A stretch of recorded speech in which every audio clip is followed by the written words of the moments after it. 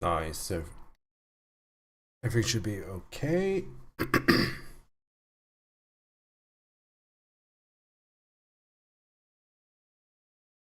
Today, I think we're going to have a bit of fun.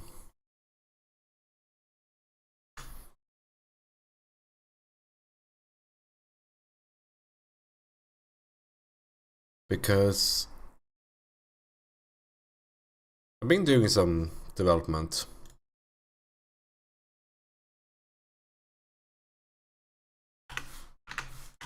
In Godot.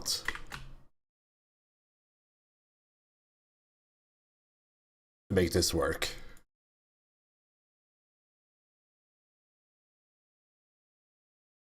So I think what we're doing today is basically taking this godforsaken code base, that's the original Orbital Gear code base, and moving it over to this godforsaken code base, which is a new, improved, I hope, Godot version. I have way too many tabs.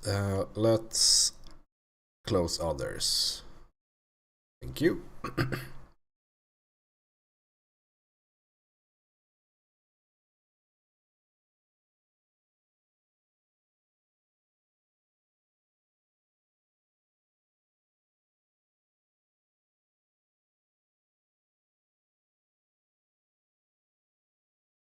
What a banger, by the way.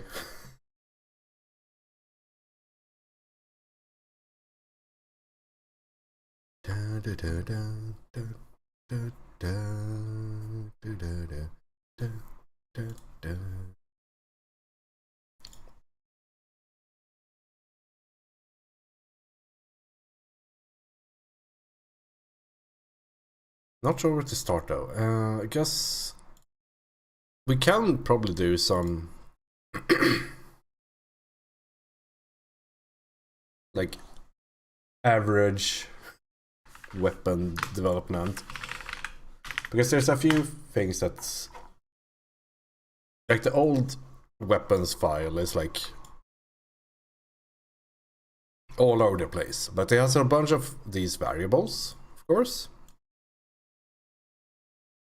that should be able to be set and used and all that.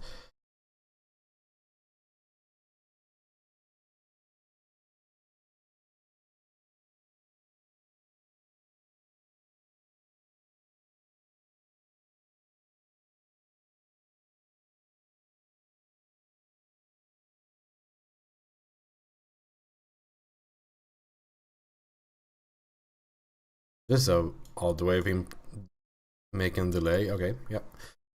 Okay, so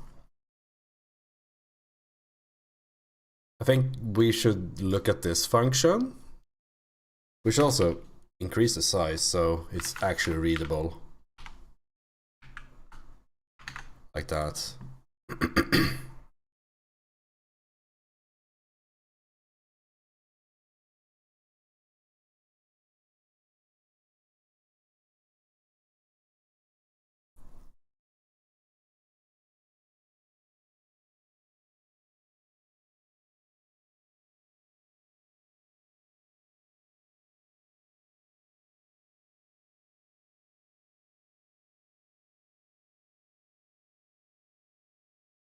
I guess these two are also something that we need to look at.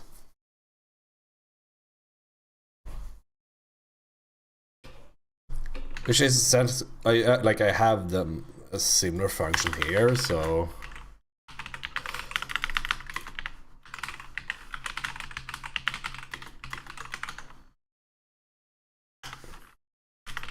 can you just do that for now?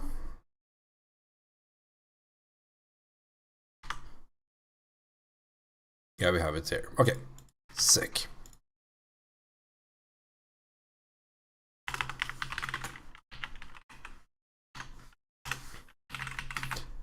We probably need one of those.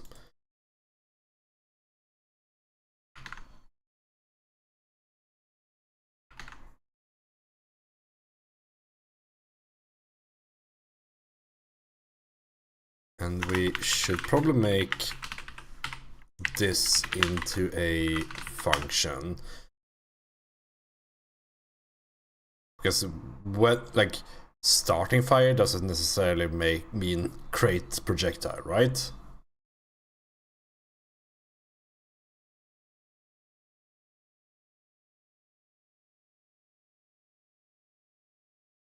It should do other things like starting the cooldown and all that.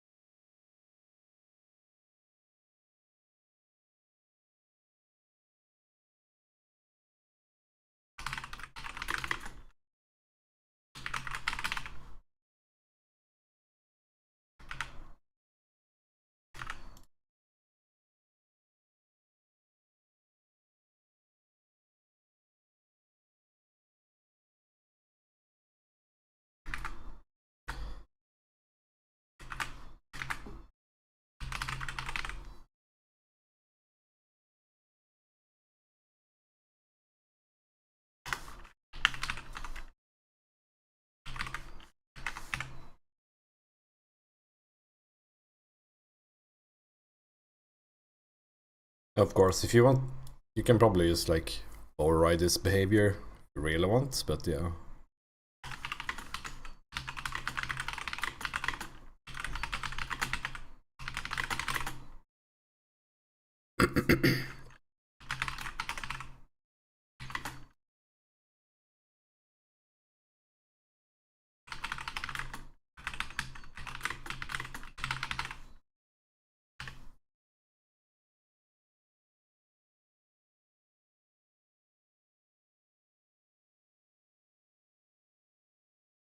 See.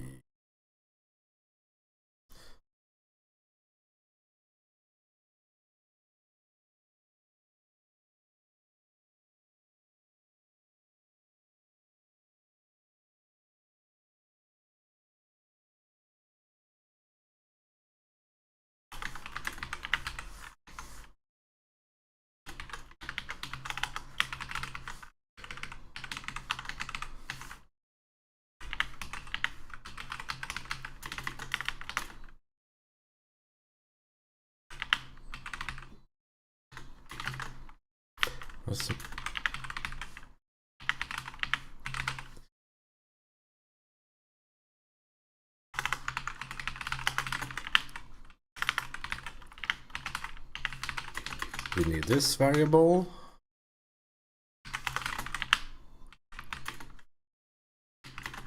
And this variable.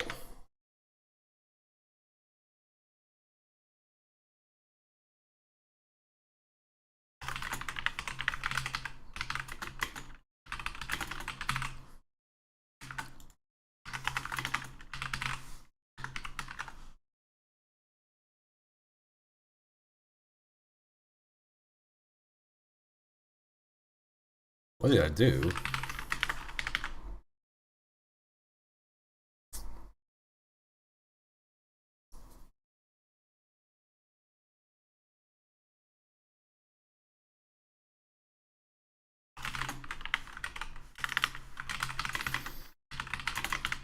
For some reason I hate the idea of calling things current charge because every variable is current inherently.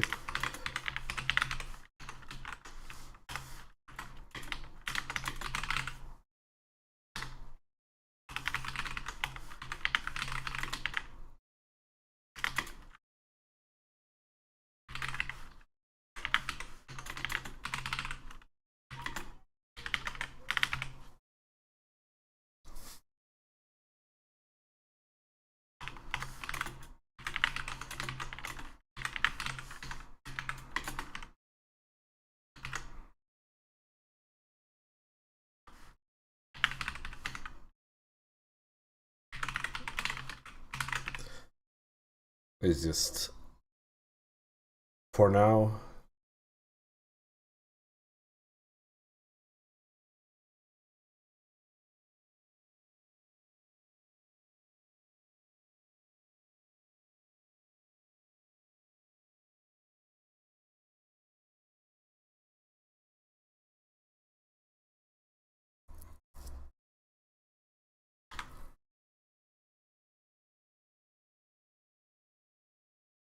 Sometimes I wonder why, like, what we were thinking back in days. Like, here in the update function, we have like, oh, if we're charging it, the charge, increase charge. I mean, yeah, that makes sense. That probably does a bunch of things. And then, like, go to the function. It's like, oh, it's literally just adding. And then you, like, instead of using the delta time, oh, you don't get that delta time in update here. Okay. Like, it's just a one-liner. Then, like, oh, it's probably used somewhere else. No, it's one reference. And it's a protected function, so. No, it was used in. No, it doesn't make. Yeah, like, it's just weird. Like, it's just started to read this code. But I mean, it makes sense. You out of the university and all that.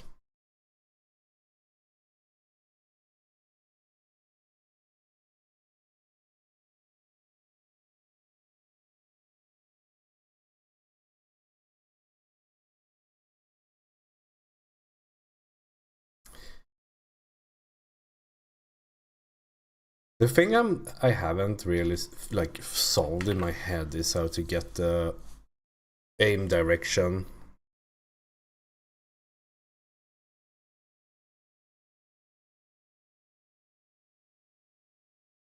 for a charging shot.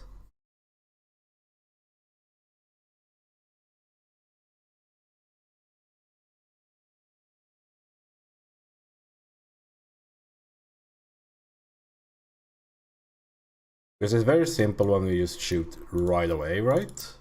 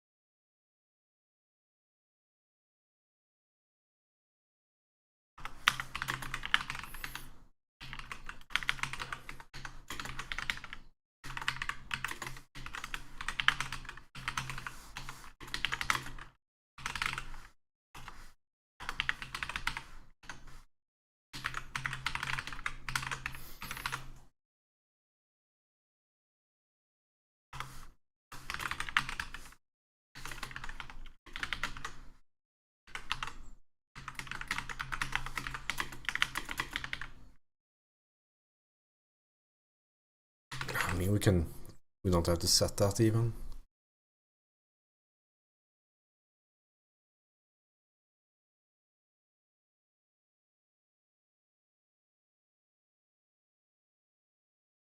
The thing is, we could potentially have a charged weapon into a delayed shot.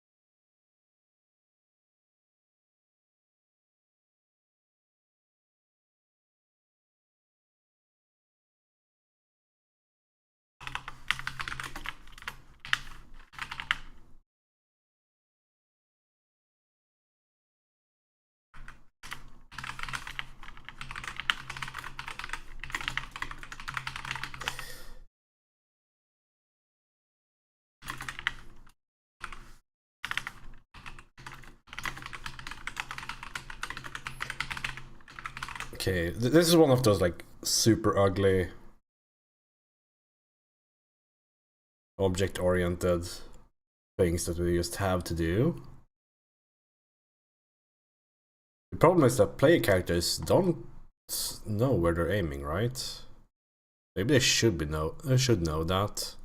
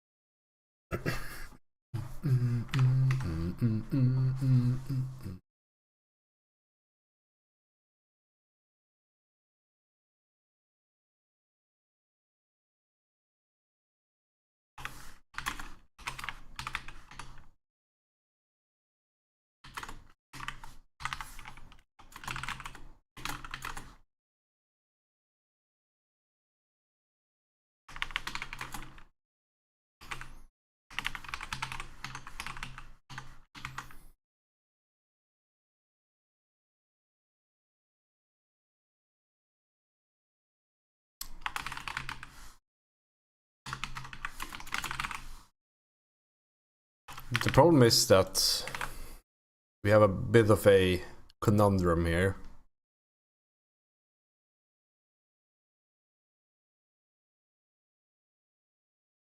Let's see, player controller.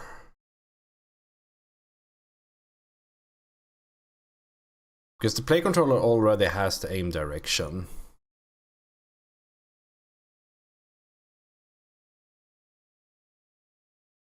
But we might want to store it in the player too. You probably need to. For like animations and whatnot. I think we did it in the past. Let's go through this godforsaken code and see.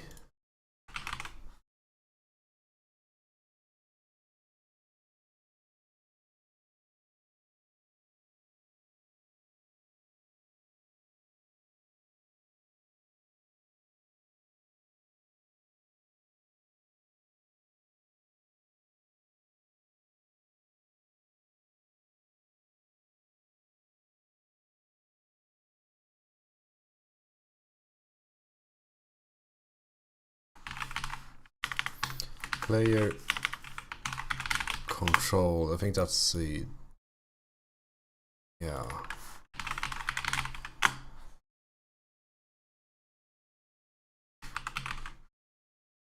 Because I'm pretty sure we... Yeah, we have aim angle here, and I think... Yeah, name direction.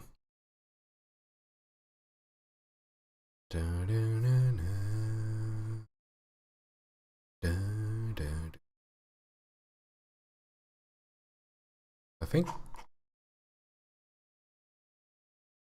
Yeah, and we're syncing the aim direction from the controller. It's just I don't know if I necessarily want a... I mean, I guess we could. Like, do we want characters to know of their controller?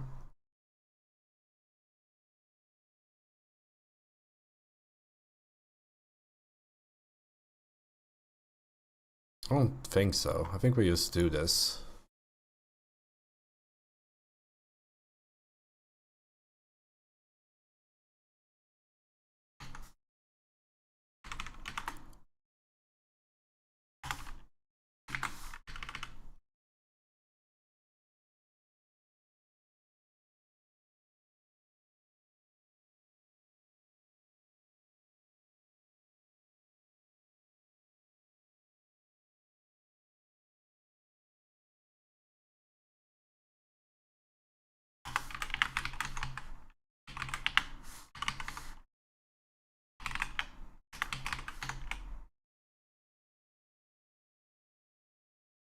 Ah, fuck.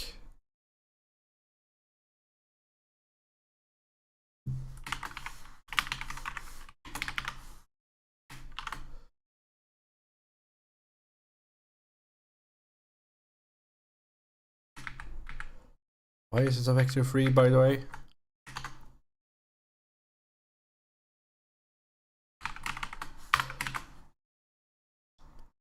Surely we will never make a map that goes in 3 dimensions.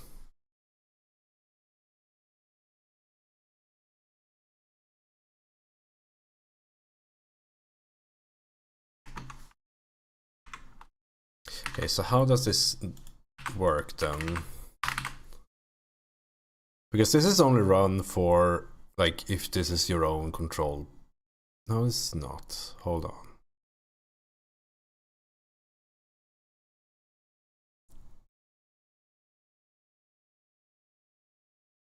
I think this should update properly.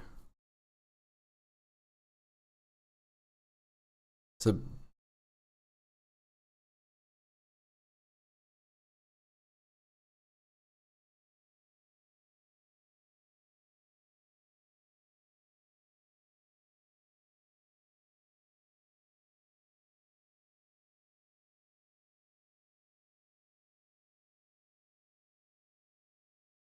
I think it's the best we can do.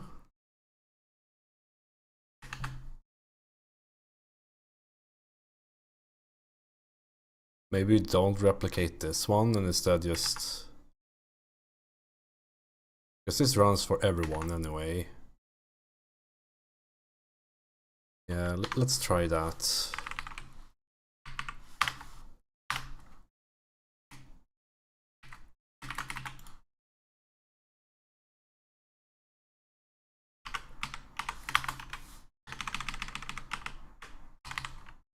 But only you, like... hold on. How is this going to work? Okay, so... We want...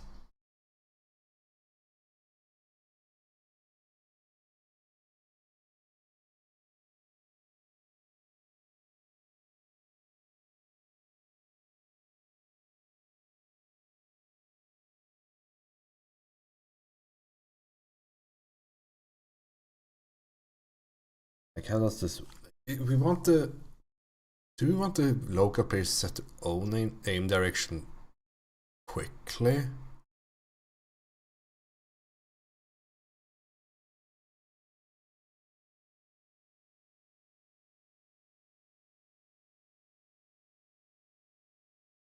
Why would we do that?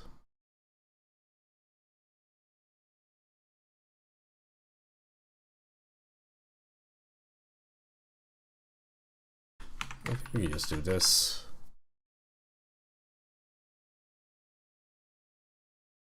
Because this only matters on servers, really? And like... So this should be fine.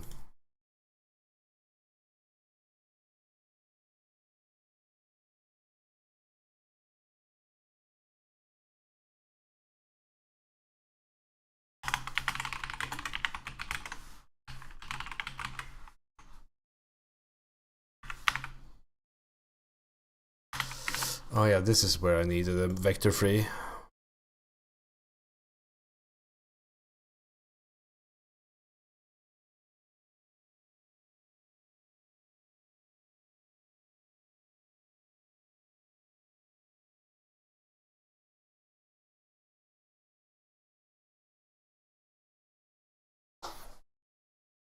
I mean, we can do the conversion.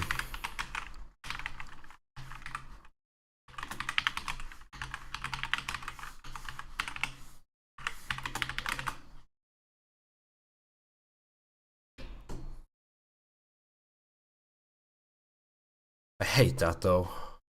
Yeah, we should probably just do it when we sell it.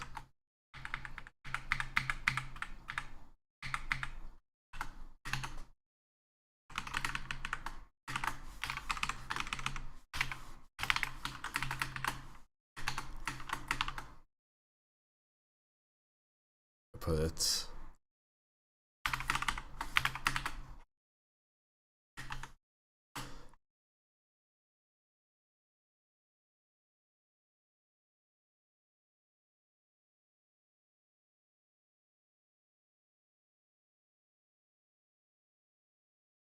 Because the reason it's a vector 2 to begin with is that I'm using screen positions to calculate it. But let's just make sure, like...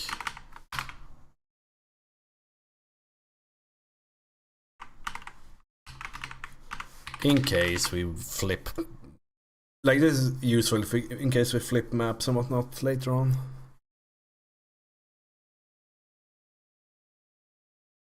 This is one additional... it's a bit more data to sync though. But it's not nothing big.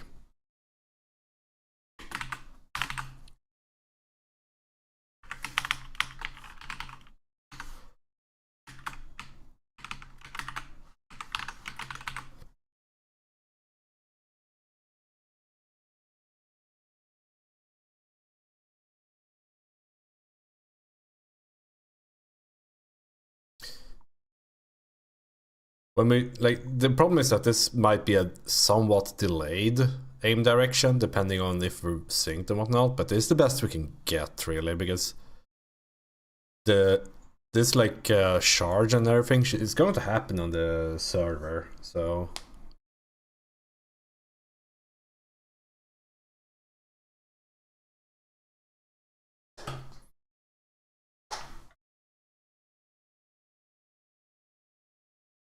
speaking of,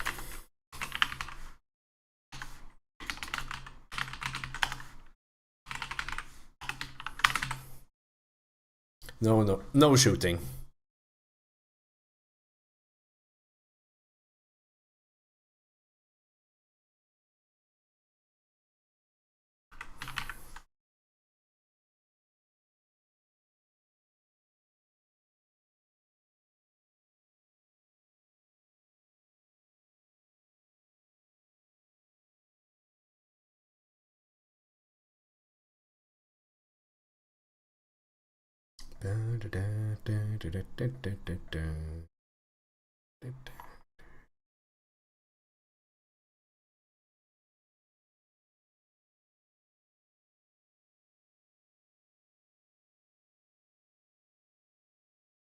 It's probably some things we should be replicating here, like the cooldown and charge. Like, charge needs to be calculated on clients too, because the charge will like control sounds and whatnot.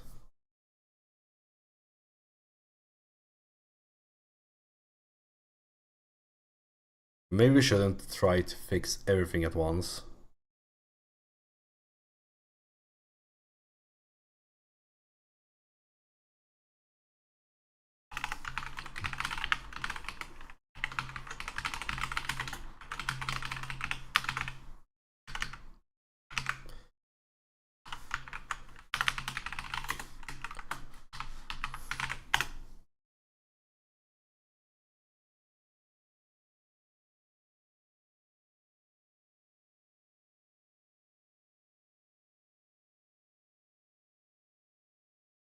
I think we are going to write to this even on clients to get like this feeling very responsive.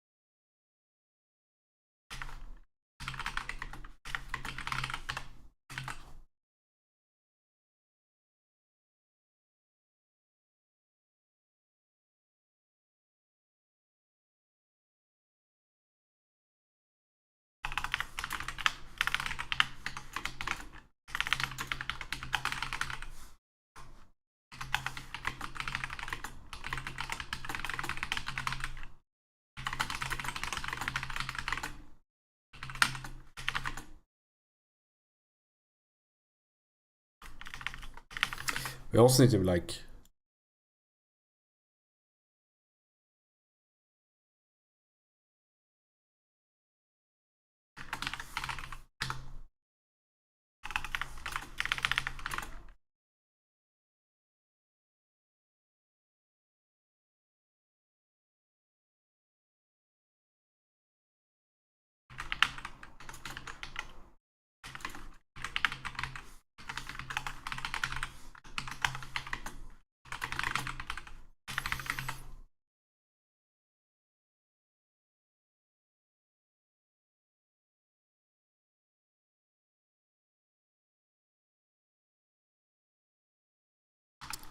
I think this is going to be a replicated variable as well.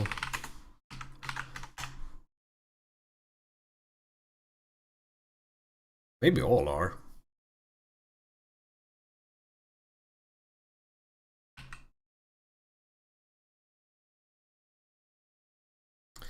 I think the charge might be local.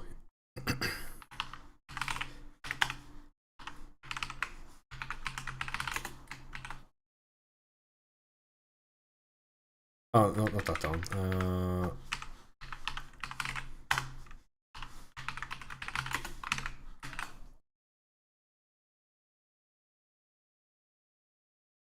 Because we only need to know for charging, and then even with the lag and whatnot, it should be fine to calculate this.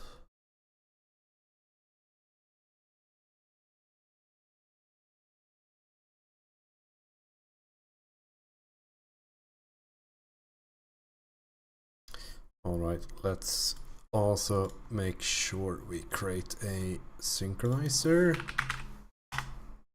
for this.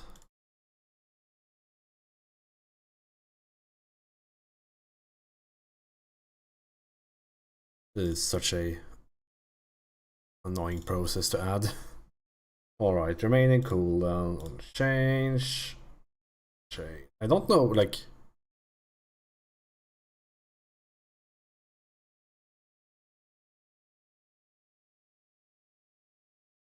I don't know why you would use on change or always.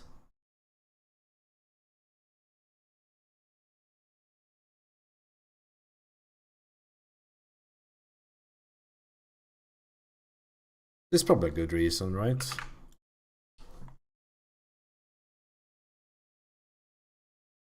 Alright, have I fucked this up? Can we still shoot? Nope.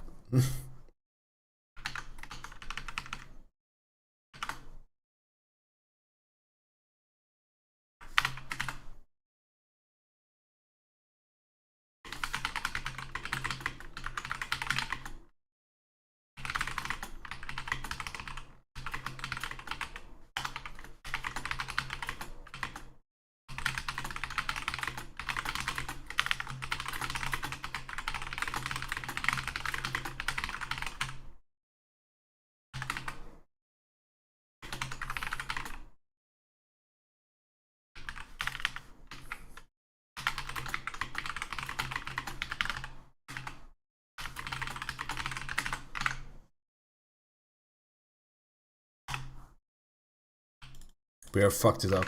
It's over.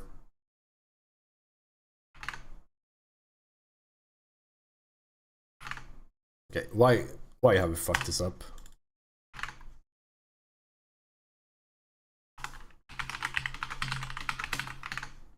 Do we still get there? Do we get here? We don't. Oh, because we don't have ammo, I suppose, yeah.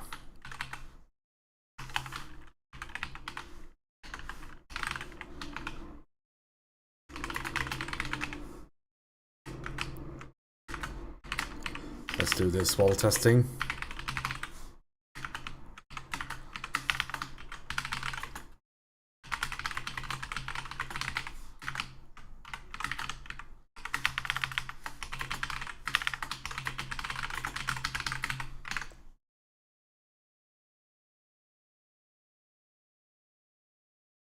So we need to give the pulse rifle some ammo.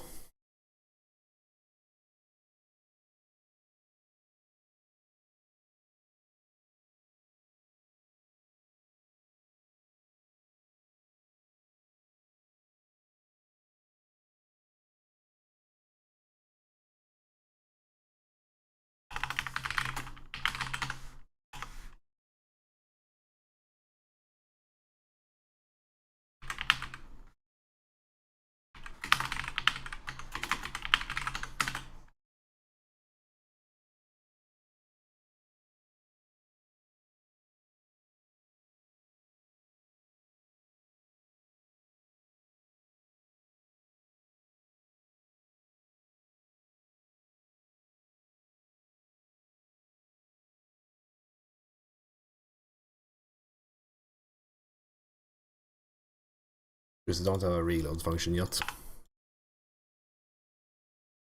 77.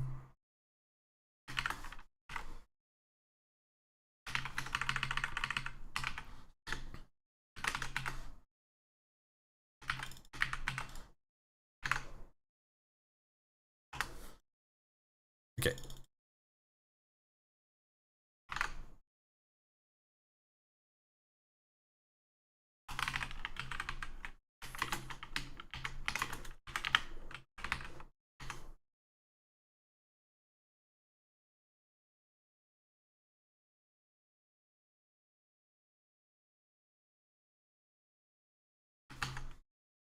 How did reloads work?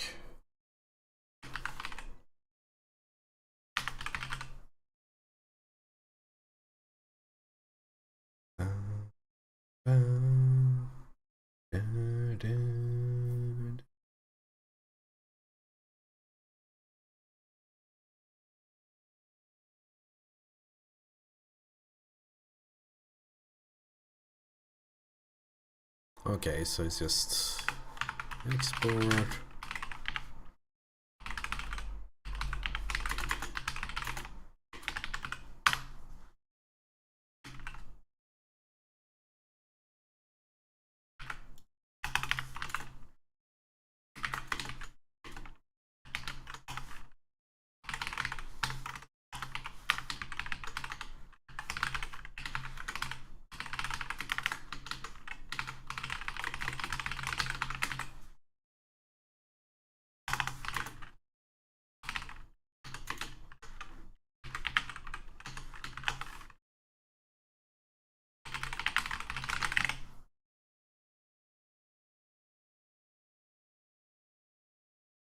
I don't think we had a...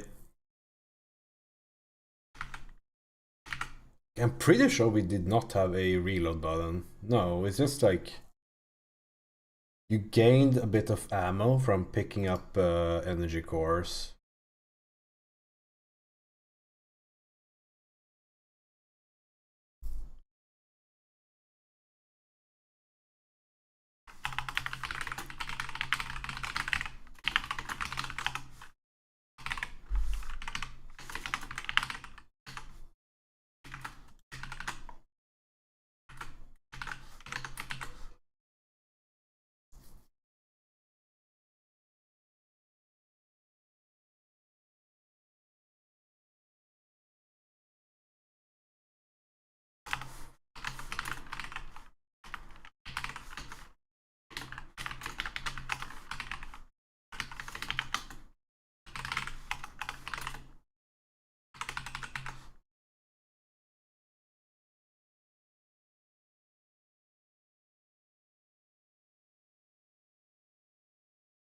Should just be one large else if.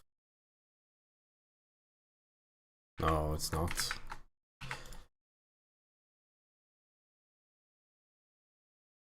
mean, rep is charging and delayed, which probably false. Like, it's not doing these things.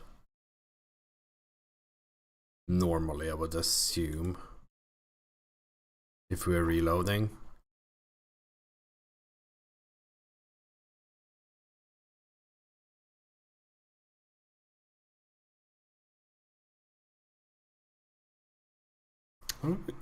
Actually, we might be.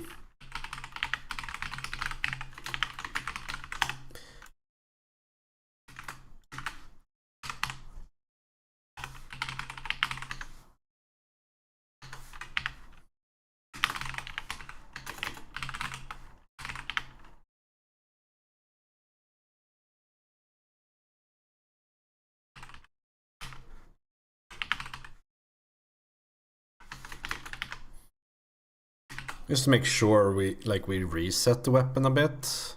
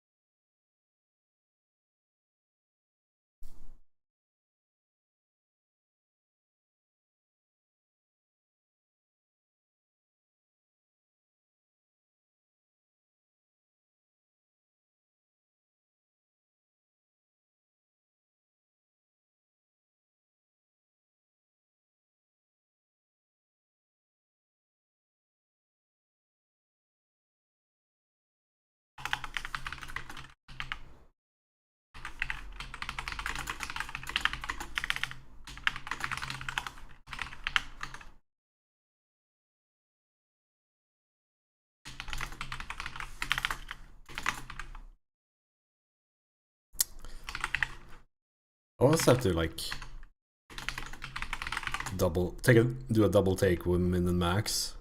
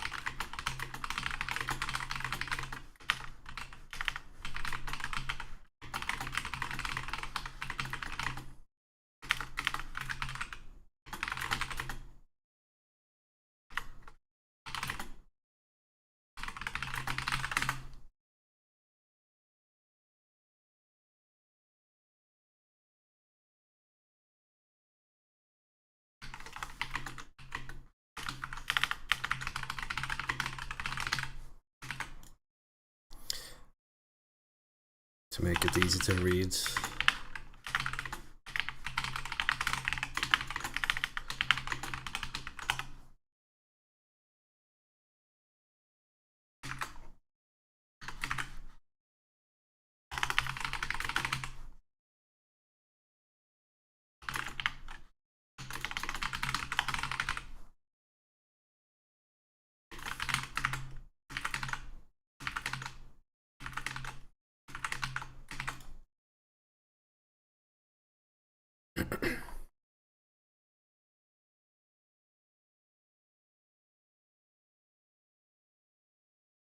This might be a public function in the future.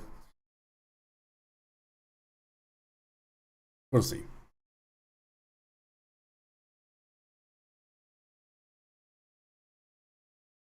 I think this have no effect at all, right? Oh. What's the reload time?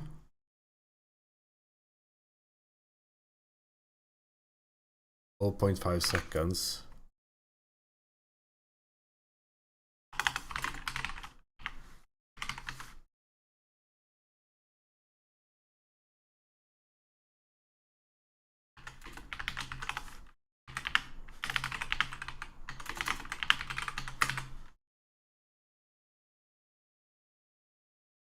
This should probably only be done on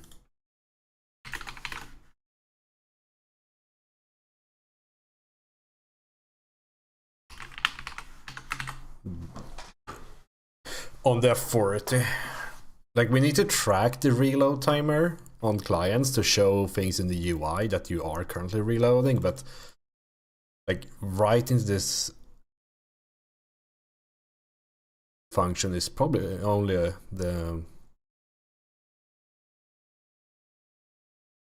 something that the server should be doing. It's fine on ready because then we're used at max ammo, but in here we don't want to like desync the weapon from the server.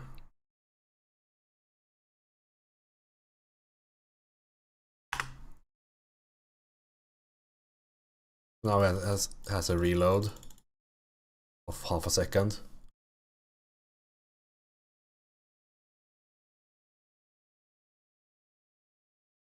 Alright, let's take a look at the actual pulse rifle. It's a, oh yeah, automatic. I have not fixed that.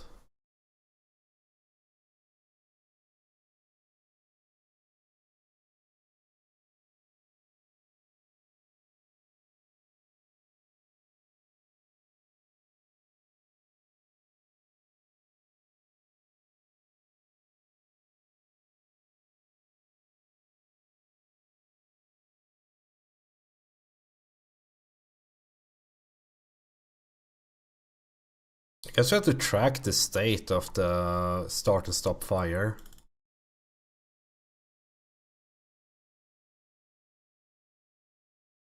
How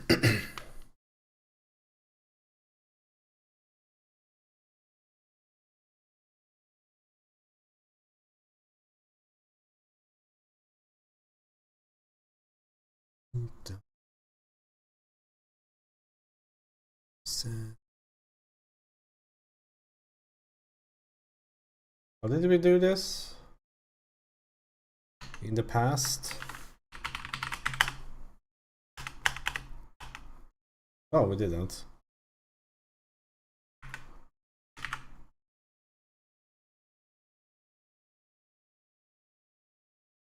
Oh yeah, we had a fucking system that like did stuff. Oh, I hate this so much.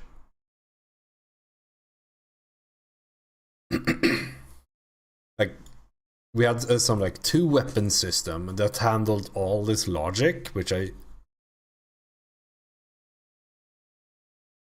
it's not too much, but I don't like this at all.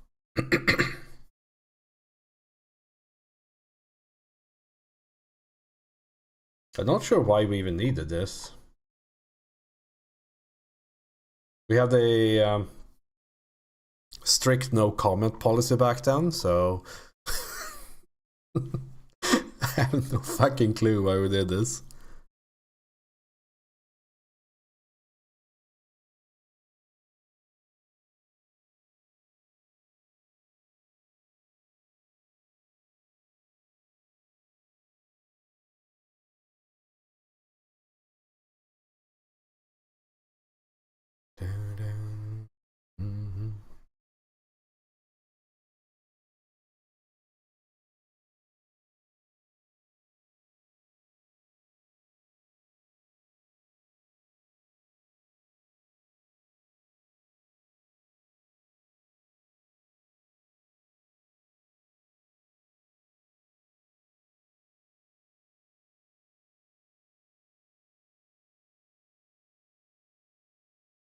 Why do we write this?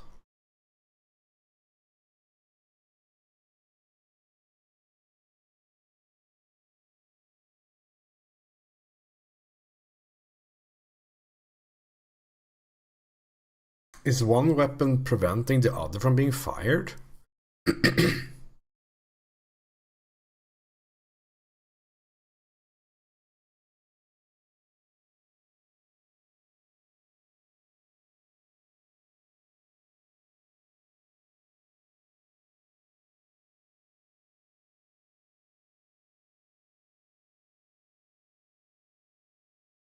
Shoot weapon is not nothing. We set it if we're firing. If we have set it, then like shake. Oh, does it have ammo? I guess.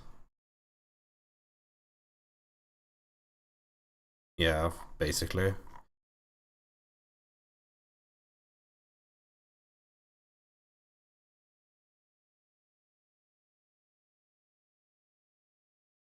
It's only played once. Then we check like if both weapons don't have a cooldown. I think we need to do this. I don't remember this at all. Weren't you able to fire both weapons at once? Maybe it used the longest cooldown of the two?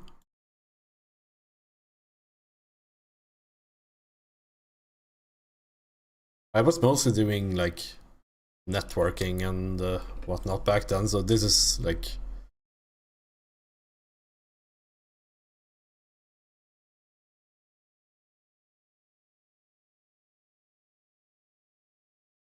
I hate this font up here. Okay, so it would be like this, charge and flak, I guess?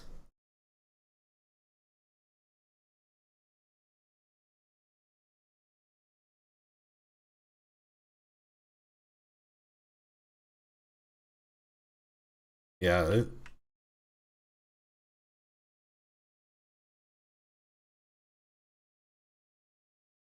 Alright. I had forgotten that completely. Jesus. Okay, so that is a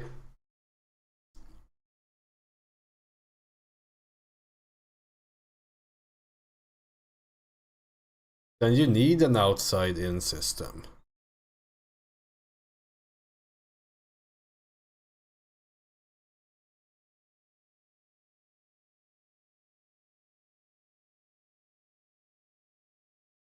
I guess this also prevents charging weapons and shooting another.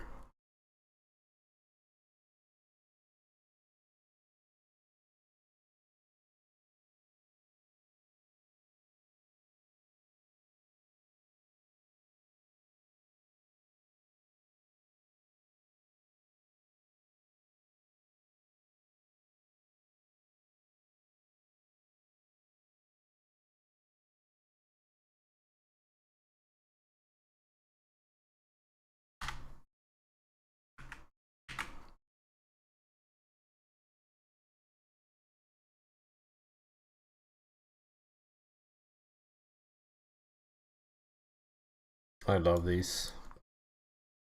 I hate writing code like this nowadays. At least it's not me. Oh, hold on, this might be me. Because I always write the float.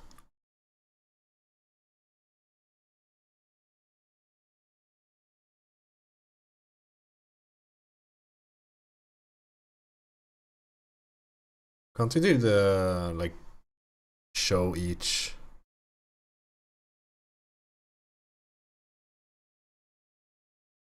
Like, who wrote each line? It doesn't matter. Okay, so that is actually something that we need to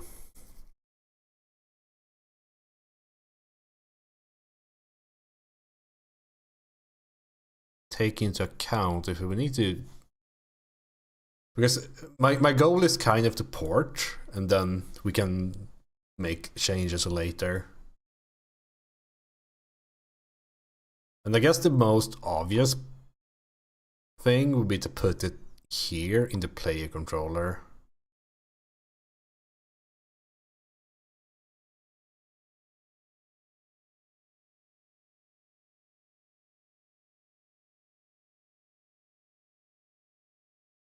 Maybe not. I need to go to the bathroom, so be right back.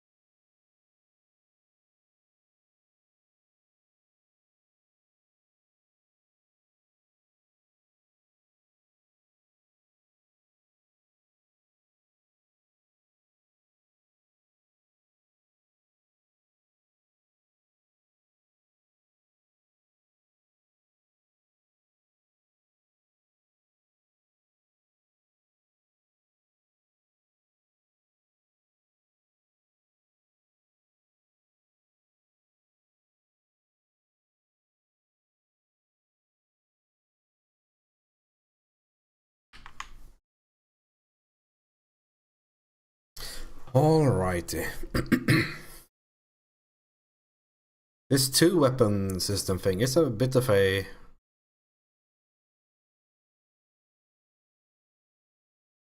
bit annoying, to be honest.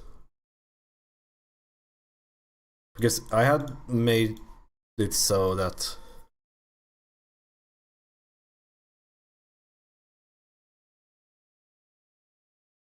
like I've been a bit more slot agnostic in my new design here, so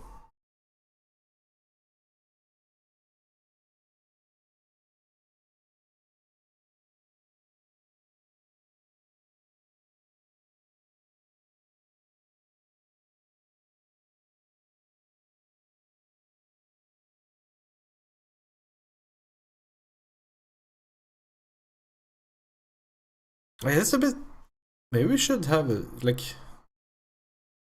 Maybe we should have some similar system, because the way I've structured the player controller right now is that it just takes input and converts that to data and then send that to something. And it's not much that's like. There's not a lot in here that's very like knowledgeable about how the game should work. There's one thing, which is the whether or not we're holding jump. That's some logic that does exist here. But it's also like just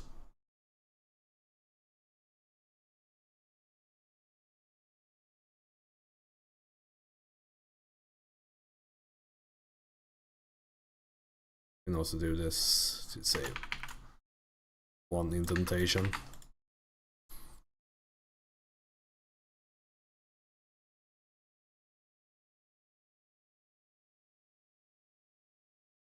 Like the jump is the only thing that really is logic in this.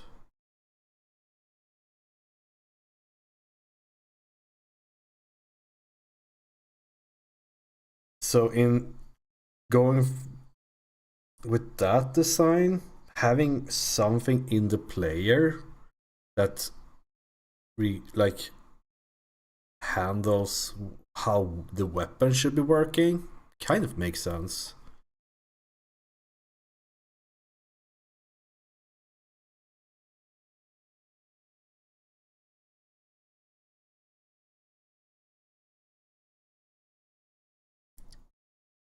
Because what I do right now is like, depending on the action that is trying to be done, I get the equipment and then call start fire. I could just make,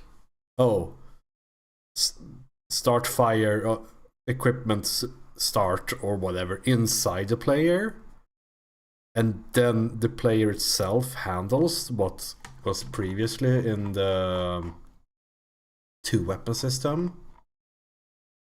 Because it's weird to have it here, because it's weird for the play controller to know that these two are weapons and this is not a weapon. So these two has one system shared with each other, and this is a completely separate system. So I think we'll just do that.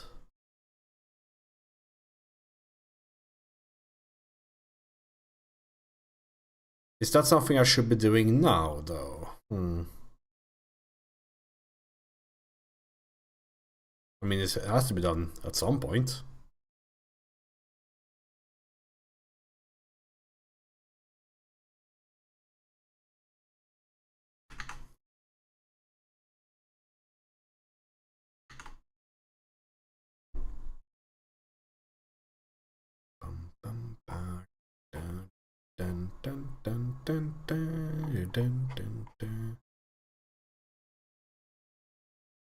Another issue is that player is becoming a quite huge thing. I think there a lot of these things will be moved to something, so we will save a few lines of that. And as long as I mean the line number is just a number, right? I usually have my pain point at 1000 lines per file.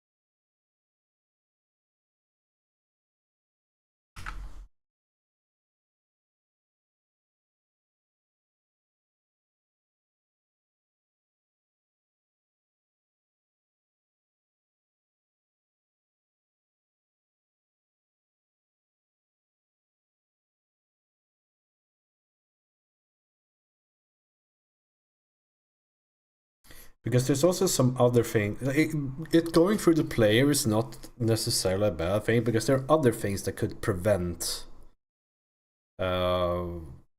shooting, like being invulnerable or stunned or something. Like we don't have stun, but you know, like it could happen.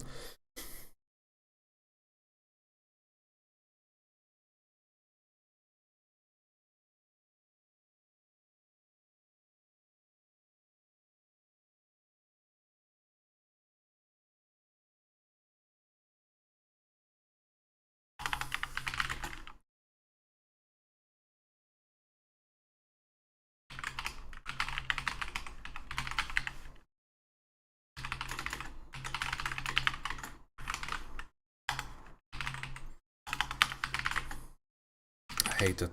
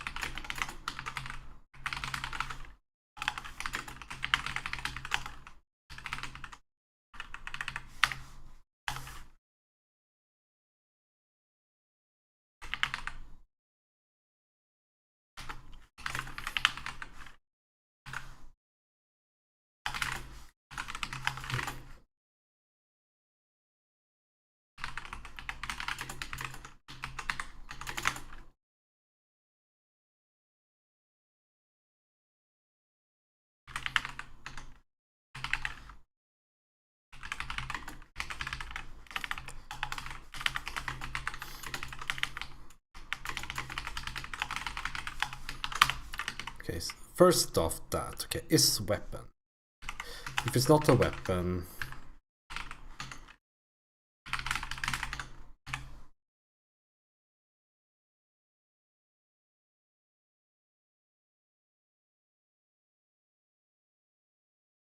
I hate this is a string now. Fuck. I mean, this will happen like once every few frames. It's like, alright. Performance is not the issue here. Okay, what was the two weapon system again?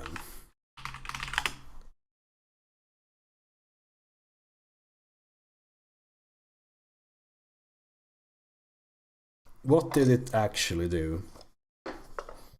Besides dirtying my glasses, hold on.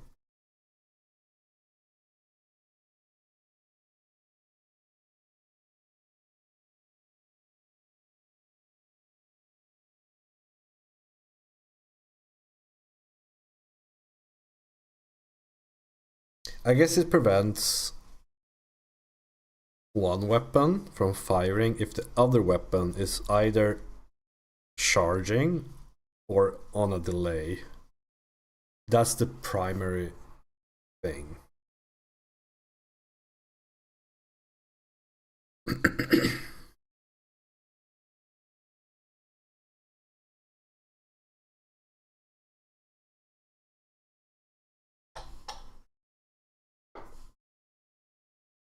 So one thing we can do first is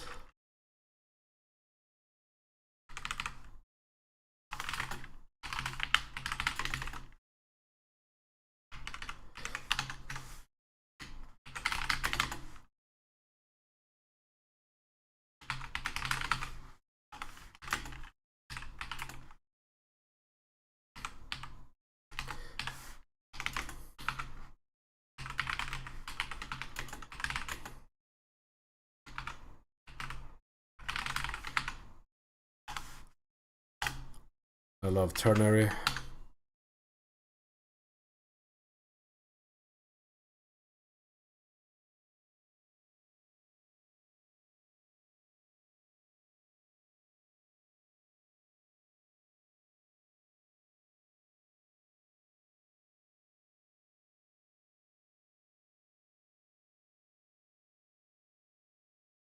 Kind of want to use integers for this, but no, it's all. It's all right. Don't care. It doesn't matter with the.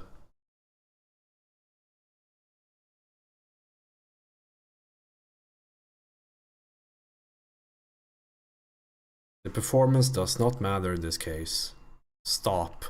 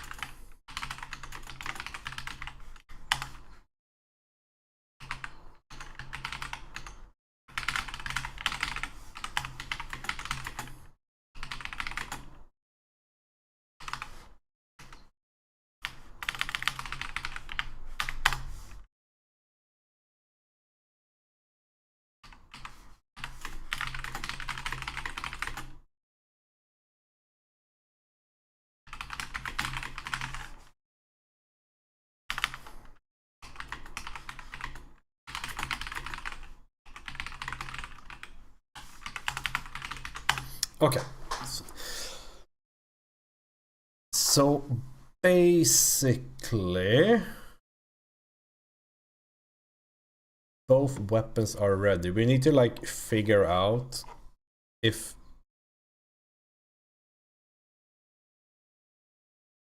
is ready to shoot or reloading.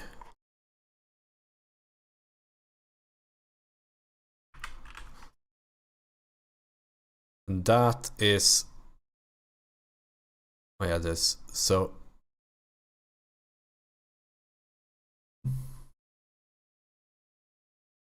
if we have a cooldown of 1, that's true, and then false.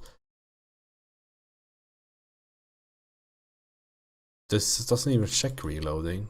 Or does remaining cooldown do that?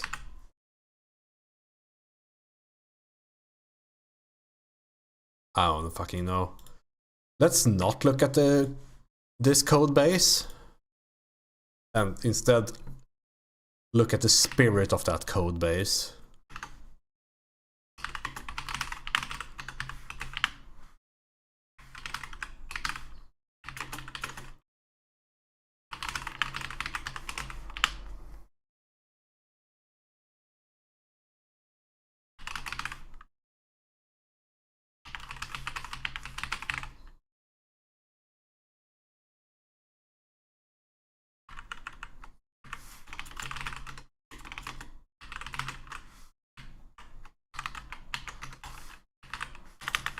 I don't want to have a return this late into the function.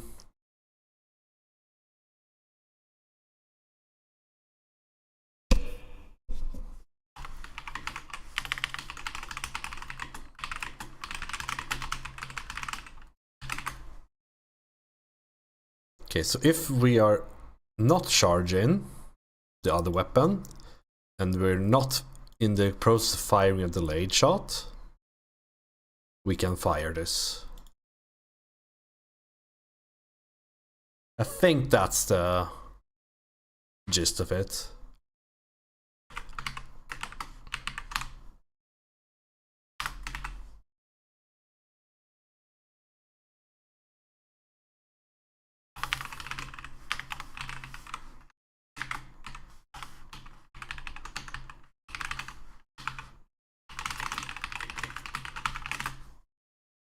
We don't have 2 weapons in the game right now, so this is going to be a bit hard to test, but it's here.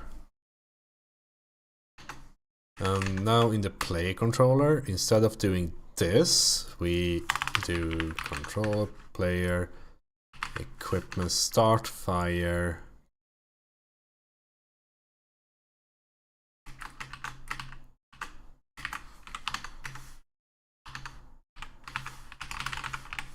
this instead.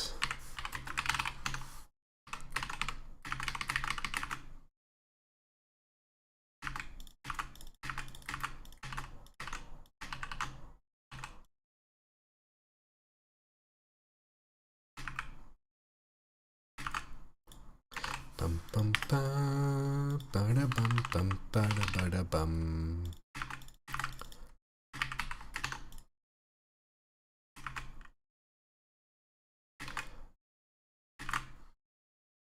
And there's probably not much logic here, just make sure we actually have an equipment.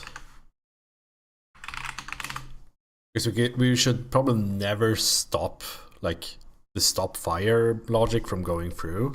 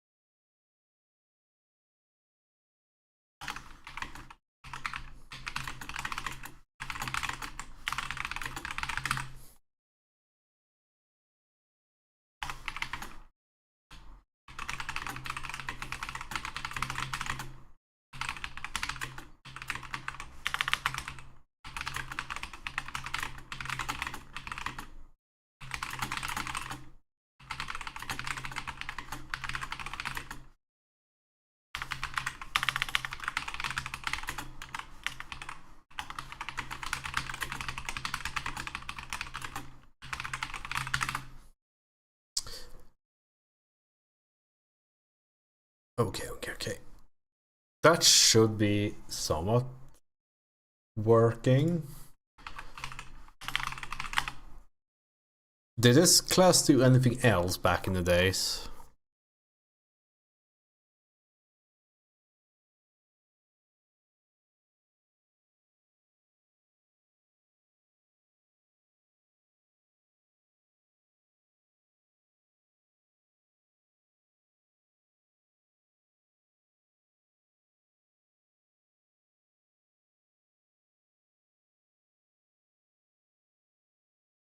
This seems so overcomplicated.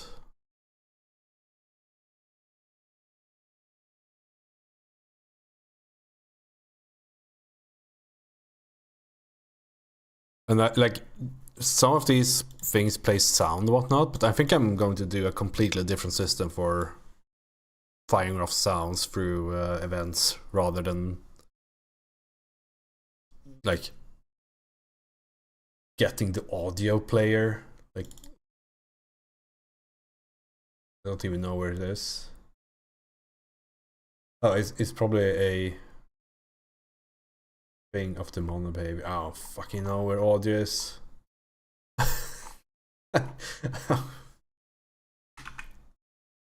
Oh, it's such a...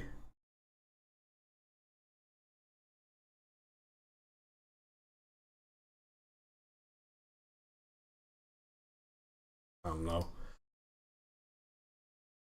Okay, can we still shoot?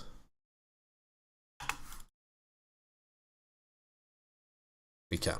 Okay.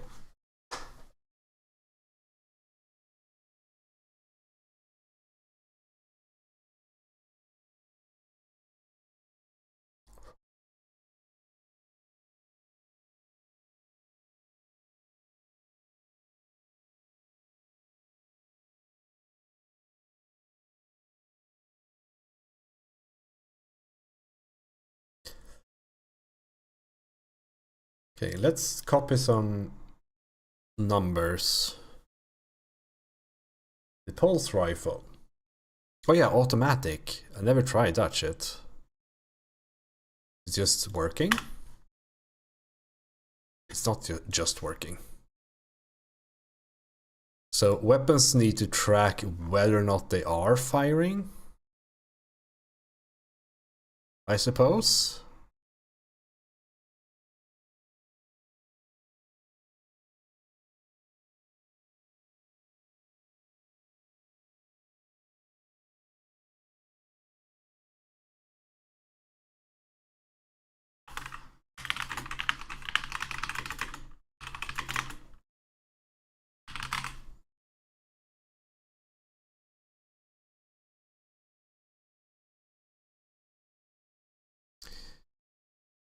And I think this should basically always be just like handling what the current, like the state is. Like this. To make sure that, because if you're like reloading, like say that you are reloading, you're holding in the button, like it should probably start firing as soon as that reload time is over.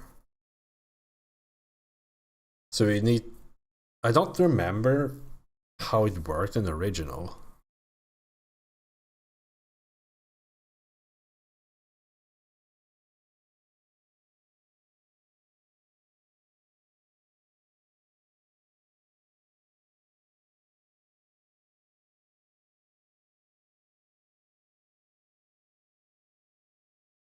I think everyone had about the same.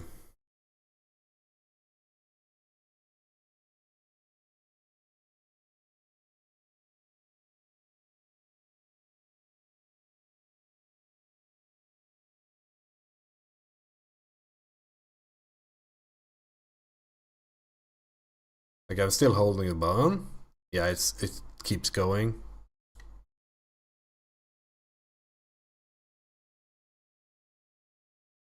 Oh, it starts reloading after each shot. I've completely forgotten.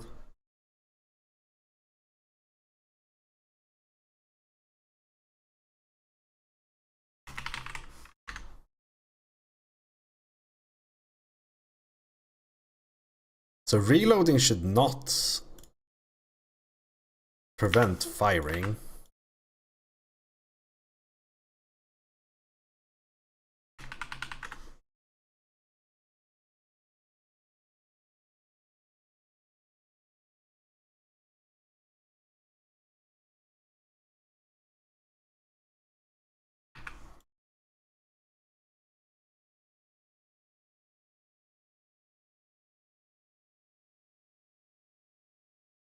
Okay, so this is completely wrong. I was expecting this to only happen once.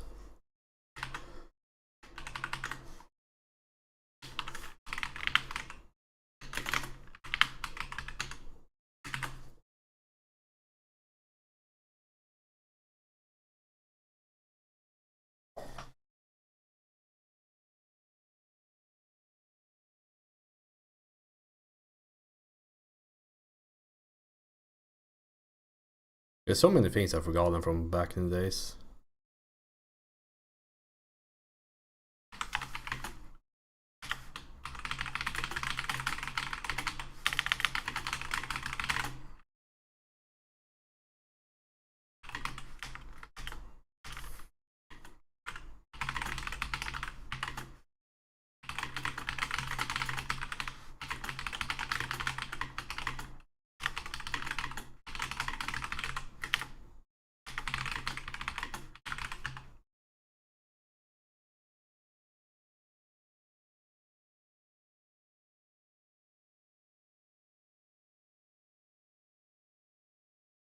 And reload did not give you max ammo.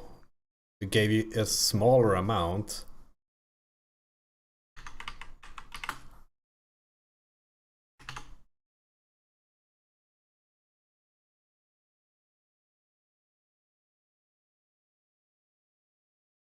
a time refill in the original?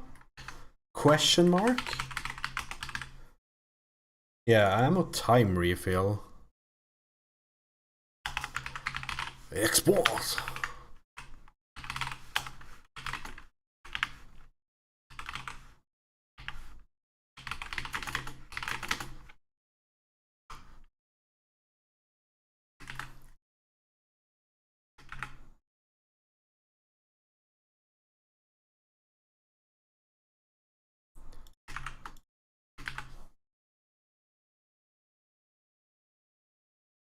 Okay, so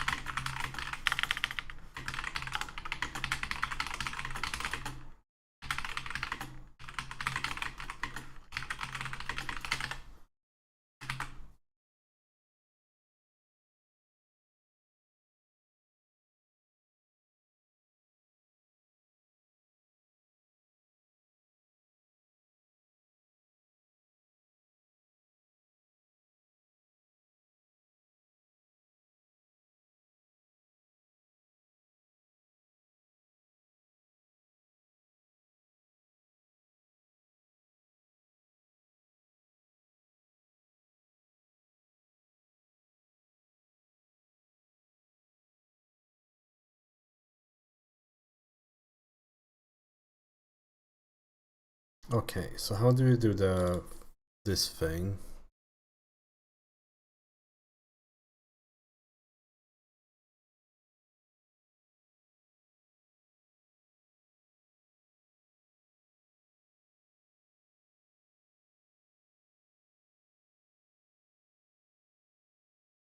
Because you probably need to do like some code here.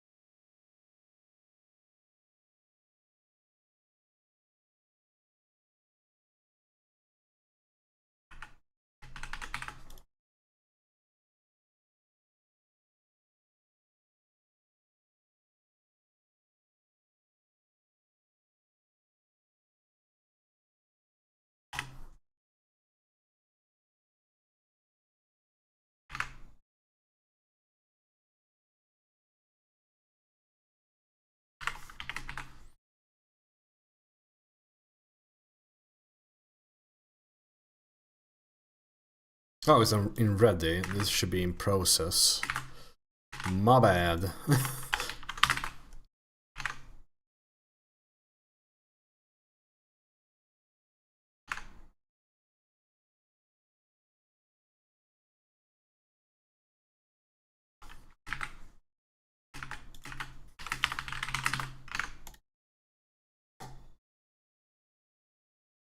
Now we get the automatic. Oh, that's also a thing.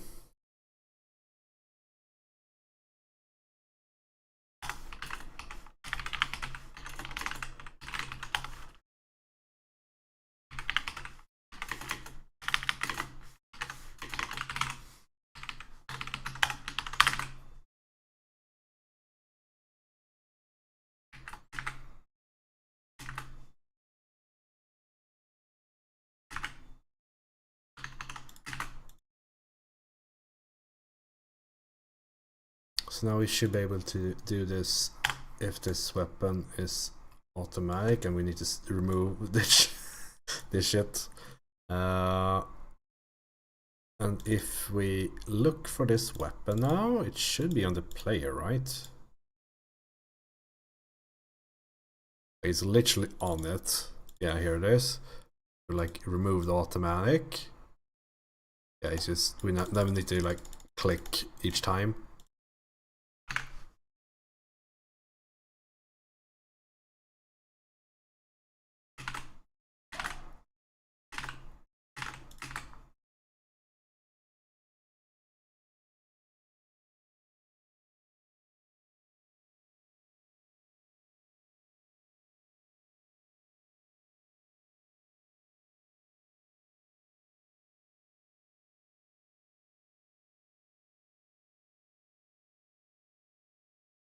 Sick. Okay. Let's actually write some variables to make this look correct. Okay, cooldown is 0.8, not 888. You shoot once per thing. We have an accuracy of 0.99. I have not implemented accuracy. We skip that one for now. Max ammo is 18.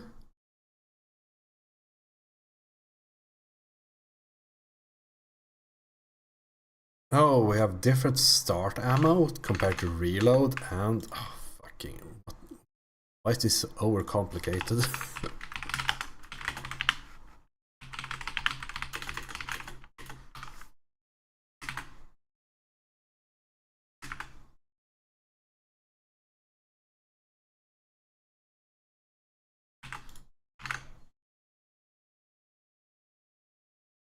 Okay, start ammo.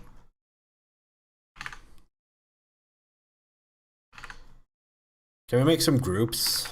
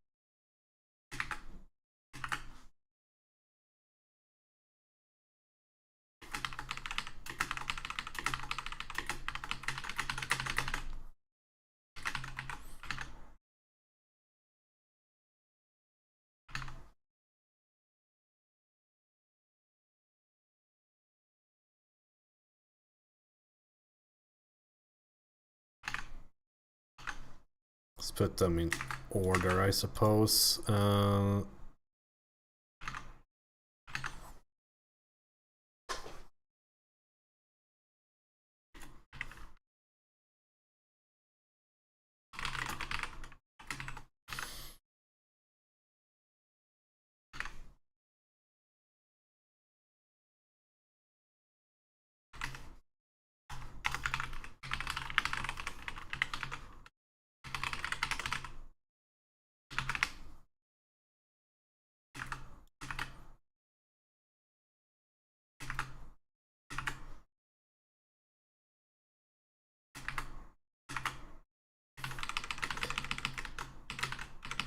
I feel like this is something I'm going to regret at some point in my life.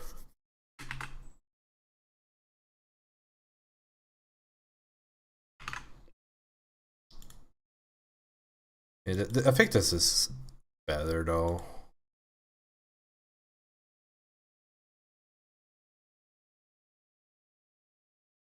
Start ammo is 12. Reload amount is 5.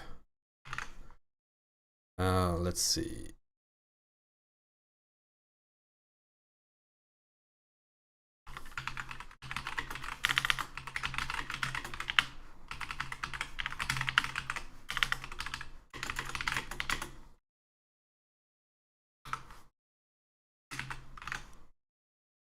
This is, yeah.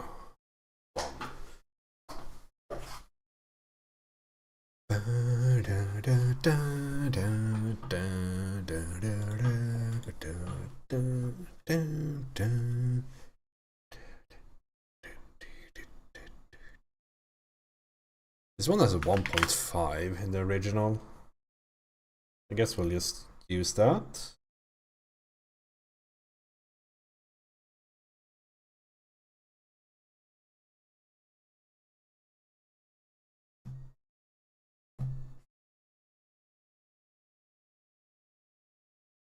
Okay, I guess we'll just like write this variable right now. Oh yeah, I did. Accuracy. Accuracy is 0.99.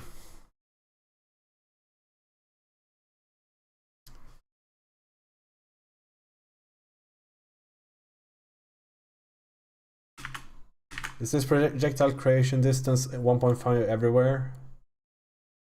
No, it's all over the place. Who made this?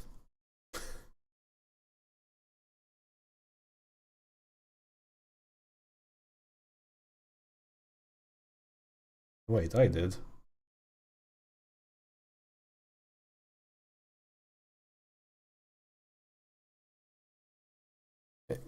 Good day, Nox. I was deep in thoughts. I didn't see your message instantly. Worst streamer.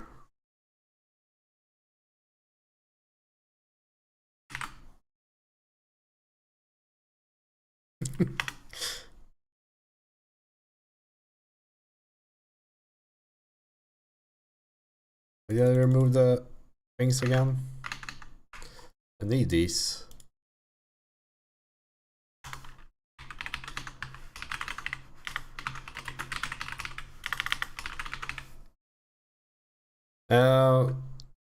You do know, like, that I have released a game, right?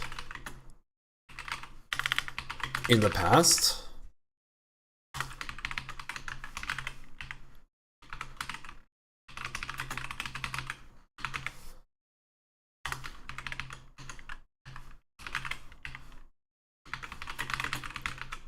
Okay, let's see. Why did that not shoot twice? Cooldown? Yeah, so I like this game here, Orbital. I released it. It's currently on Steam and all that. And unfortunately, it's written in Unity. So, and the code base is god awful and old and bad. So I'm trying to port it to Godot and like actually make it a good game.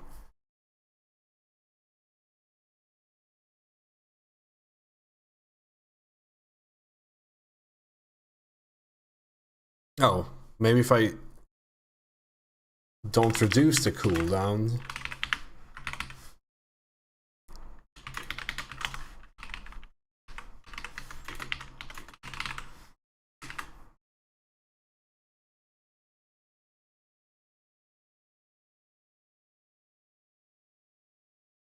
Yeah, it's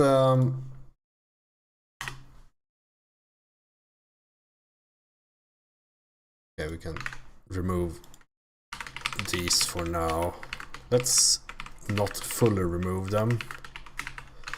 I have a sneaking suspicion that I need to look at them later. So yeah, like I've done some things, mostly having to do with the movement so far, and I'm like now I'm working on the weapons. So if you look at that and like, oh wow, that is sure is something, and then we can look at the actual game.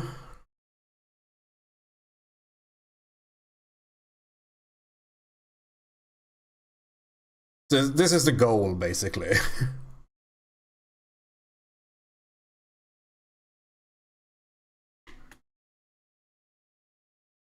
Oh, I need to do the like aiming thing.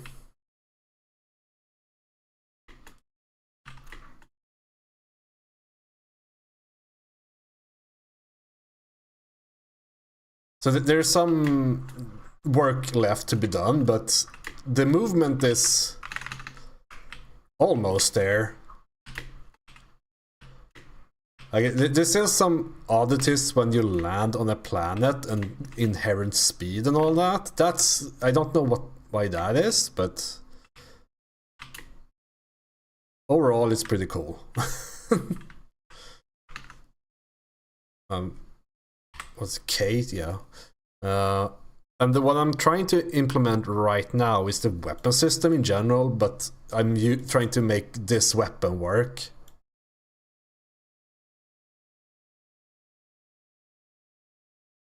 It does have accuracy. It looks a bit better in this game. That's a refraction and everything. So that is what I'm trying to do. Just make the same game again. And then make it better.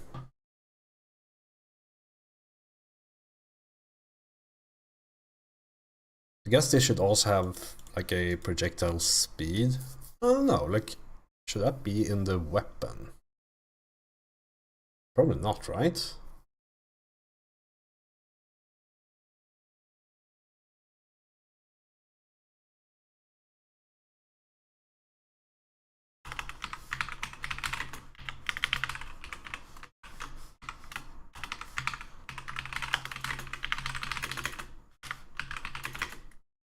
Damage 60.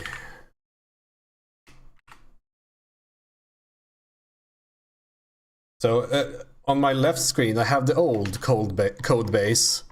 This is the first project I did after university. And the code reflects that. Let's put it that way.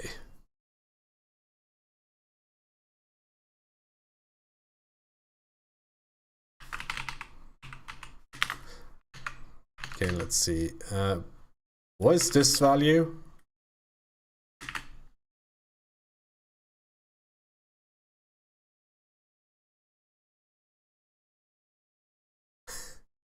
It's not doomed. Believe in yourself.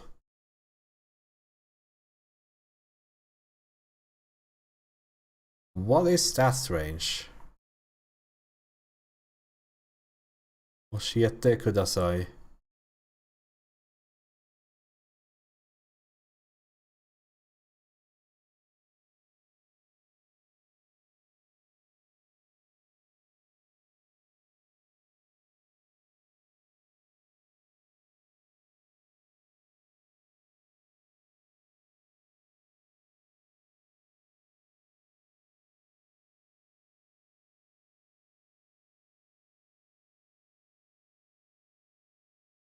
Does it do anything?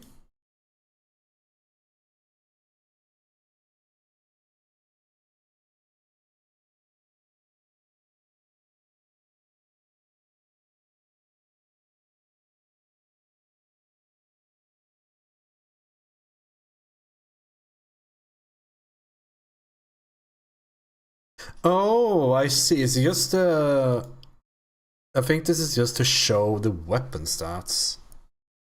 Because we have like some nondescript bars in the UI. And this is like that has a range value. So we can just skip that for now.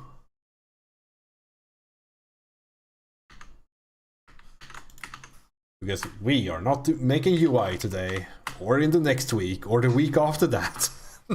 We might make a temporary UI for displaying the weapon information.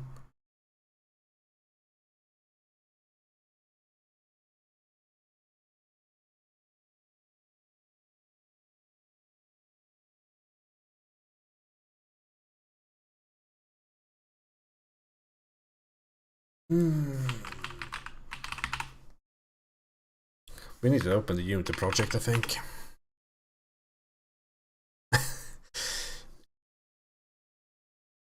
I can make UI. I don't mind it too much. It's just that to make a good UI, you need to like do a bunch of systems work first to make UI functional. And it's a bit scuffed in Godot in general, I would say. I need to do, like, it's a bunch of like random ass work, like making sure that Godot believes that you're on a 4K monitor, so you can like make UI for the 4K monitor that's then scaled down for smaller monitors rather than the other way around. Because if you make the UI for like 1080 and then scale it up, it looks awful. And it's like all of those things. Like I've done it in another project, so it's not too bad, but I just need to go through the motions, and I'm going to not do that on stream because it's super boring. Okay, so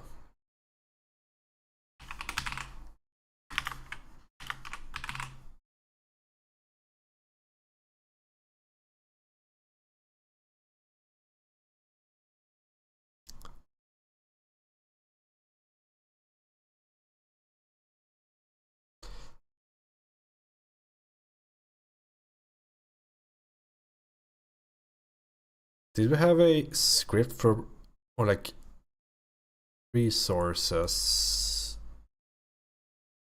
prefabs, projectiles, please? Weapons.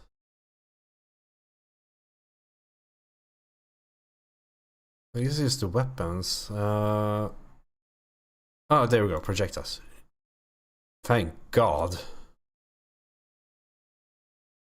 Yeah, of course, the root is a particle system. That makes a lot of sense.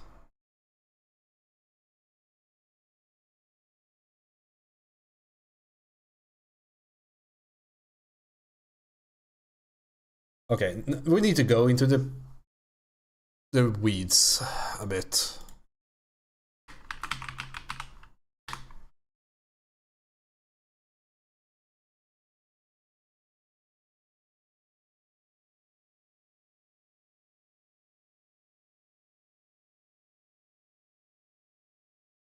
Must be overridden. Yeah, that is English.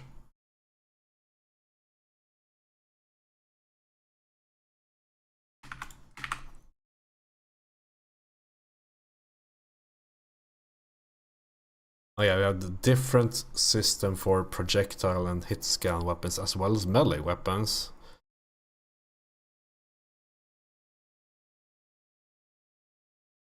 But for this,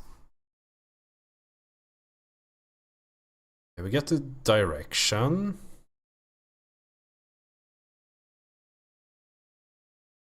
Shoot with direction.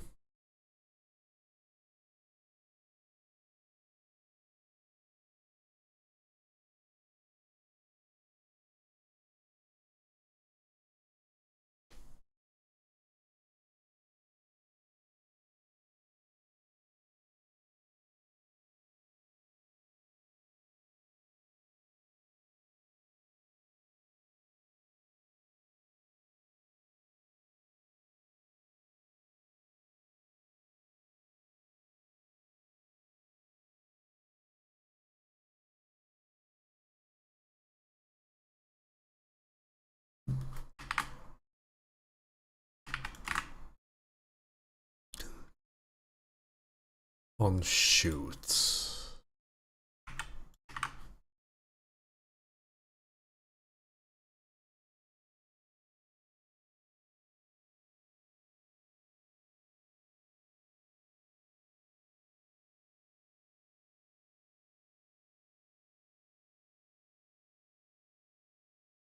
Who wrote this?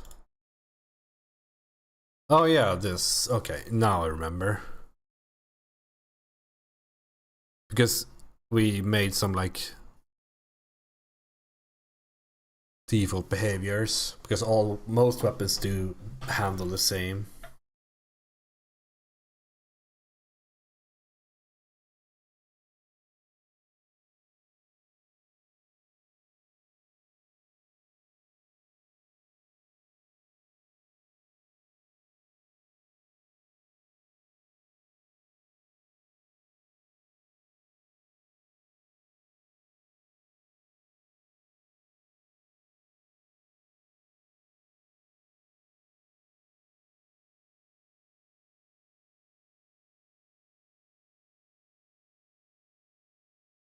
Okay, so they have initial velocity and the velocity spread.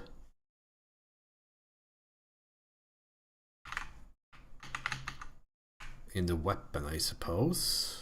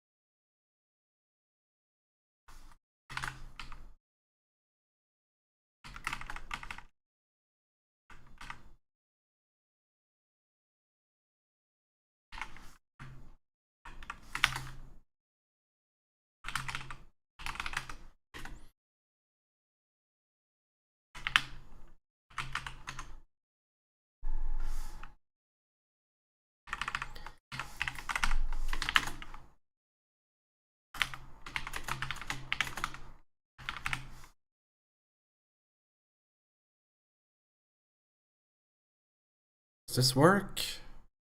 Times 2, so it becomes a 0 to 2 value, minus 1, yes, and it goes up and down, and then you multiply that with the speed variation. We do get, I guess we do lose a bit of precision there, but I don't know, maybe not.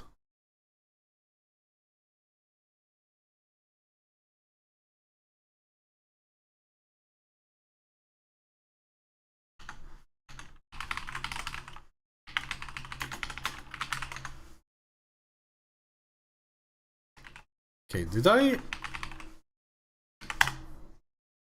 Yeah, speed.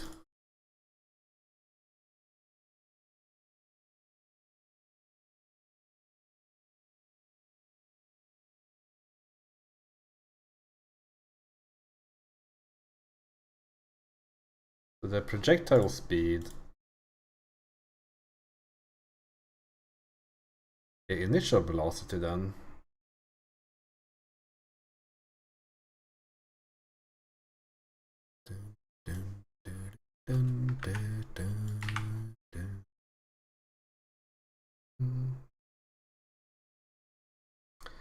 The pulse rifle. Is this a... Which one is it? The initial velocity is 50.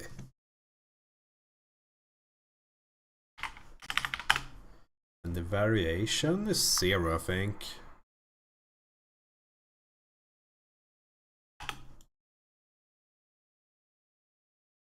Is it that fast?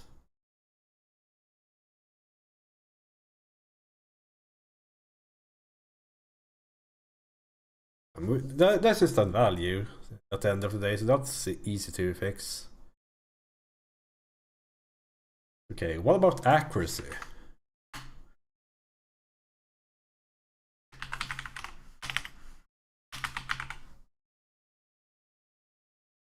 Distort direction. What the hell are we talking about here?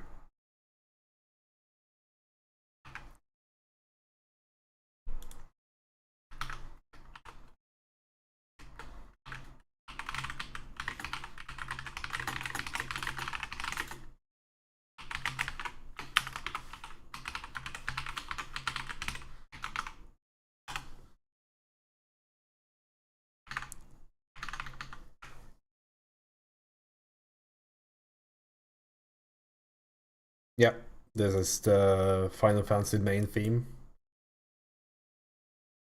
From Final Fantasy V in this case.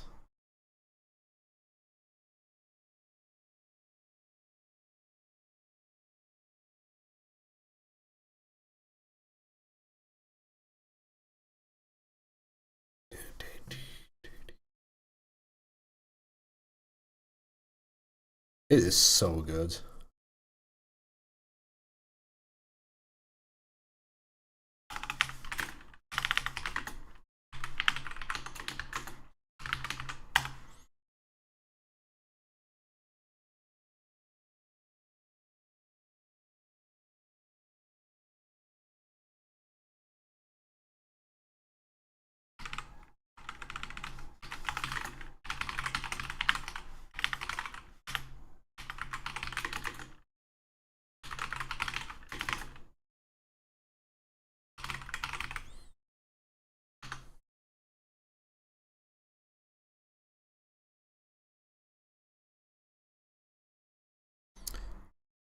Alright, so it should be projectile direction is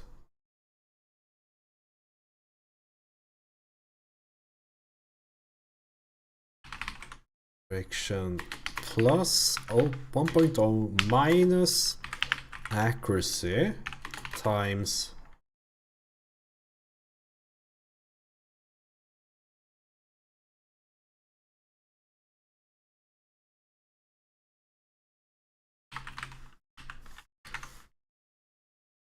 minus pi to pi.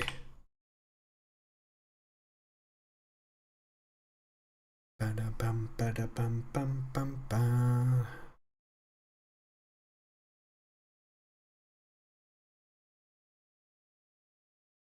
Oh, direction is a angle here, not a vector.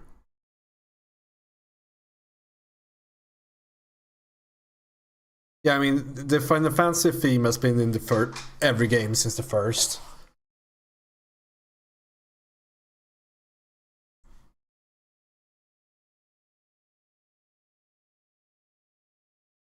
I guess, let's see. Where's my current? There it is. Maybe this one? From Final Fantasy VII?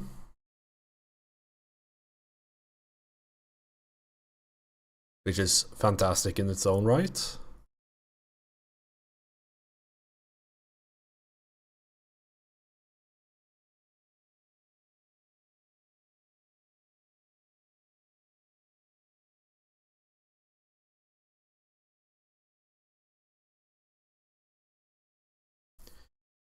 Because how do you do accuracy if you want to use vectors rather than angles?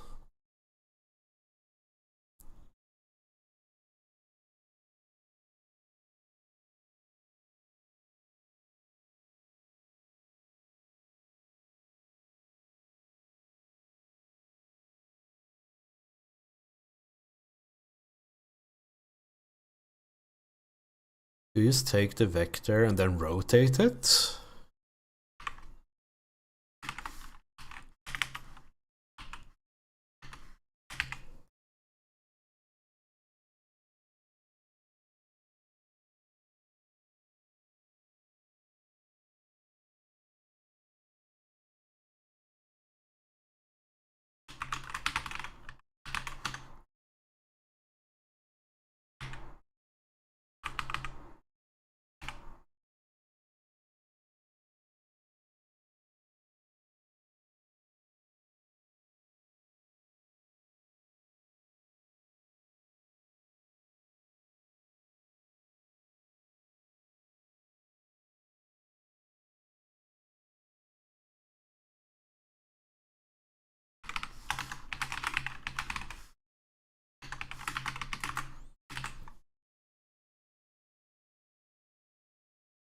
It is like one-shot that.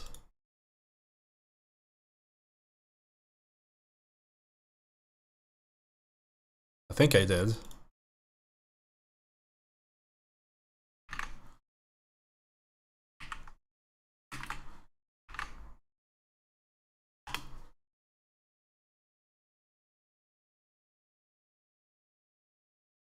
The important part is it doesn't modify the Z value.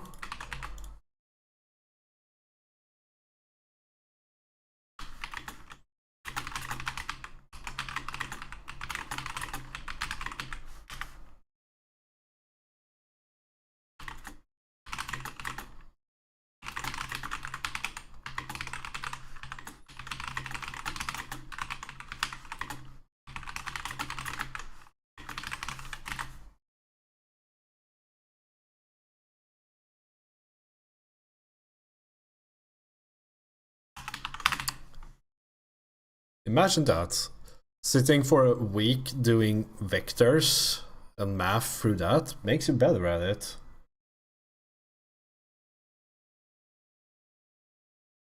Isn't that interesting? Oh, wrong button.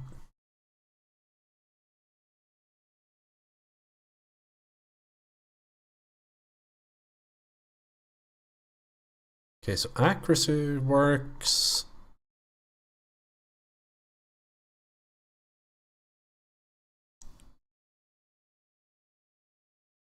What did pulse rifle do more than that?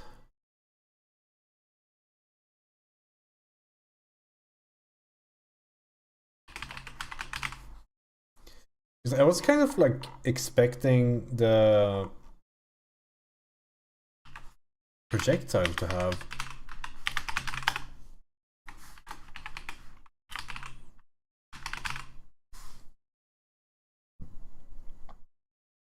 have a some sort of, what do you even call it, logic, but I guess it doesn't. But how big is it? This is just the graphics of it.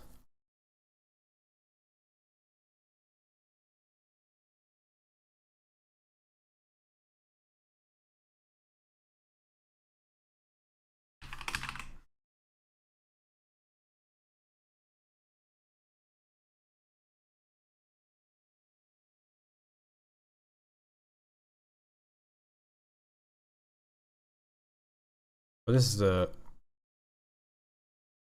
model. This is the weapon in game. Texture and everything. There's some material.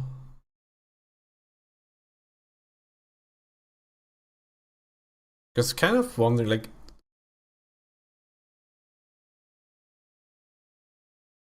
Because the pulse rifle needs to have some sort of like, oh, this is the projectile we're spawning.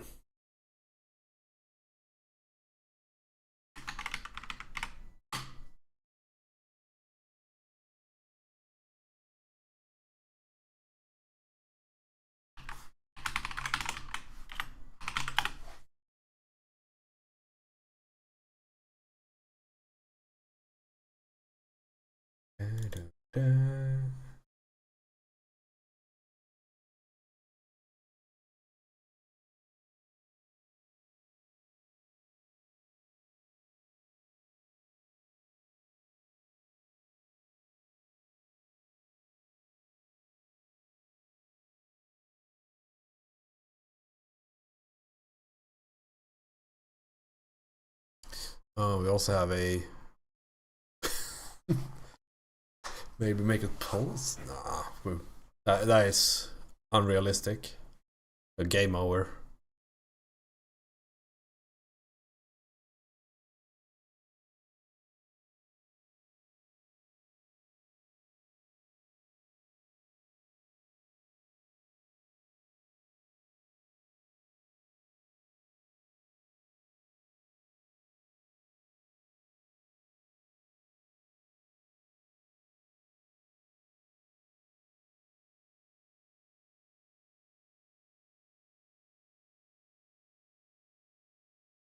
It's also like a sport projectile spawn spread, I guess.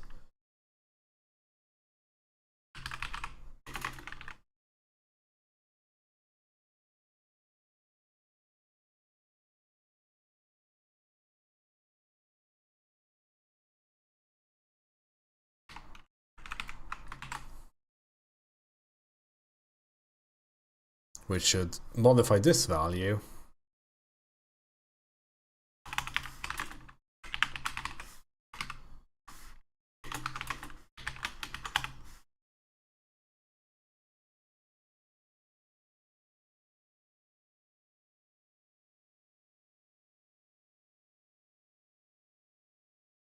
Now we need to do a bit of math here. Banger.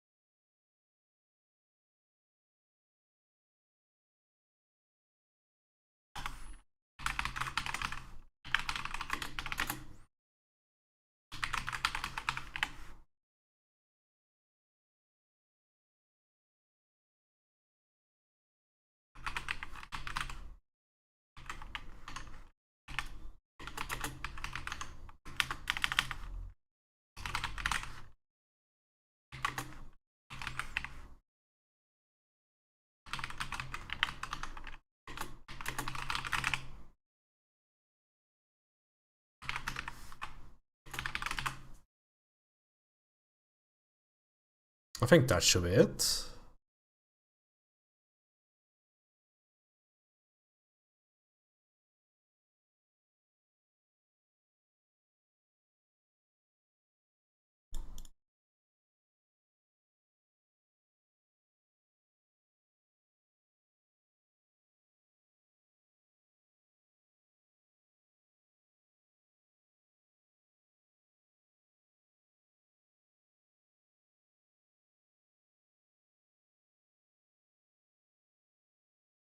We'll see what happens once I need to implement other weapon types.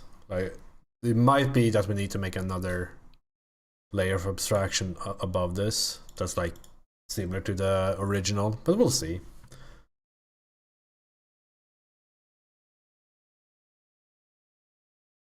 Dun, dun, dun, dun, dun.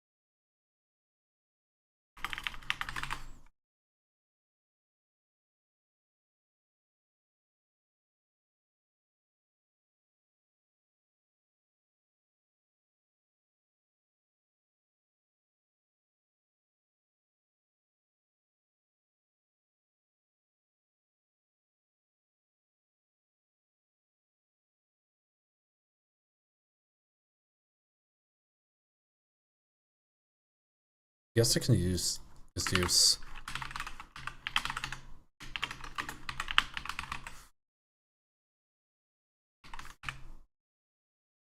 this.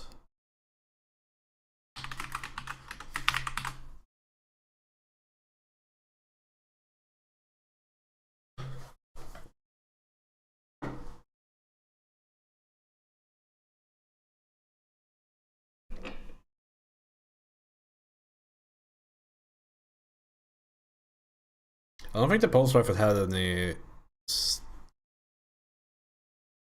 start spawn spread. Well, let's just put it as 1, which is like between a meter.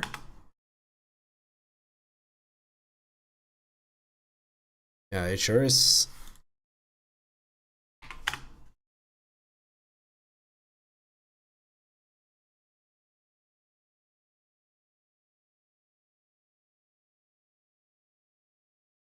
Yeah, it has goes in all directions. Interesting. I don't know what the like if that is a proper, because I think this is basically making sure that like projectiles spawn in like a circle in front of you in a random position in that circle. I don't know if that is something we want, or if we want it to be like a circle around the player and then it like spawns at different place on that circle. But we'll just use the original right now.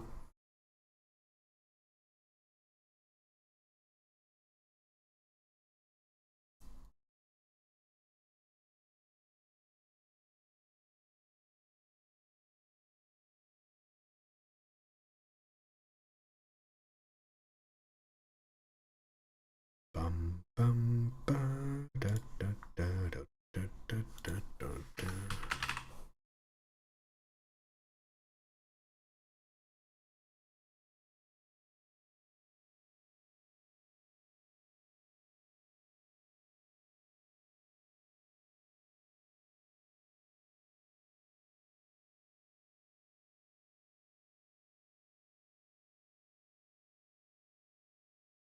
Do I have to like put the pulse rifle in the scene for it to be like proper? No?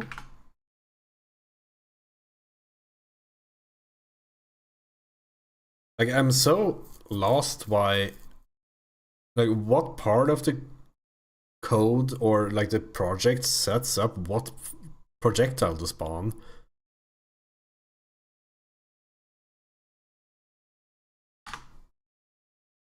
Who wrote this shit?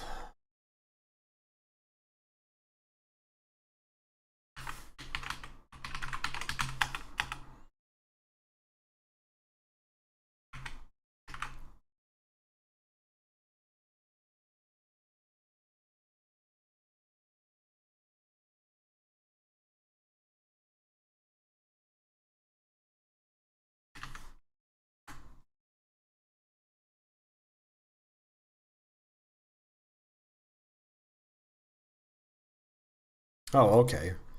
Projectile is string pulse. Thank you, video game.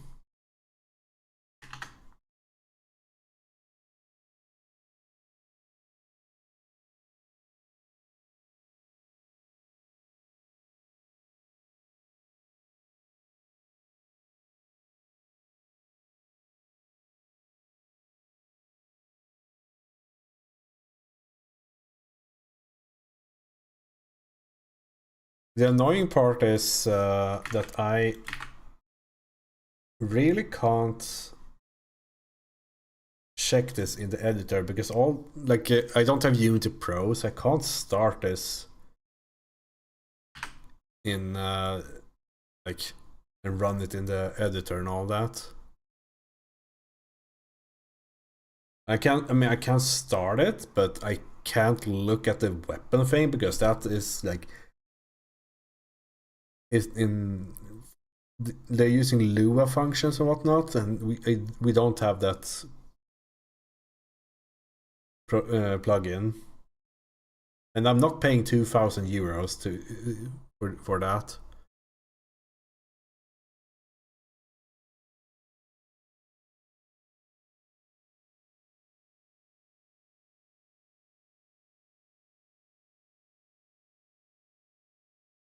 Yeah, Unity is super expensive nowadays.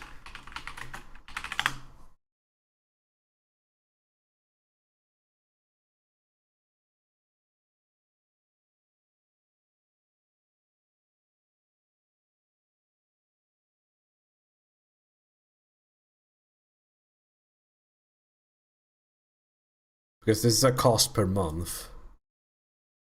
But so it's not too bad. Like, I mean, it's pretty expensive, but it's not too bad. But you have to sign up for a year.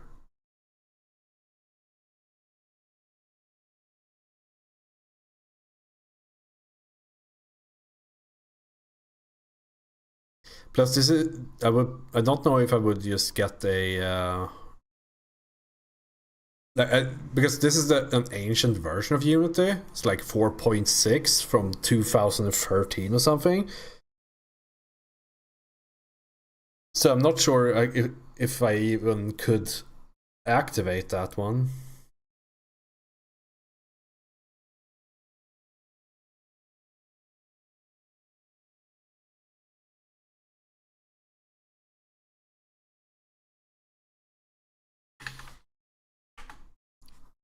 So how the fuck do we get Projectile Creator? I remember you.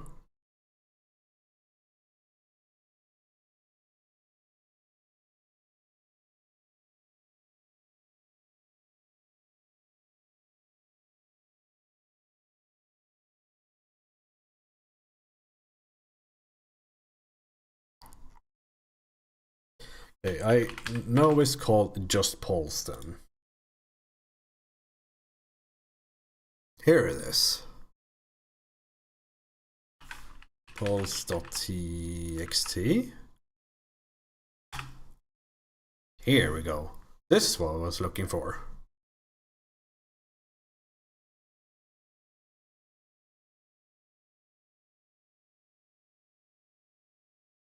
This has damage 25. Oh, I see how it is. Like, this damage was 60 in the original, but this is just like the how big of a bar it should be. And that shouldn't be held in the weapons, I think. One thing that I want to make different here is I want, like in the original, it was the projectiles themselves that dealt damage. I think that should be completely done in the weapon, because then we can do other things through that. Like, it's easier to collect how much damage it did with a weapon and all that. Like, I just like that idea.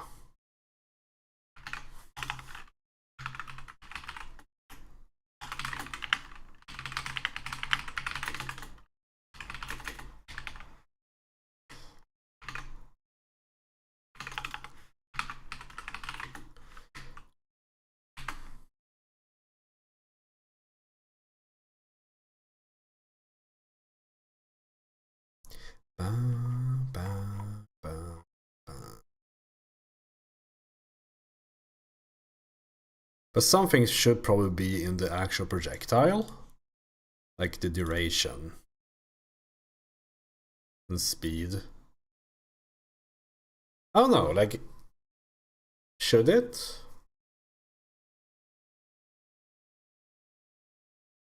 Yeah, it should.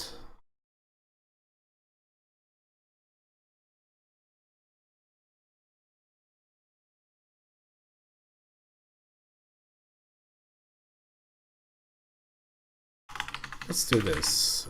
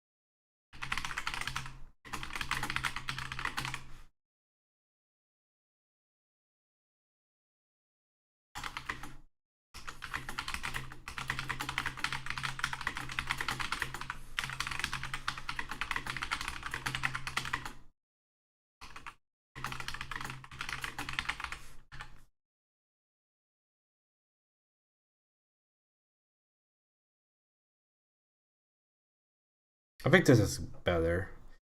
So weapons have the ability to override what the projectile is doing, but normally it shouldn't. All right. So we have a bunch of data here that we can use to set the projectile scene.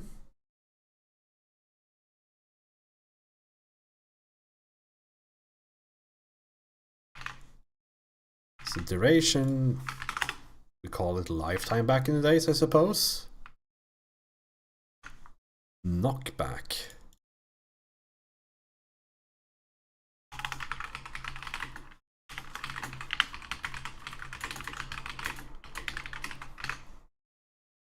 Eight.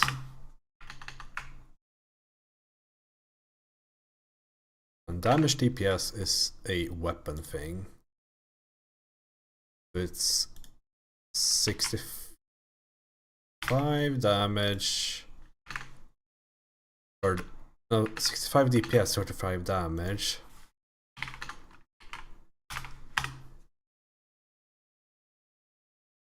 Did I clear this or something?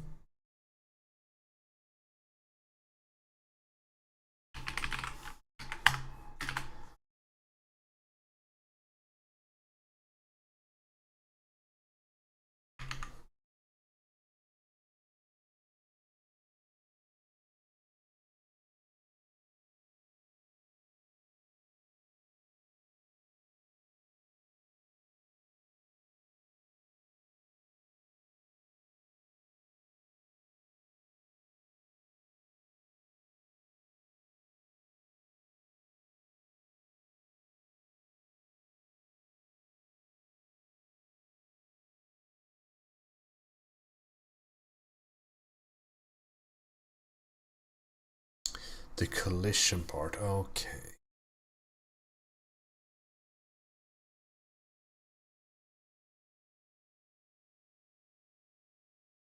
How do you do flags in Godot?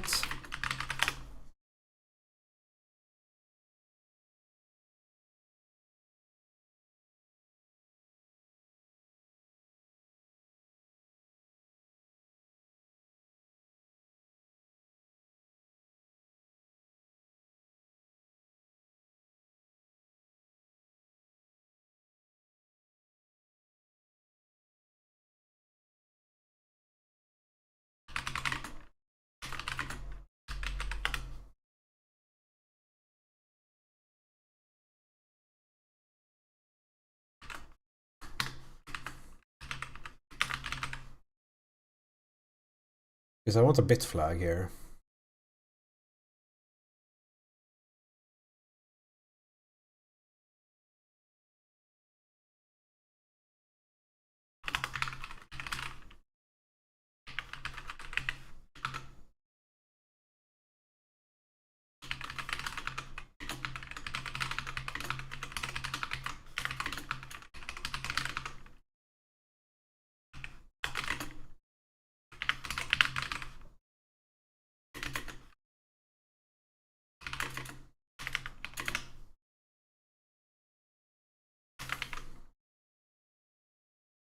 How do you do with 0x? I want to hit these two. Hit everything, I guess.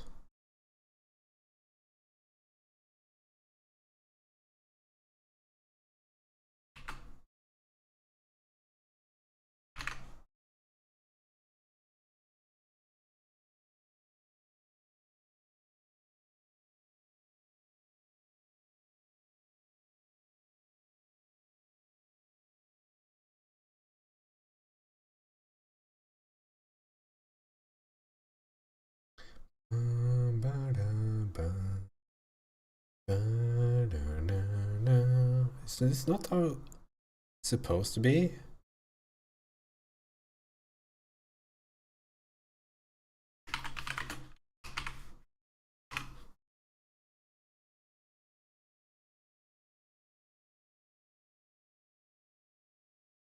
No, not bitmap. Godot right byte. Yeah, let's just byte array. Fucking hell.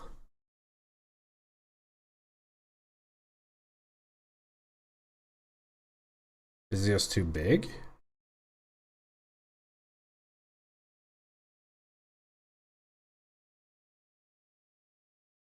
Oh, hold on. I've done something like this in another project. I'm pretty sure it was 0x. Play controller? Did I remove that? Fuck.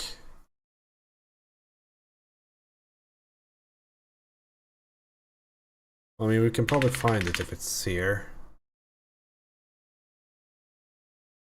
B.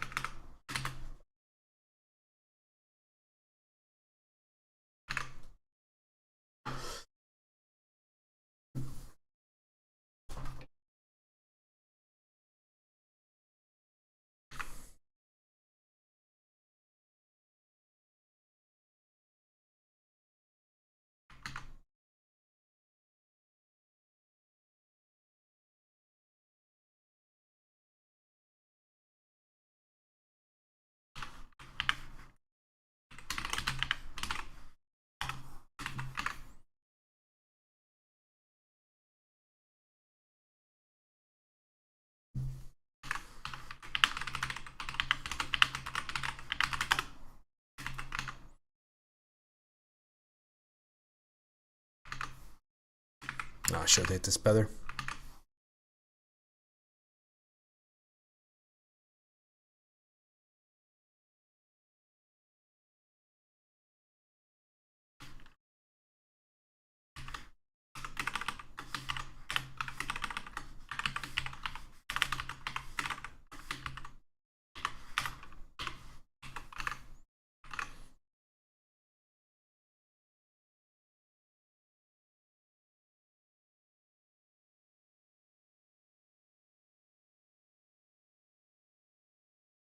Oh, we can do combinations. That's interesting.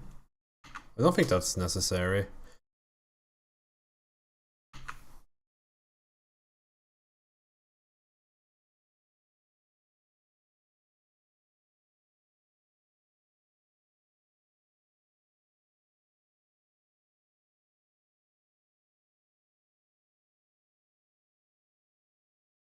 I have to improve this.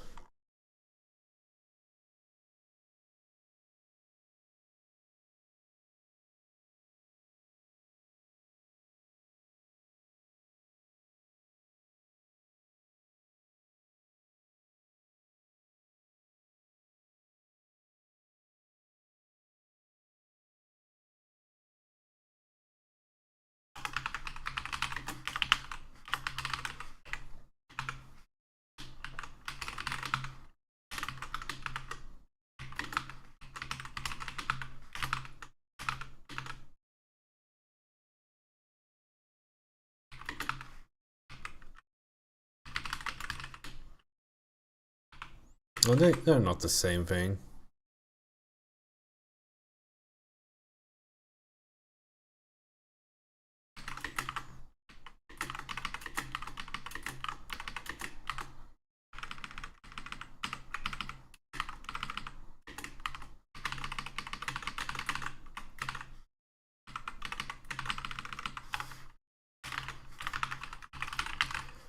Let's group these as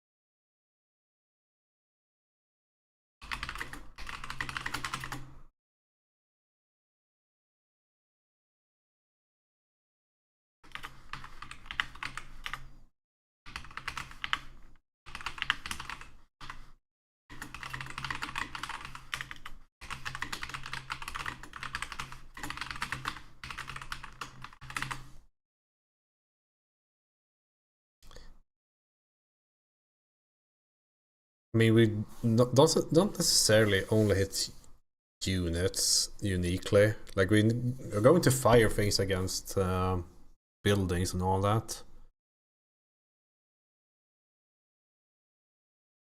But maybe one thing at a time. Then again, we are pretty much getting to the point where we need to do collision.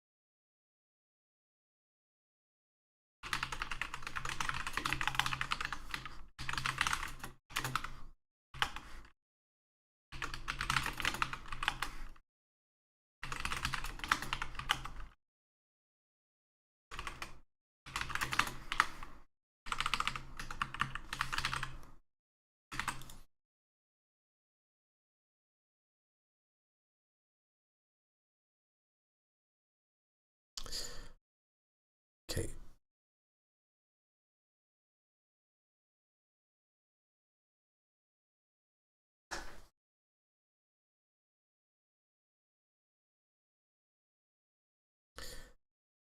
So we need more like on hit.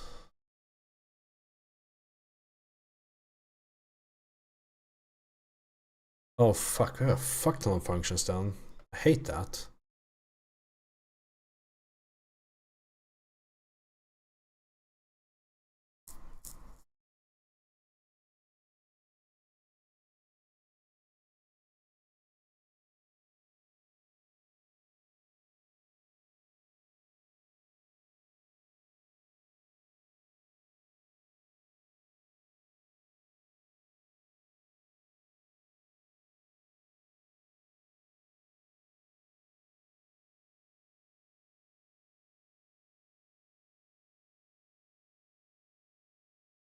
There's one thing I hate more than math, and that is collisions.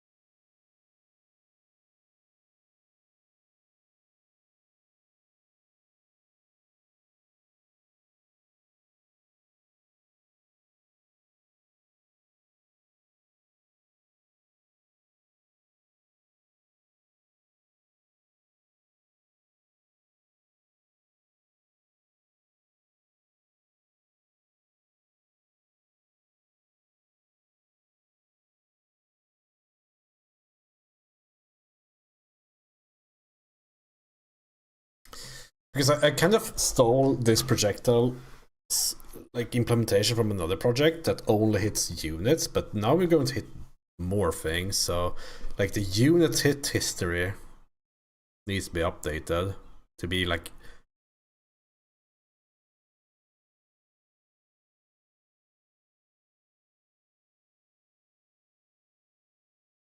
does this also need to be a bit mask? Like, are we supposed to be able to hit a building once but the player multiple times, for example? And does that mean that we need hit delays for each of them?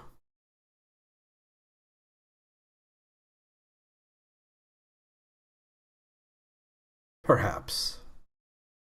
But maybe we can wait with the hit delay garbage.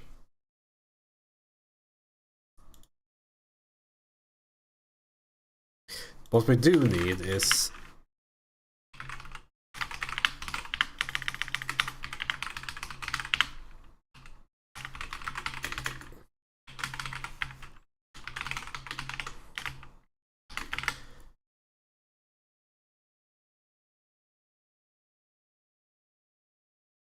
I fucking hate this.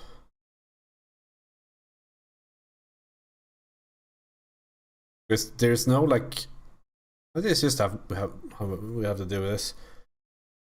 Because there's no like combined super type for everything that we're going to hit, so we just have to swallow this pill. Okay. Hopefully type shaking is fast.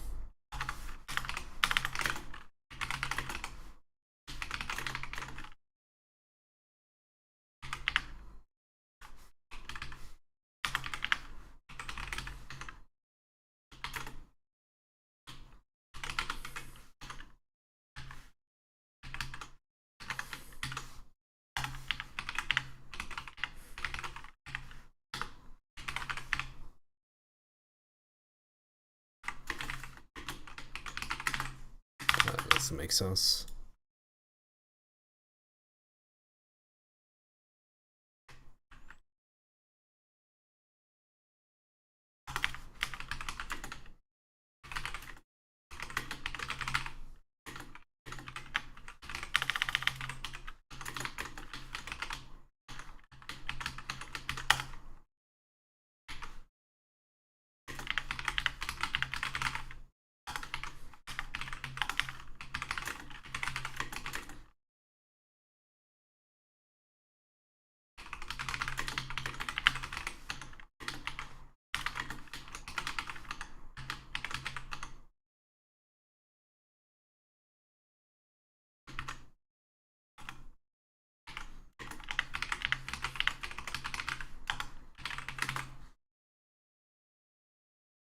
Last thing, shield. Oh, we don't have shield yet.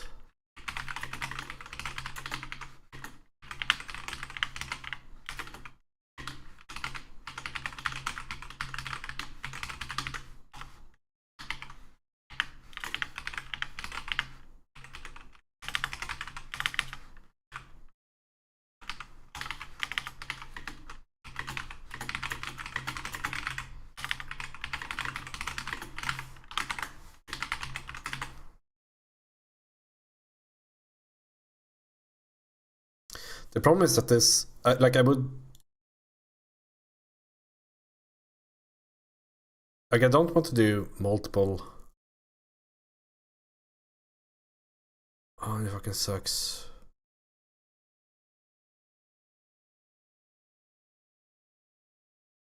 Because the previous system basically dictated,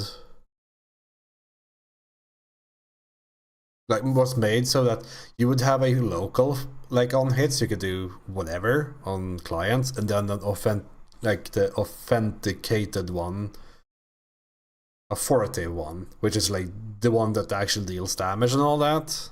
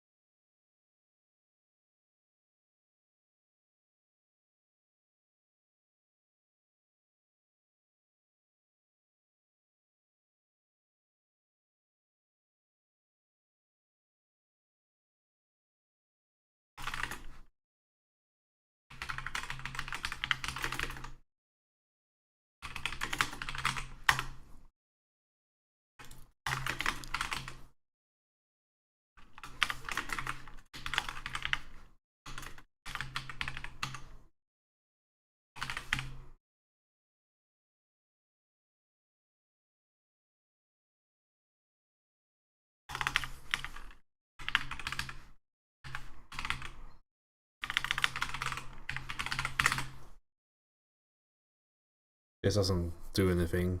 Yeah, nothing happens. Okay. If it's not there.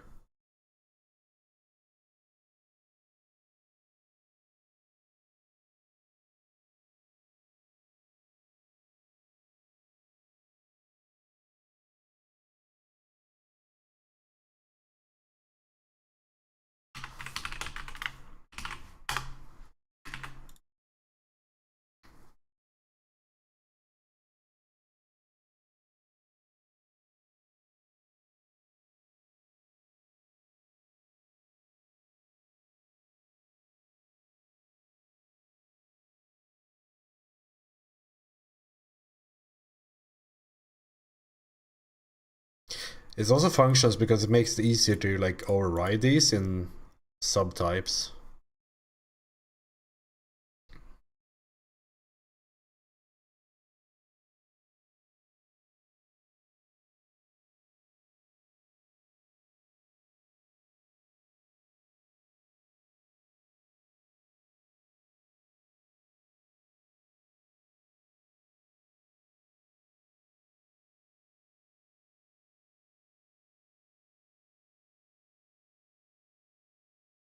I wonder if this is necessary.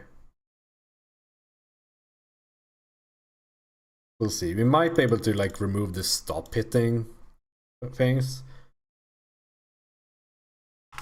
So on hit planet.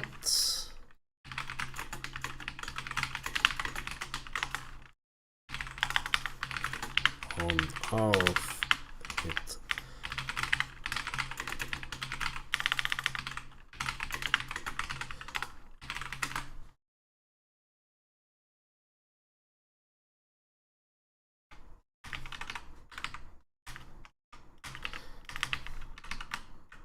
It might be that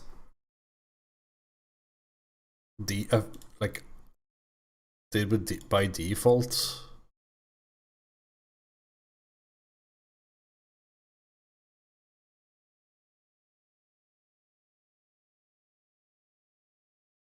Okay, you have to like instantiate particles and play sounds and whatnot. So all of these will be overridden. Oh, that fucking sucks.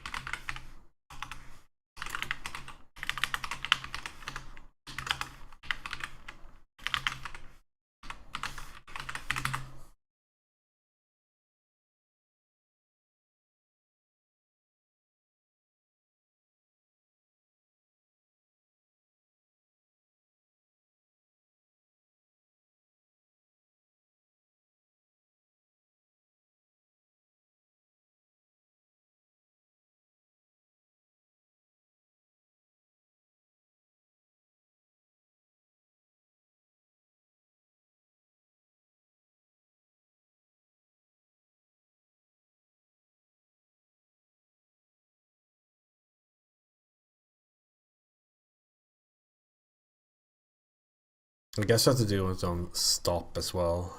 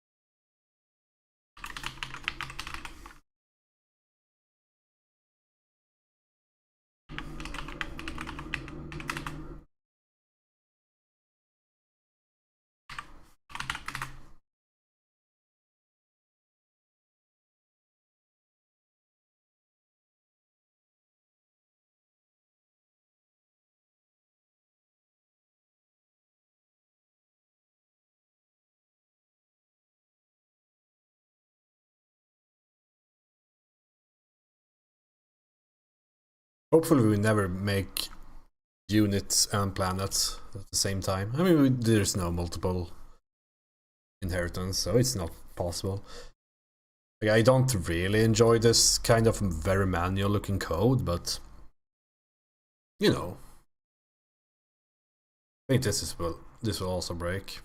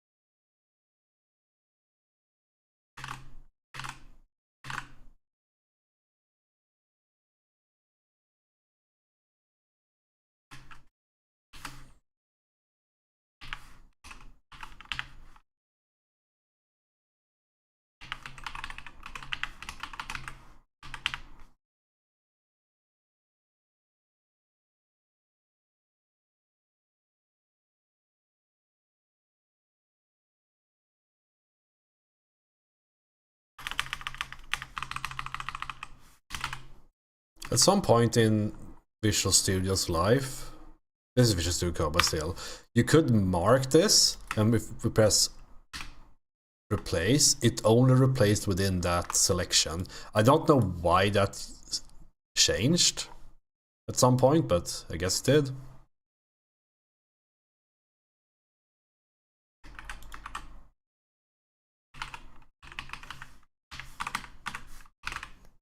Heighting.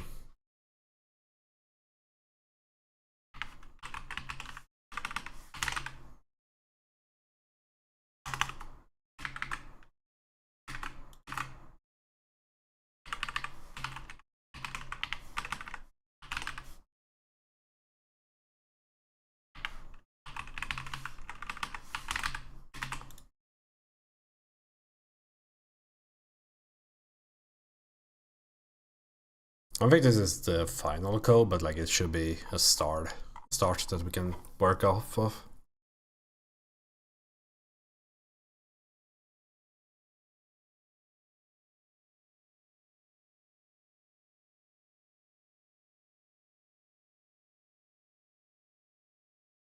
Let's ignore the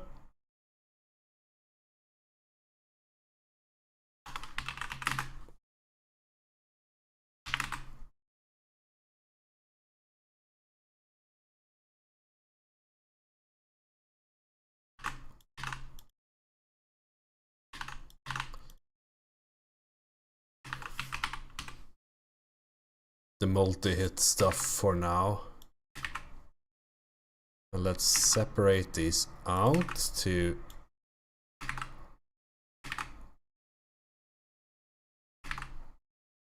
this. So now we can do like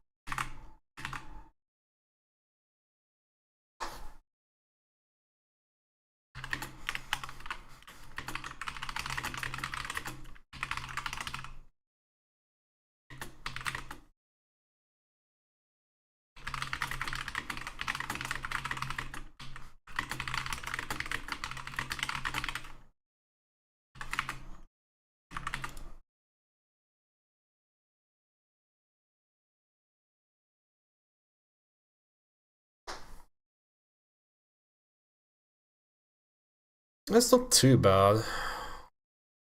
Because, like, it's just a lot of, like, interface creation here.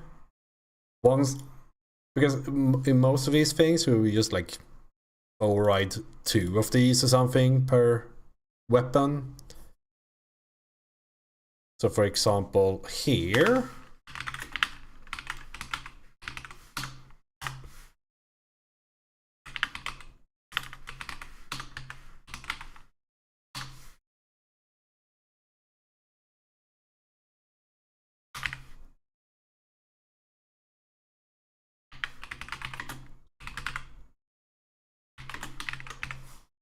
like this.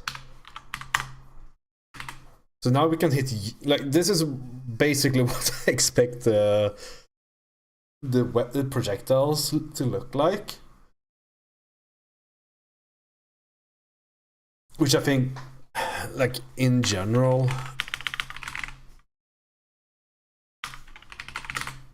it should probably be, like, this should probably be the default behavior, right?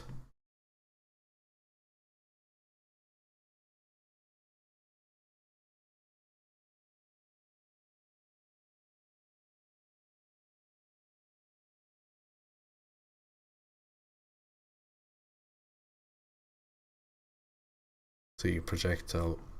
Should it unit does check whether or not it's the... Oh, it doesn't.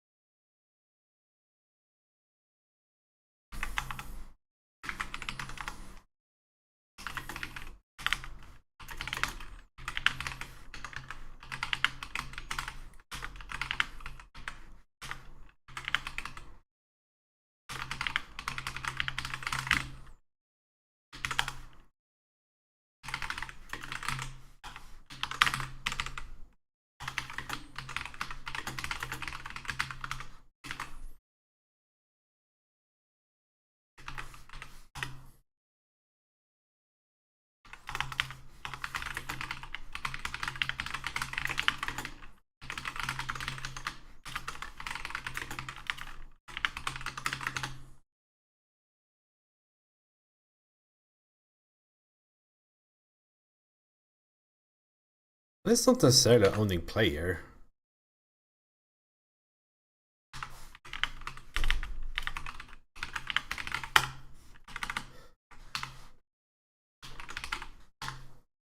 Not... Do we really need it to be player?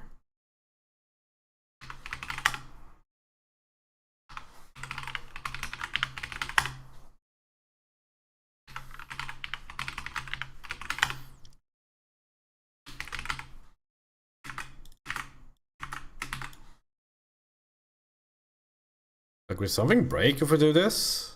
Probably, right?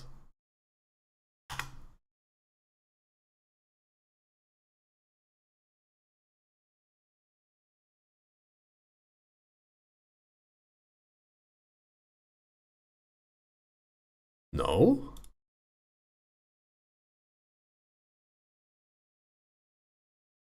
Okay.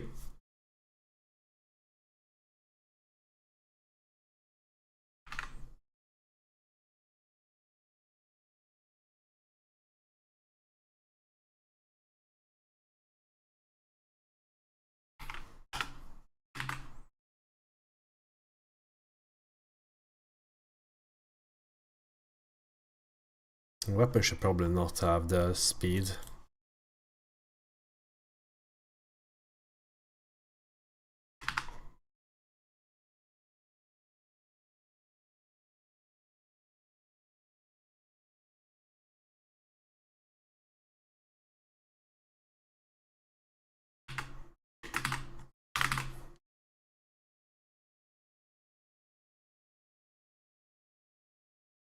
Or they should.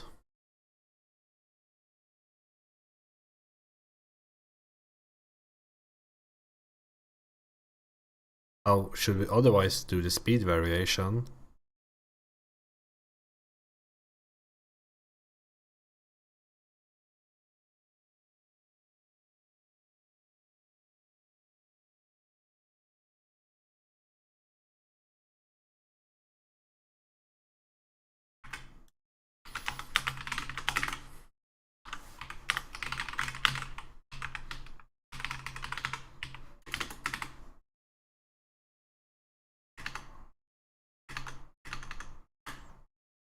It's the projectiles that shouldn't have speed. Stupidly enough.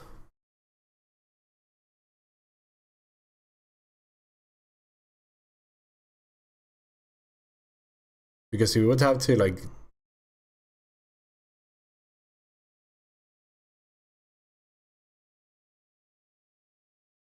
How would you...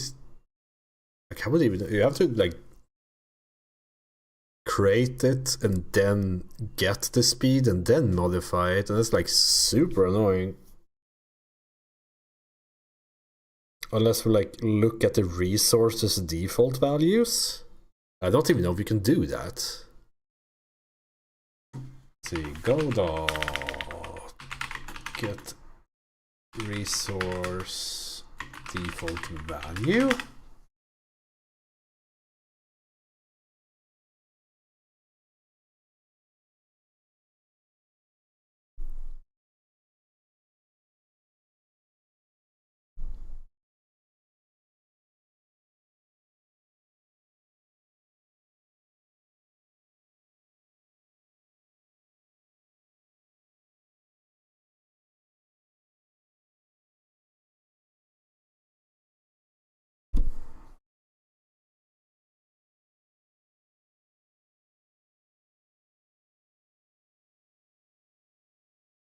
Oh no.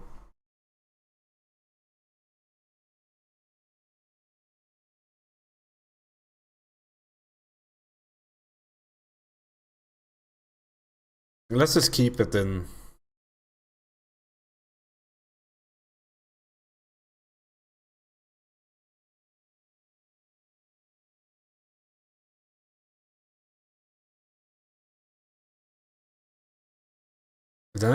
Then it becomes like a required variable.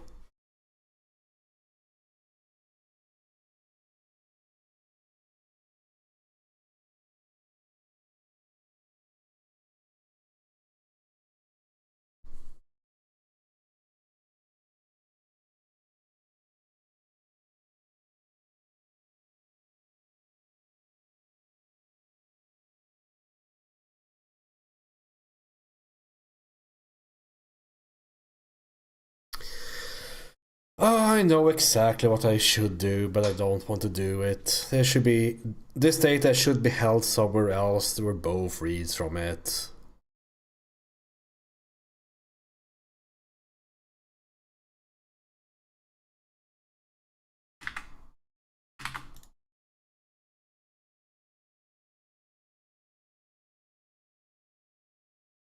Because then the weapon can modify it and send a new value, even if it's not sent, but you just get the default value from that list. And it's also easy to modify a bunch of weapons at the same time. Oh, fuck. Godot data table.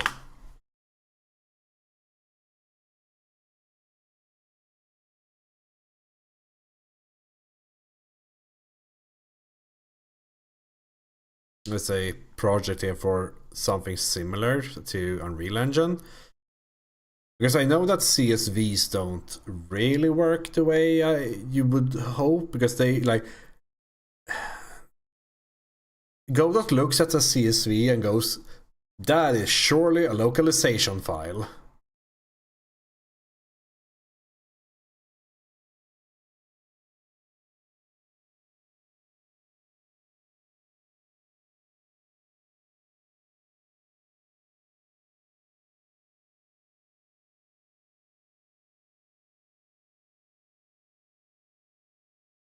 Like, how much code are we talking here?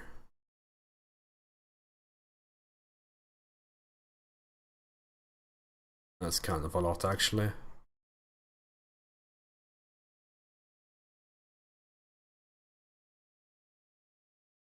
I don't know if they have... Like, that's a plugin that someone's made.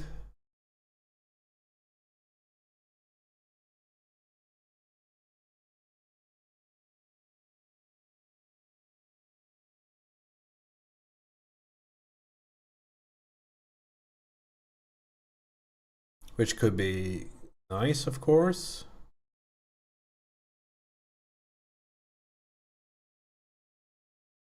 I'm surprised the Godot doesn't have anything like this from the get-go.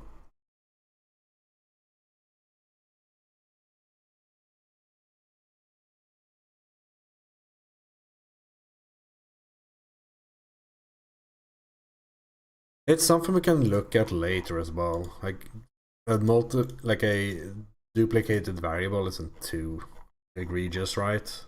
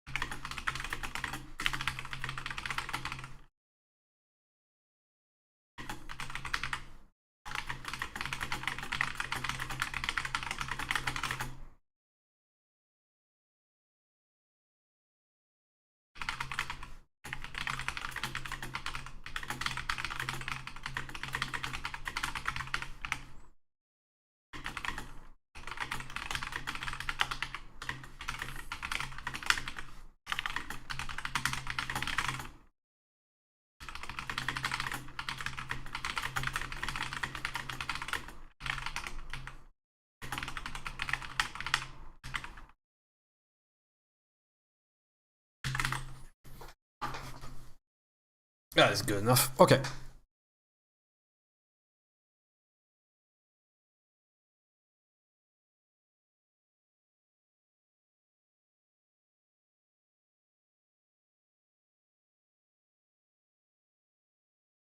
So what does this do?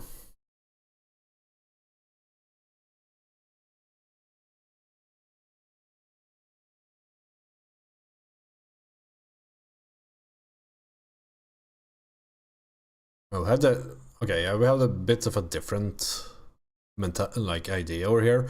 Like I think the adding the collision made it be destroyed. So this basically means that when we hit a planet, we destroy this, and with the shield, we destroy this.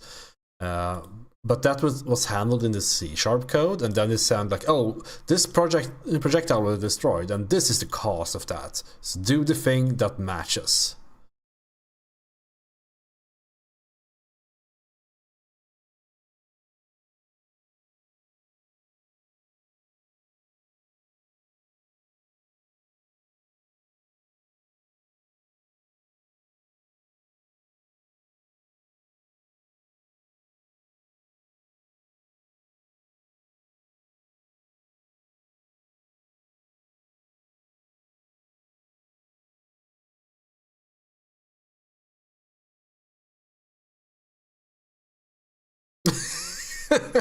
He lost his shit? Oh man. I guess he was a fellow nerd man.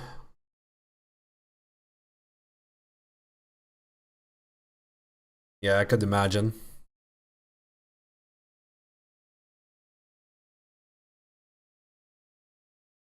Oh, is the 5090 doing, by the way? Like, have you done anything super cool with it yet?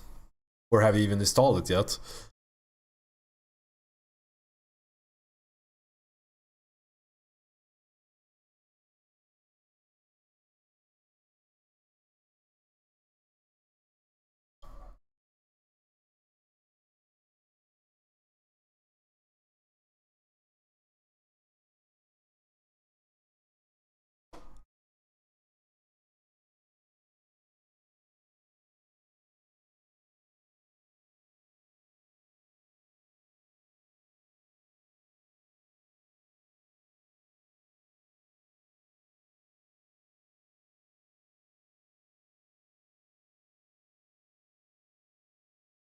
Yeah. the WoW stuff seems to have cooled down a bit in general. Except that Trinity seems to be talking about playing on Warmane, playing on Epoch, and like what, like that man needs to play some other games, man.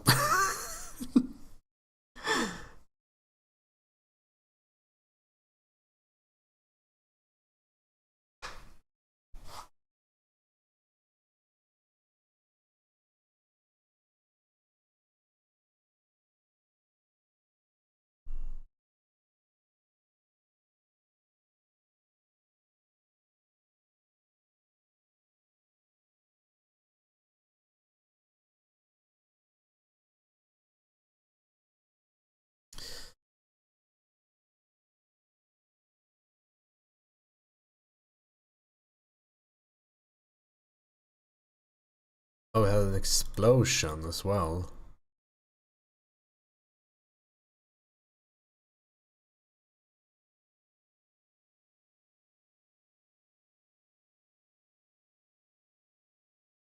Yeah, I mean, we can do that for sure. Like, just take some time and get to max level. But I think Trap is also playing RuneScape. Because I haven't seen him on Deadlock in like a week.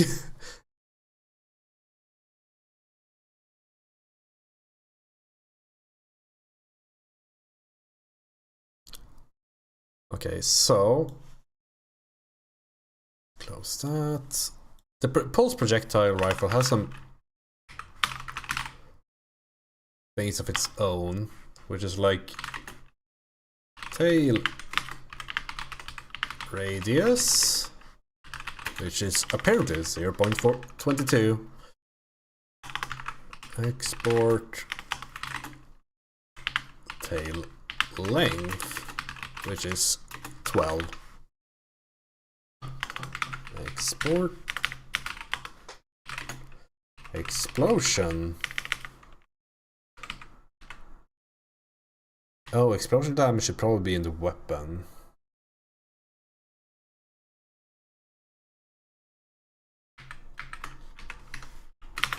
Explosion radius. Never mind, that should all be in the weapon, I think. Because the weapon will probably create an explosion for us.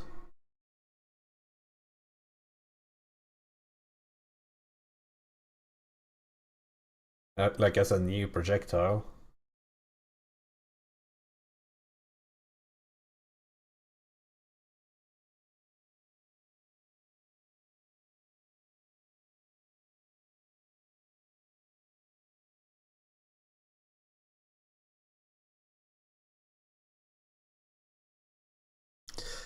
We have become the World of Warcraft. Yeah, I think that's a good idea. Let's, like... Because I think it would be cool to have done it, right? Like, I need more max level hardcore characters. Like, I have one that I'm fairly proud over. Like, I have one level 100 on Path of Exile, and it's this guy, Hardcore SSF. So you need more of these, right? This is just one of those. You like you just do it to get it checked off. It was during Sentinel League and went with the Skeleton Mage character. Like, I think I've had like 98, and maybe another 99 or so as well. But yeah, it's a bucket list thing for sure.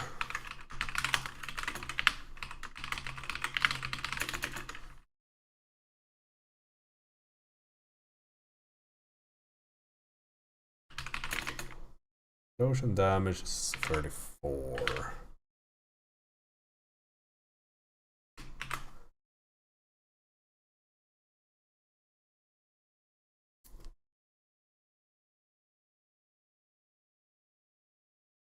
Was the explosion in the original just a... function that like, oh, we pretend there's like an explosion.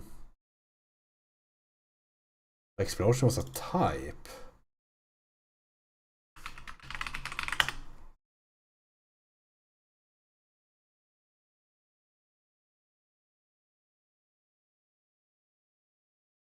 It was it instant? Had a duration, I suppose.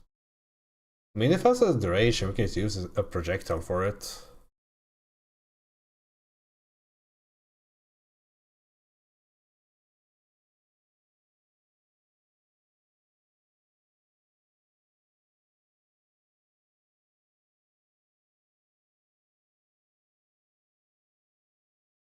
We need a new projectile. Scene.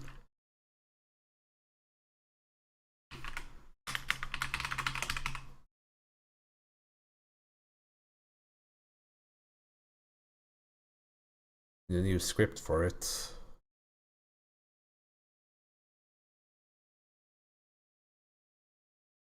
This is the like issue with this solution, that it might be a bit too many scripts for projectiles and all that.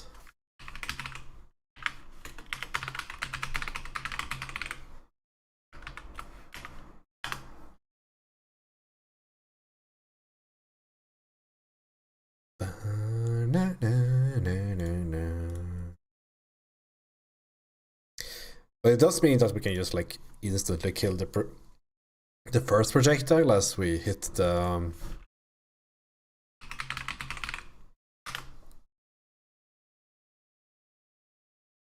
planet and all that.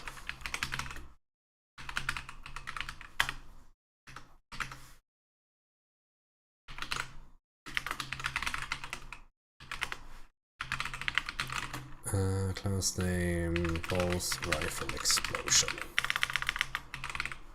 Explosion. How do explosion? Impossible.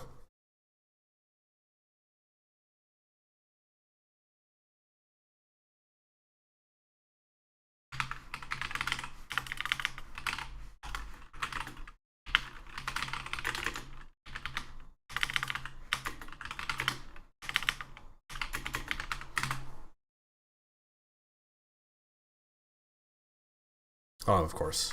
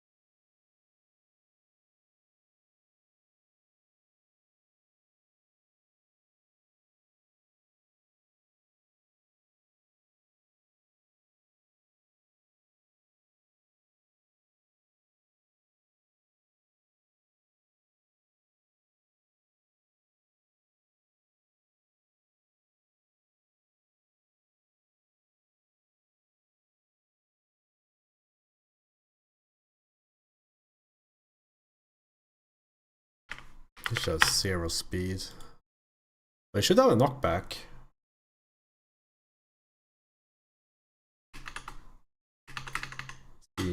What was the knockback? 12.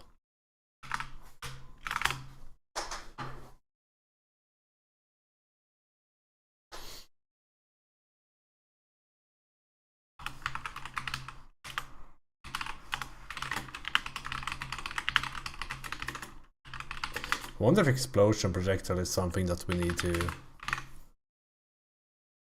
look into. I think this is a reoccurring thing, like a projectile type that's, instead of going forward, it's expanding.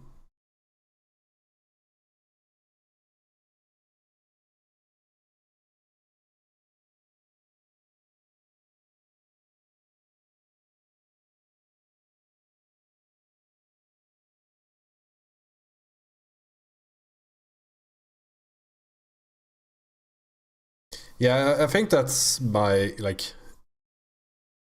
initial, what do you even call it? Like, it's the what I expected, so to say. That like the 1590 gaming stuff, it's the good part is that in 3 years it's probably still pretty decent. Maybe even 5, depending on what you play.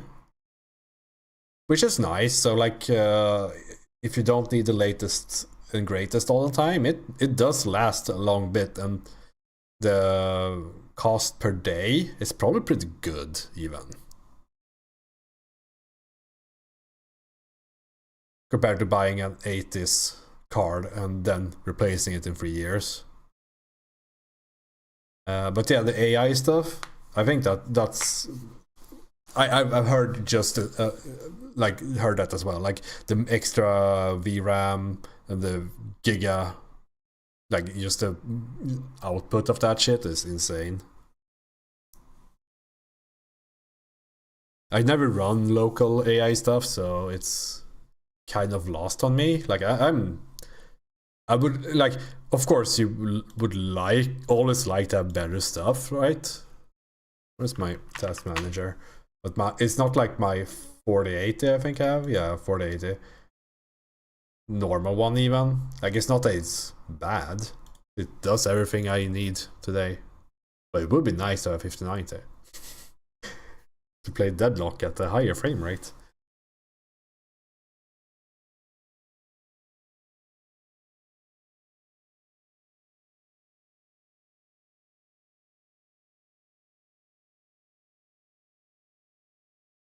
Alright. What did the explosion actually do? I think it's expanding over the course of it.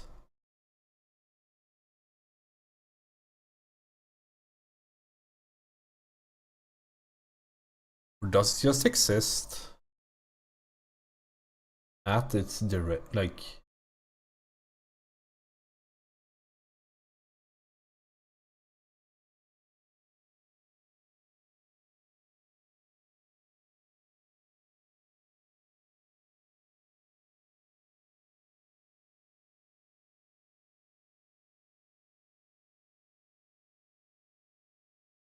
I think this is a misclick.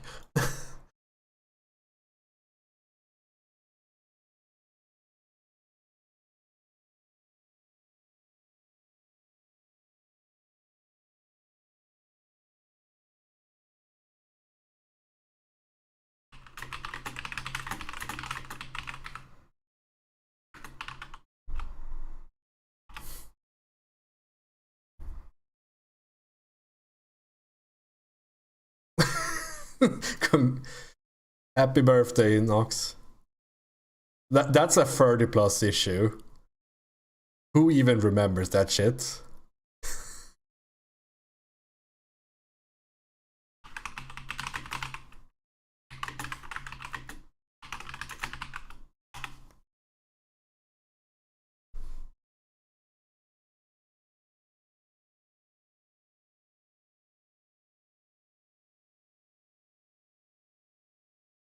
Because this is the fucking collide that exists for a bit and then it's just like destroyed?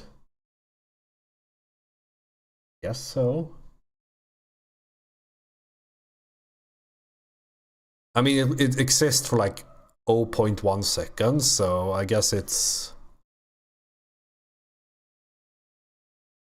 not too odd.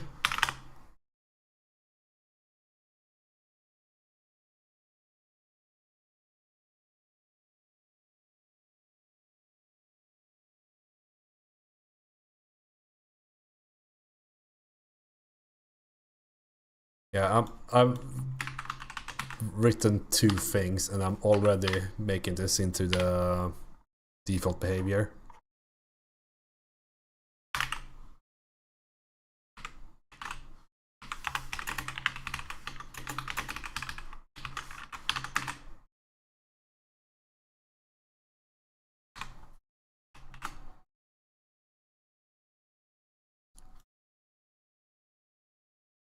Programmers are the laziest fucks ever.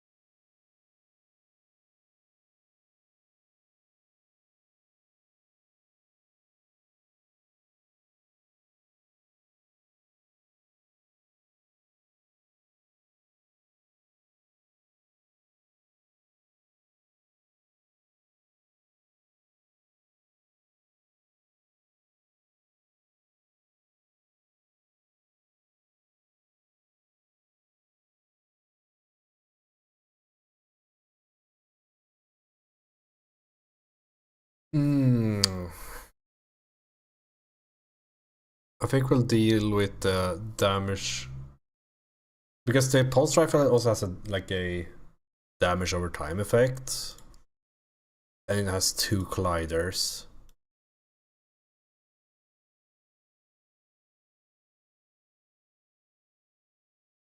It's the explosion. No, we don't. Not this one. This one.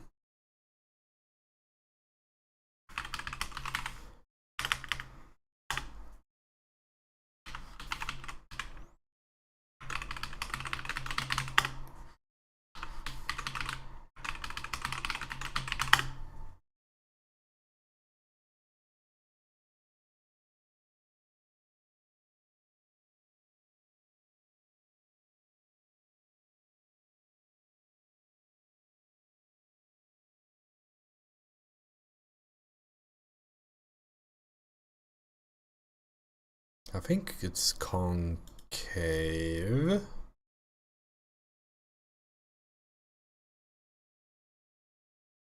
That we're using for this.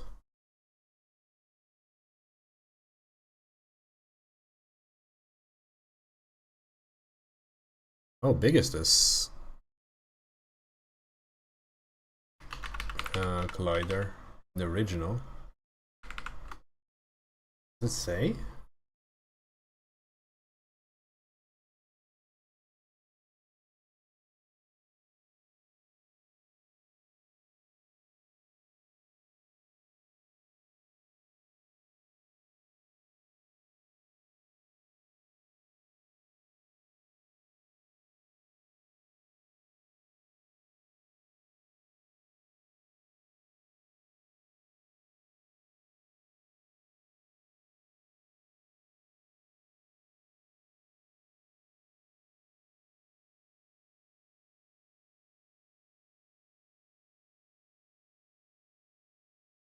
Game over. Yeah, have a nice one, Nox. See you later.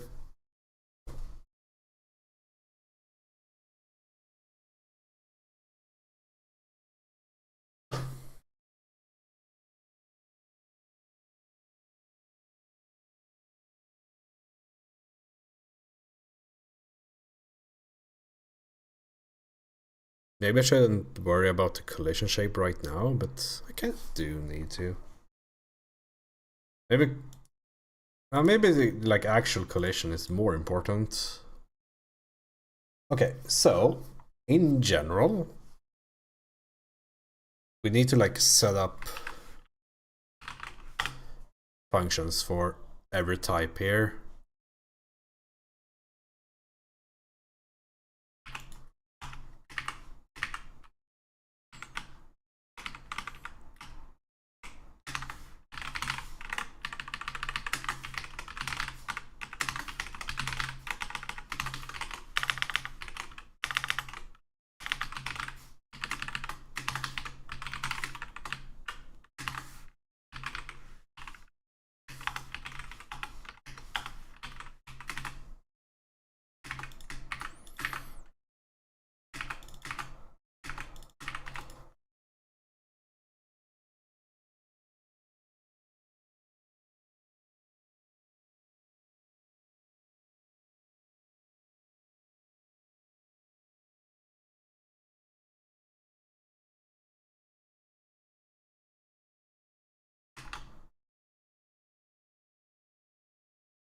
Need these.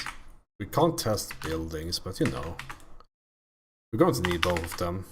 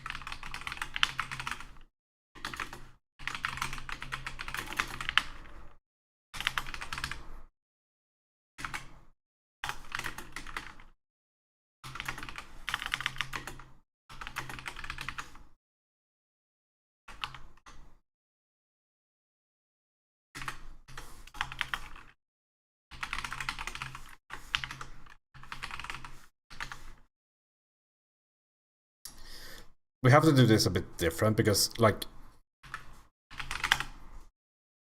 the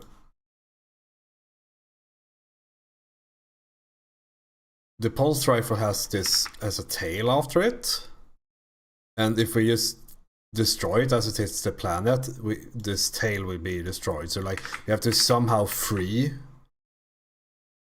make it into a what's it called, like some sort of state where it doesn't hit anymore, but waits for that tail to stop, because it always tries to catch up to the projectile itself. We had some system for it, but yeah.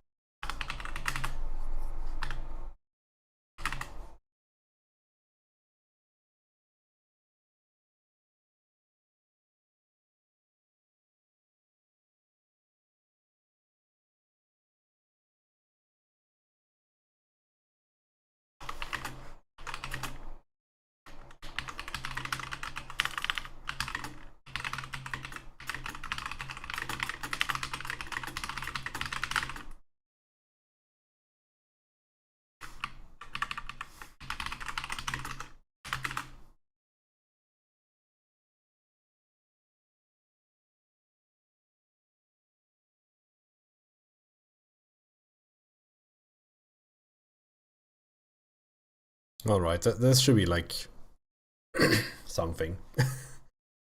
Okay, let's see.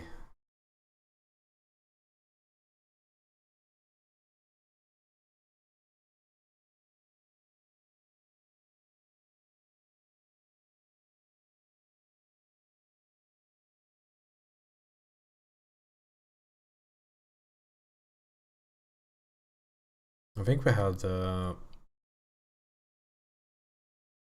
damage dealing inside the projectile itself and not the Lua file. Because we also had like a DPS value. It has to be implemented.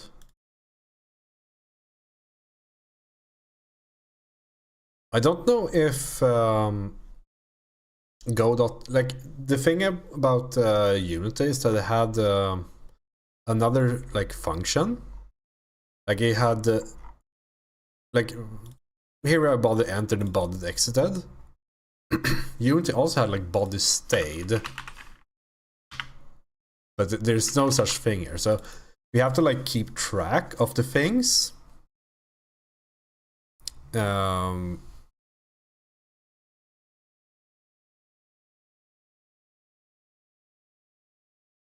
Like we have to keep track of the things here to like, and then in process, I guess, deal damage based on delta and send the delta and all that.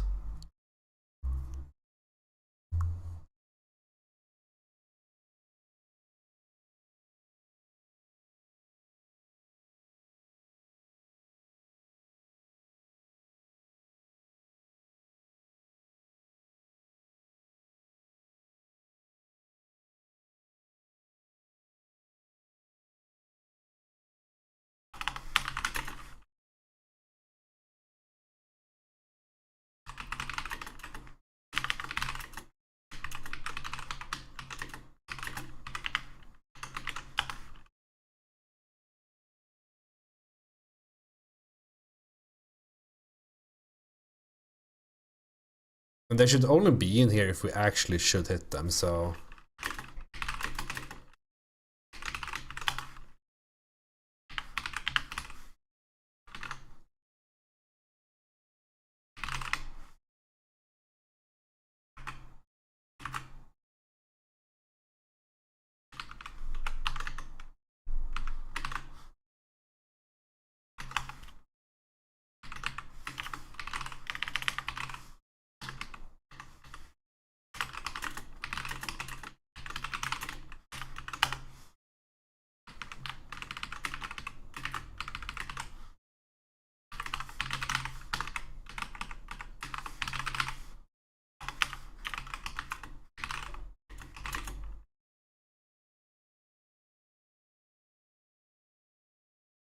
this sucks.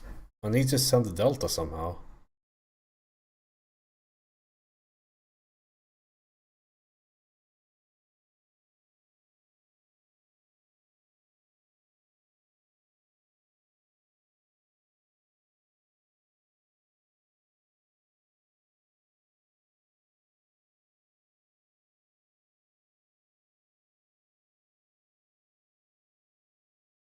I don't want to do 4 new fucking functions for stay.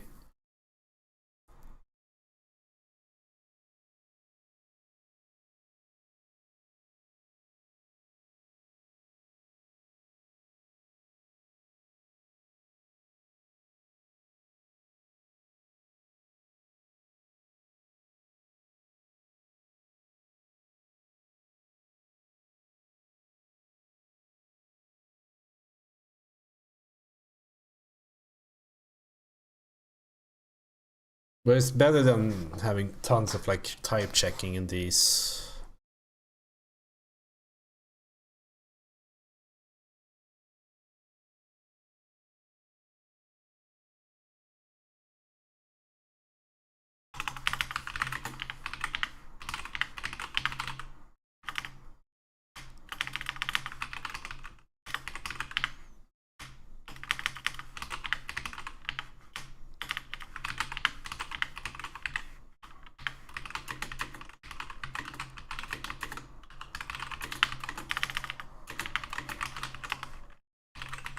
Like, is this what we're doing?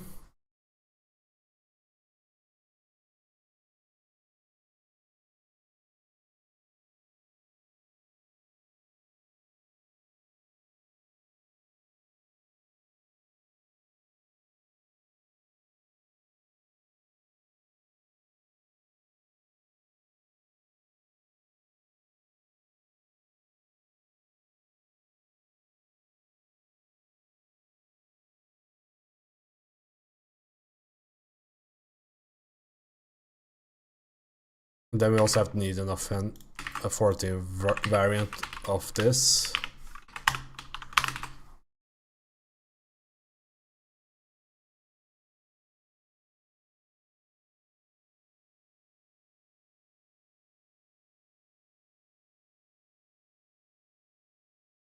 I mean, it's just a lot of like functions.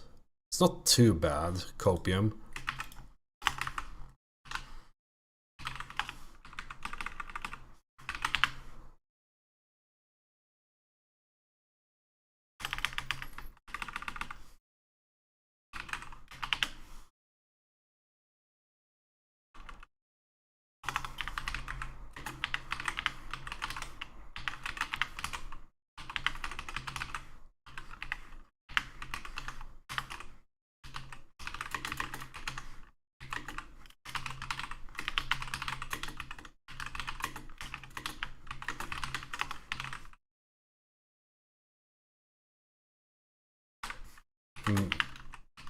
Like, I don't think that this will ever be called ever in the history of Dota.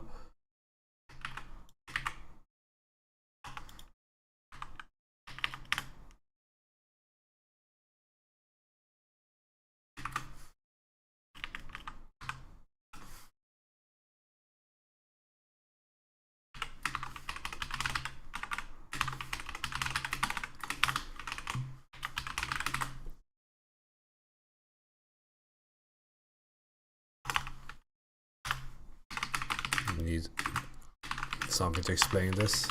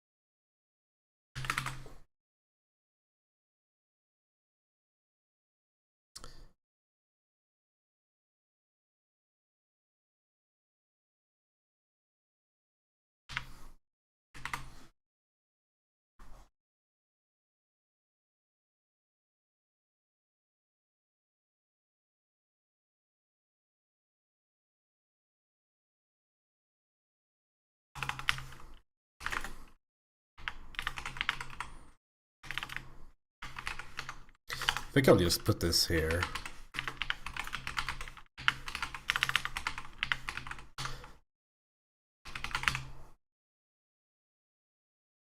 So you don't have to do that check everywhere.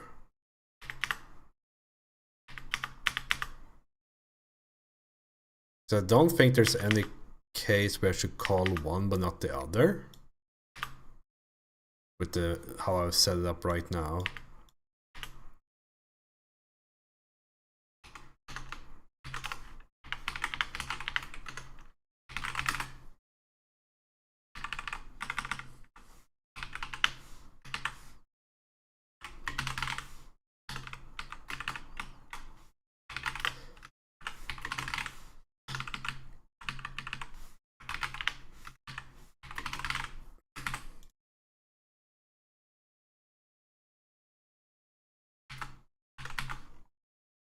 This should probably be here.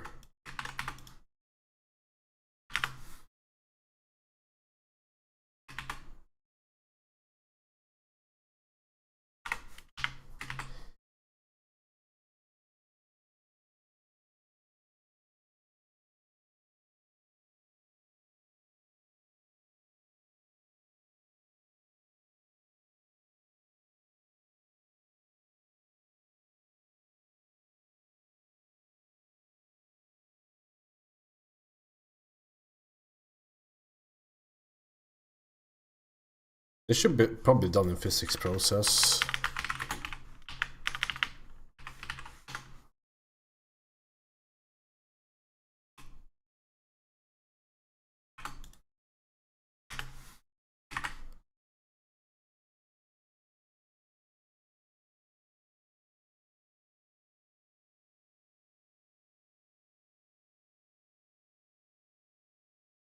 I hope. I don't know which would deal damage first. I guess it doesn't really matter. Like, does it enter here first and then, like, when we hit something, do we like deal the hit damage, then add it, and then deal the damage over time? Or is it, does this happen, then this happen, and then next frame this happens? I don't know. We'll see. It doesn't make too much of a difference. Like, maybe we need to introduce like a 1 frame delay per unit, but that is a bit annoying, but not impossible.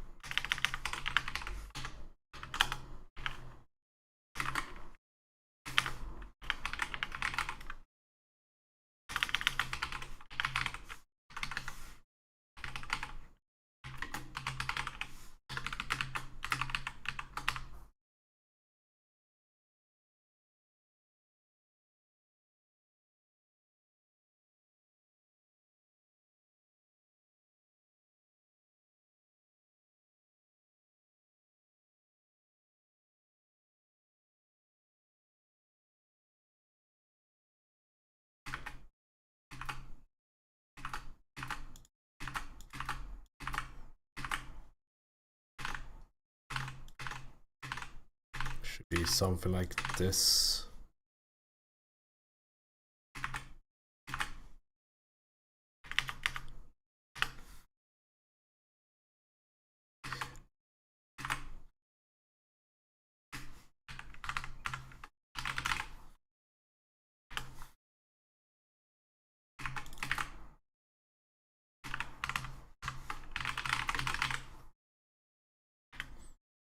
I'm not sure about this design.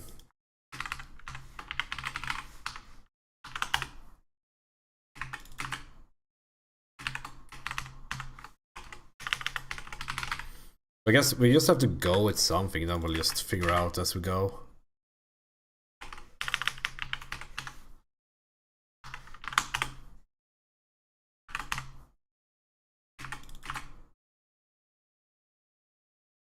I'm so fucking stupid.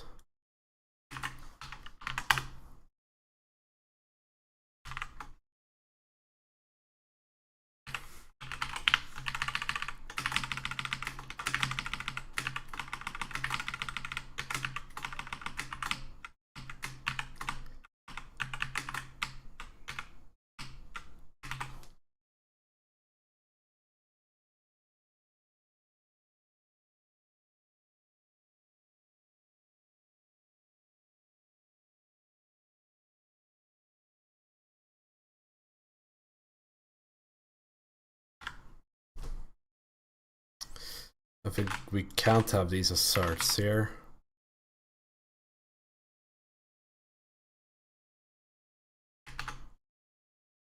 Like, do we just load up this dictionary with stuff rather than having two different...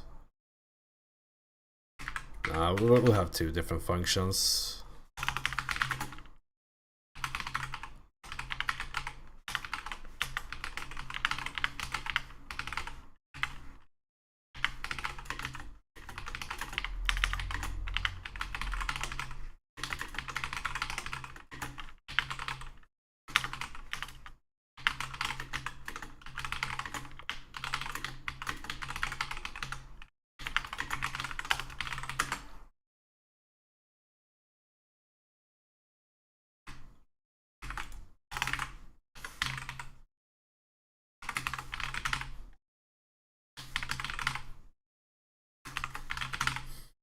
I don't think this will ever be used, but you know.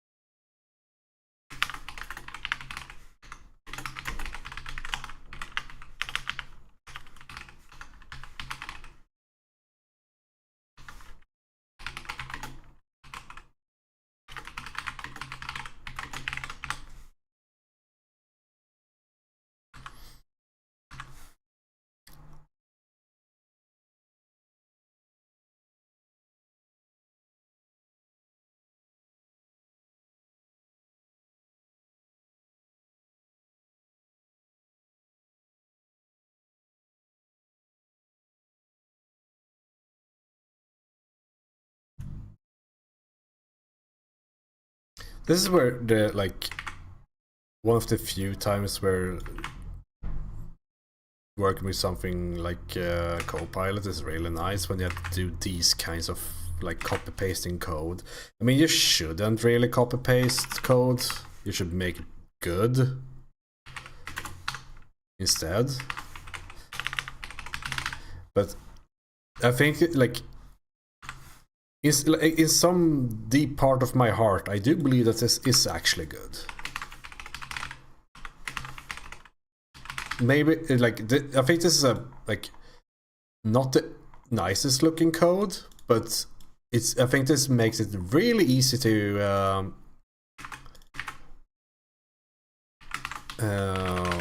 expand the code base to write the weapons. And so we're doing things now. Let's see, Lanet. We're doing like ugly things now to make things look better in the future. Because now the pulse rifle can just have like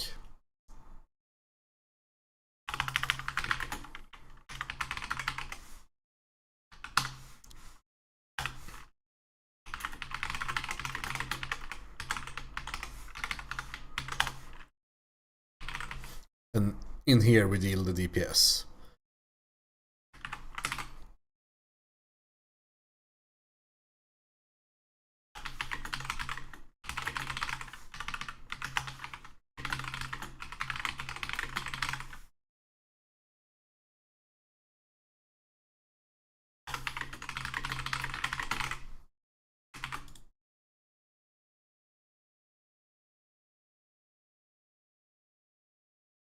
Like this.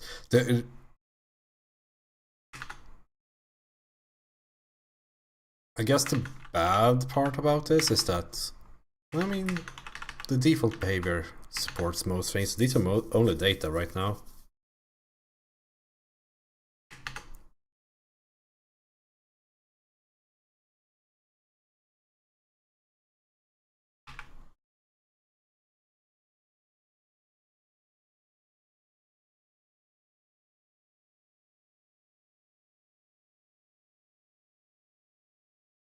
Okay, let's do a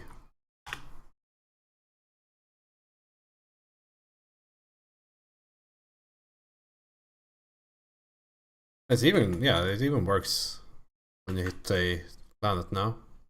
Sick.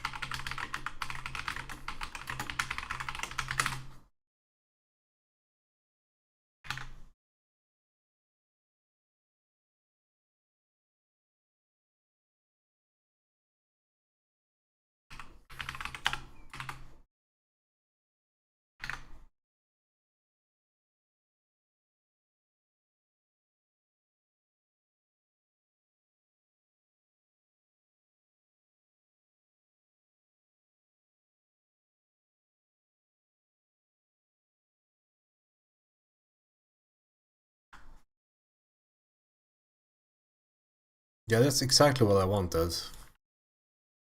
Don't go to the fucking function.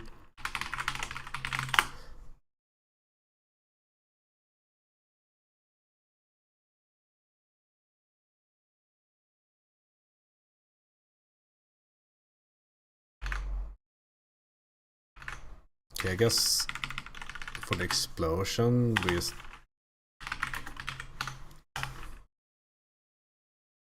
Does this do anything by default? It does, yeah.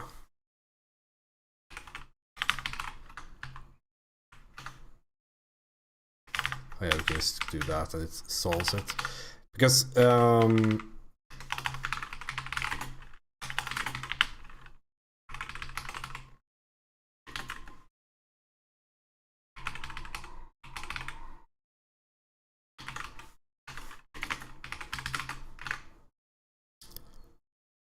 we should be able to do that.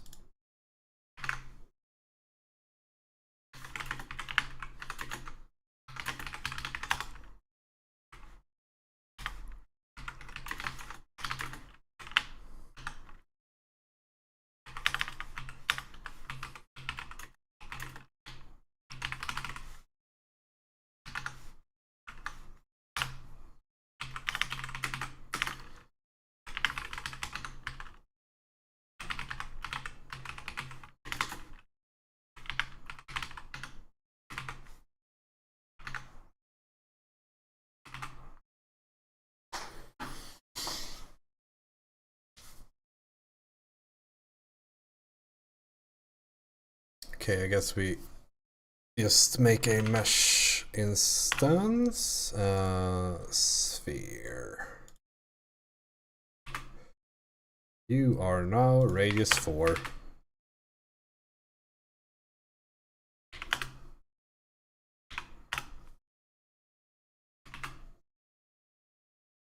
This is how big it is. Right?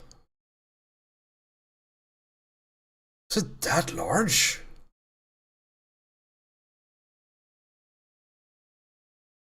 I mean, the radius says 4, right?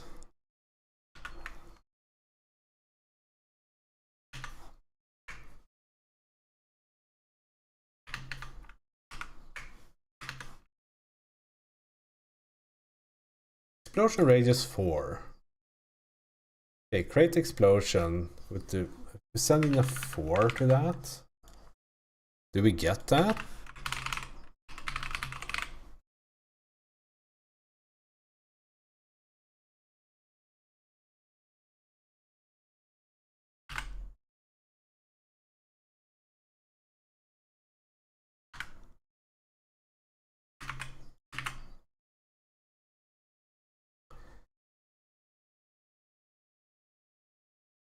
Bam bam ba da da da da da da da da da da da. Because it's just a Set radius, sphere glider. Yeah, radius is just radius. Like it's.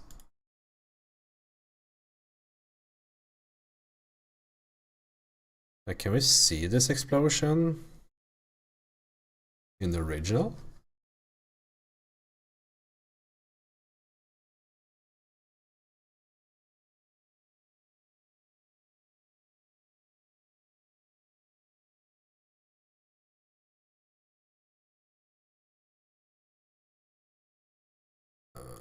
Booster. It is fairly big. And here you can also see like you have to wait for the tail before we remove it.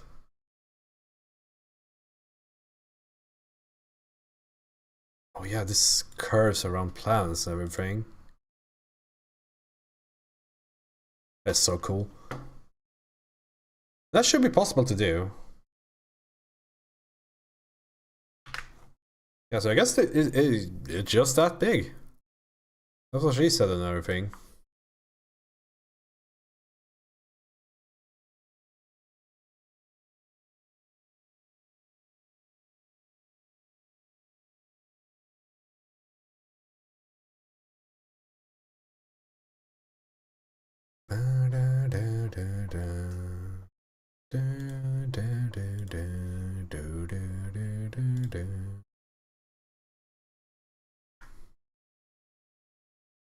I guess I should. Well, it's. I mean, we could override it a bit. We can. We don't do that here.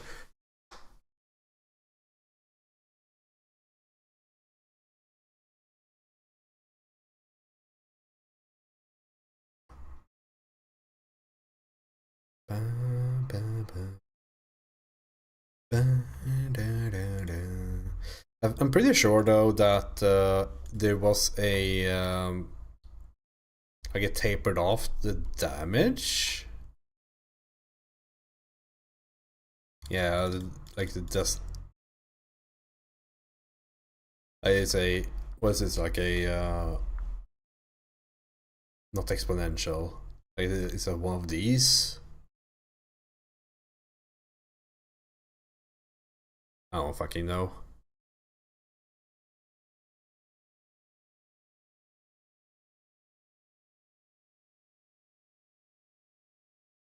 So that has to be done in the weapon, I suppose.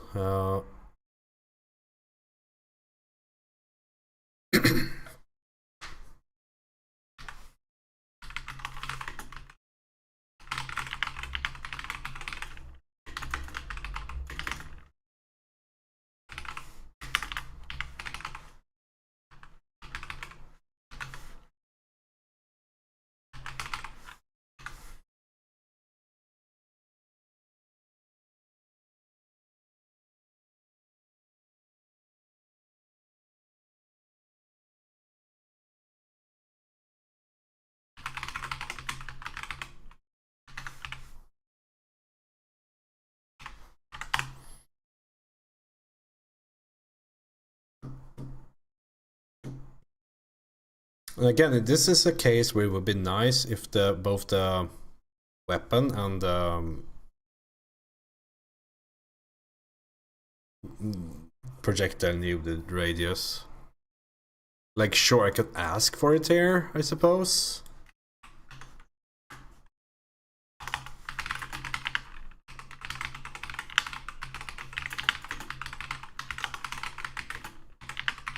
I think that once I have this, like, this weapon done, I need to look into storing this information in a centralized place. Oh, that fucking sucks. Oh no.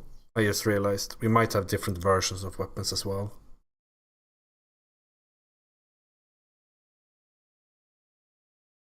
Because one thing we did in the original was that we changed the balance for weapons, but we also kept the previous balance for time trial. So those are actually still the 1.0 weapons. So they're slightly different than their like live counterparts. Not too different, of course, like they all do kind of the same thing still, but it's like less damage or less speed and all that.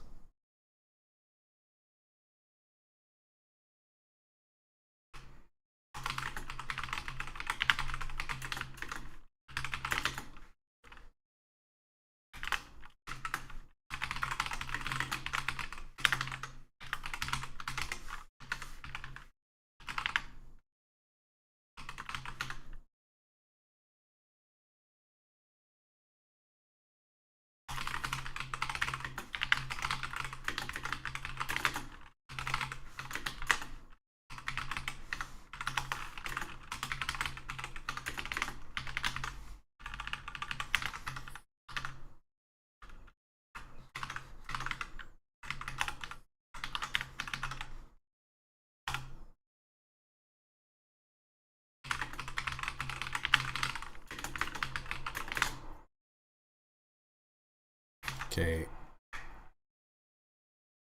Damage times 1.0 minus distance times distance.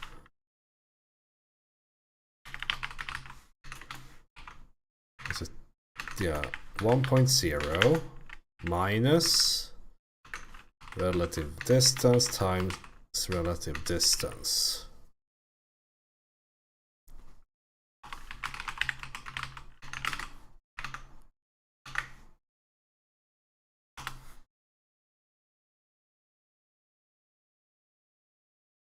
You don't hit yourself.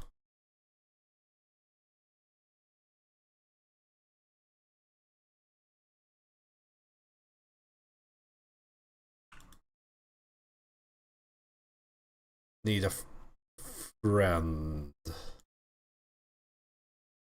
Ah, yes. The wonders of computing. You don't need friends. You need more instances.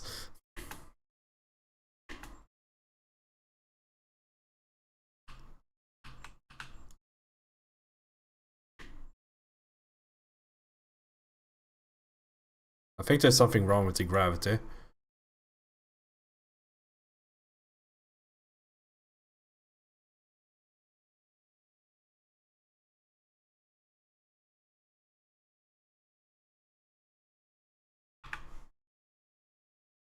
And this calculation.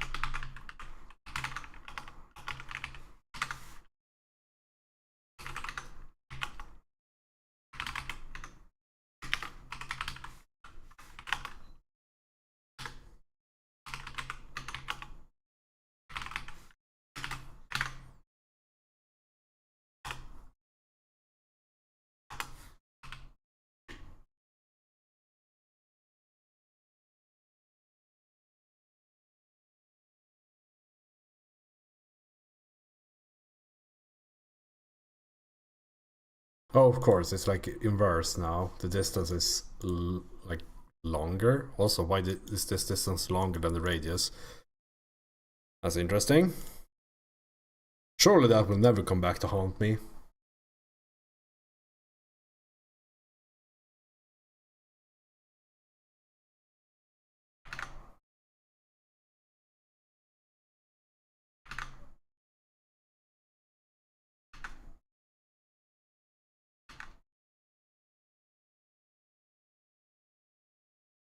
Distance collider. I mean, this is just okay.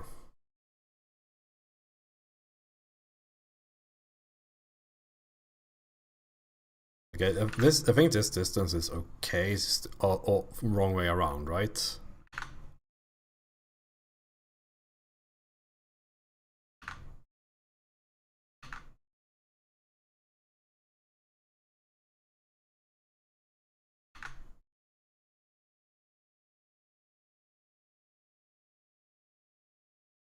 Like this relative distance.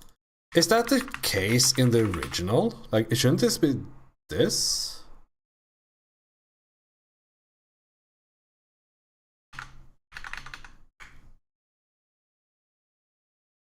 No.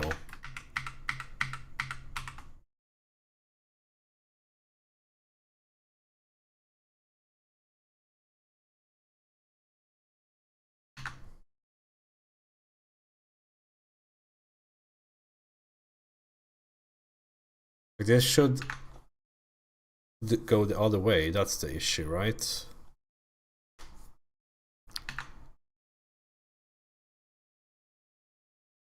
Because right now it's...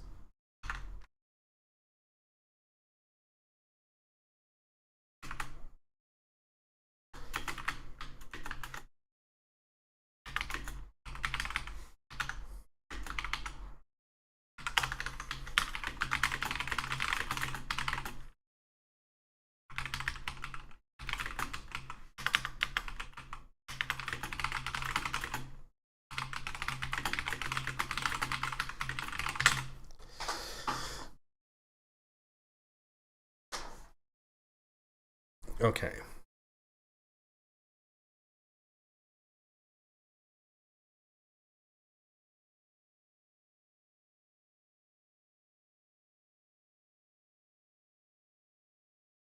Like, it shouldn't be like a 1.0 minus this?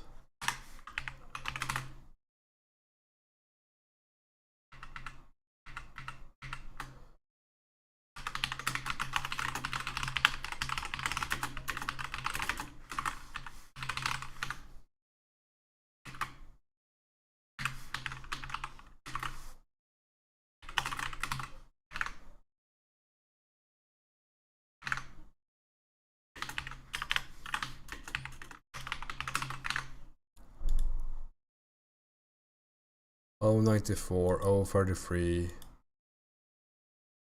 Yeah, this is correct.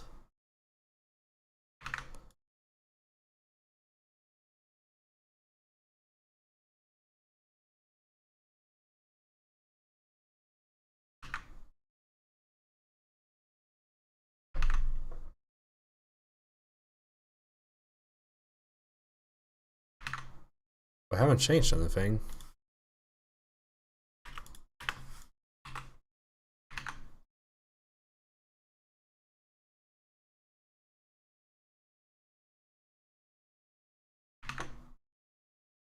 It's correct now, and that's the important part.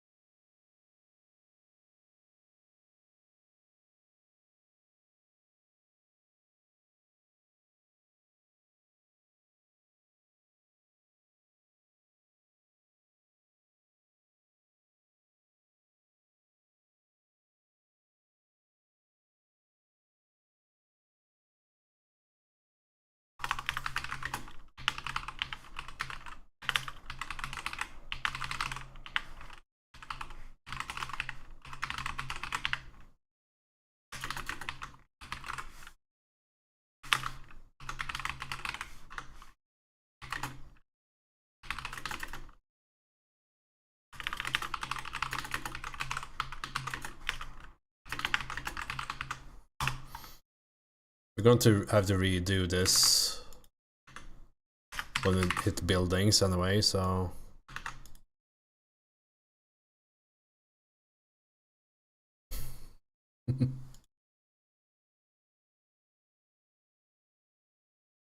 Alright, so targets, global position, explosions, global position. I guess there's also... Oh, of course. The target has a size. That's why we're getting hits outside the explosion. That makes sense.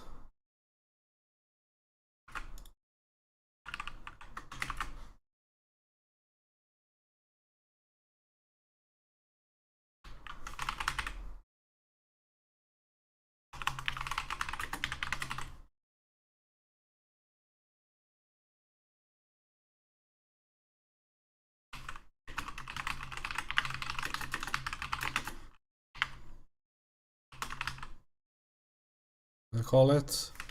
Get explosion damage multiplier.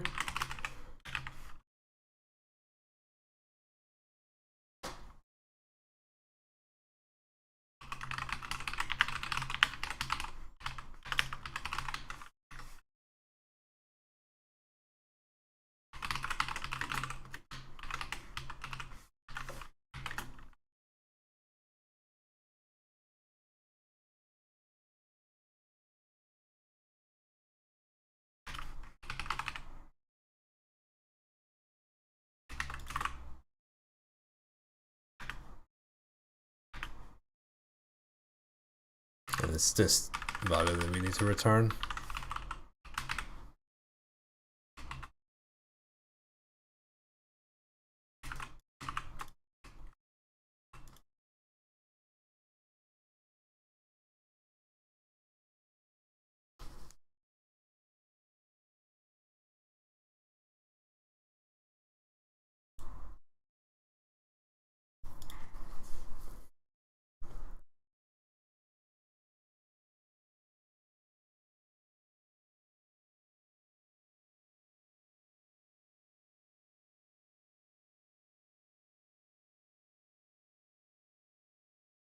How do we get this?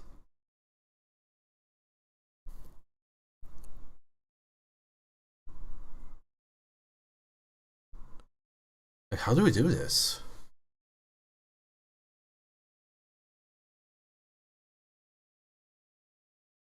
How did we do it in the past?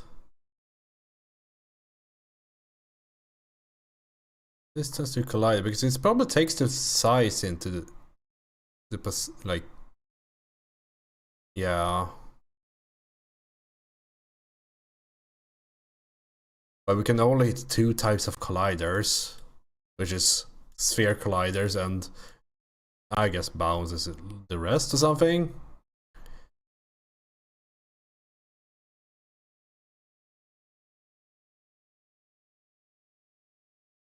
I mean, it's not that big of a issue right now, just to like get going, but it's something that should be fixed.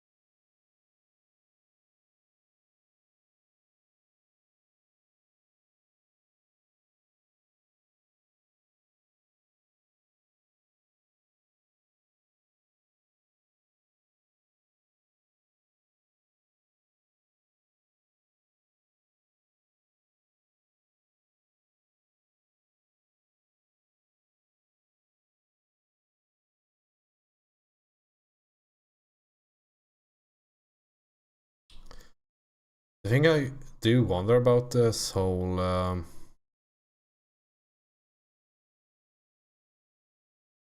don't know how big the pulse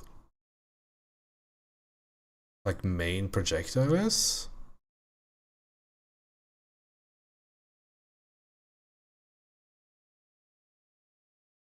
Oh, the pulse tip. I love the pulse tip.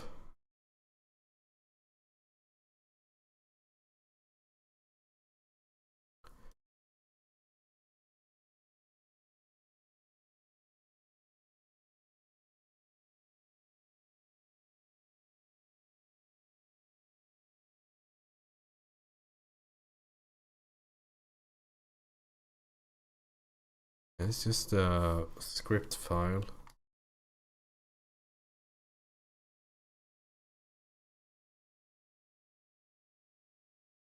Didn't I look at some projectile crater?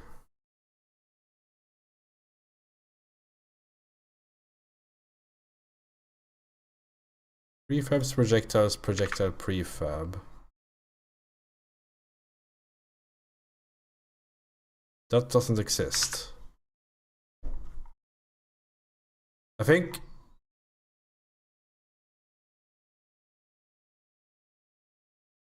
what happened at some point is that we had a spawn function, then we just went to like, oh, spawn multiple projectiles and use that for everything.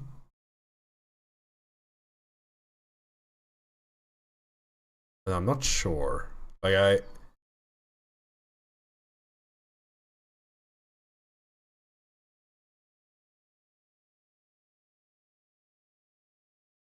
because these only instantiate locally.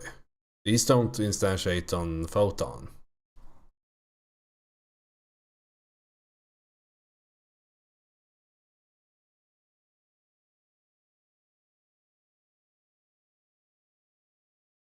Maybe they are just instantiating them on each weapon?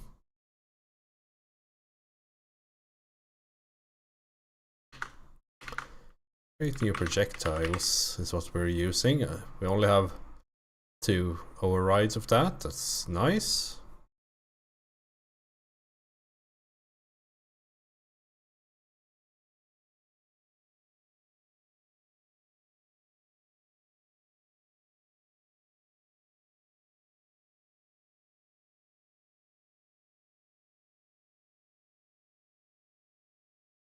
Spawn projectiles.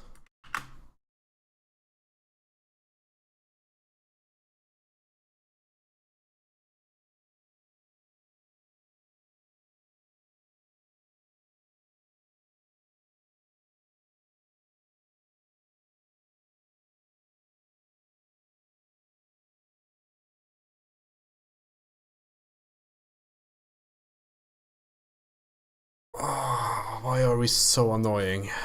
I hate my past self. We have 1 prefab for all projectiles, I guess. And then we have like a projectile script adder, which takes care of like actually adding the correct script to it.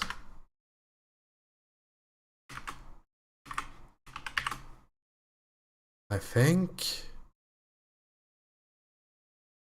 Yeah, and then it's like, depending on the projectile type, we add the thing here. Bullet projectile.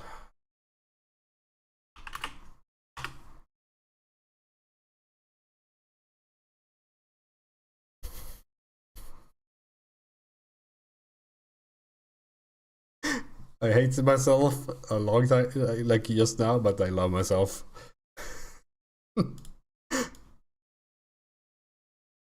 We only comment the most important things in this code base. All right.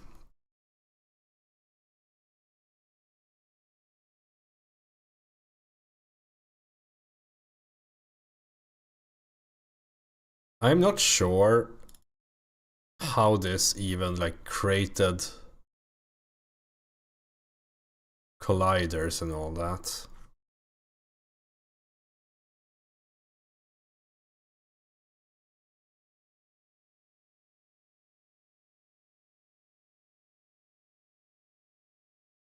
Oh, it's so fucking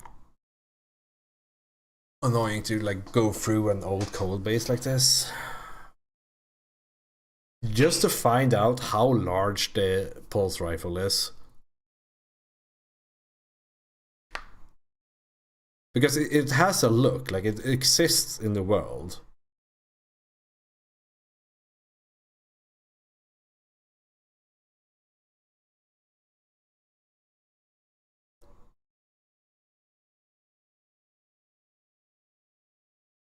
Like, is it just this? Is this the particle system? Which is cool and all, but you know. It's just, yeah, it's just tip of it. Because this doesn't have any collision, so it has to be more than this.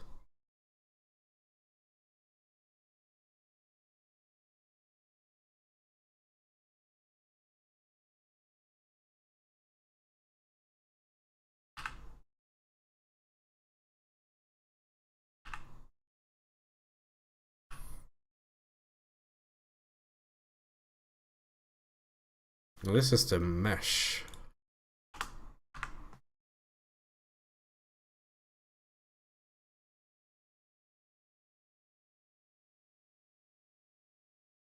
Fuck, I need to eat today.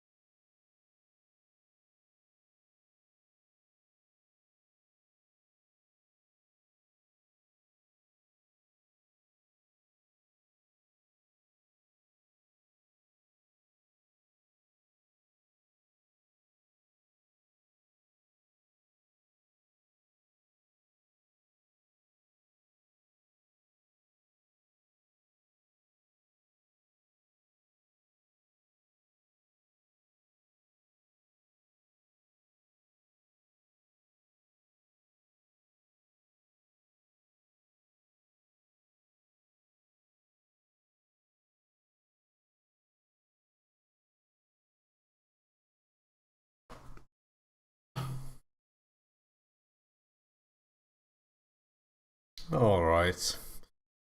The biggest issue is basically down to the fact that I'm not using like Unity Pro.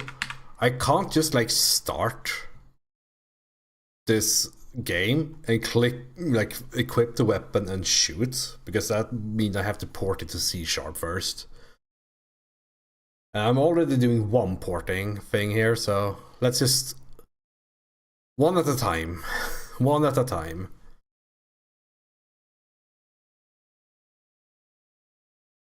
I mean, it's at least twice as large, right? As it. Let's see.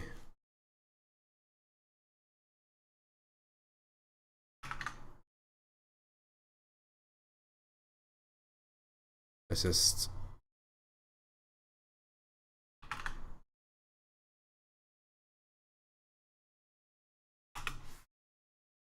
Like this is more like it.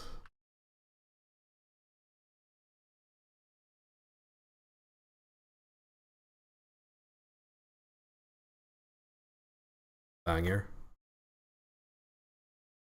I don't know where that value is set. That like it bothers me so much because a bunch of other things are set here, but not like it creates like the tail collider, but it doesn't do the other collider, like the initial one, meaning that it probably does that somewhere else.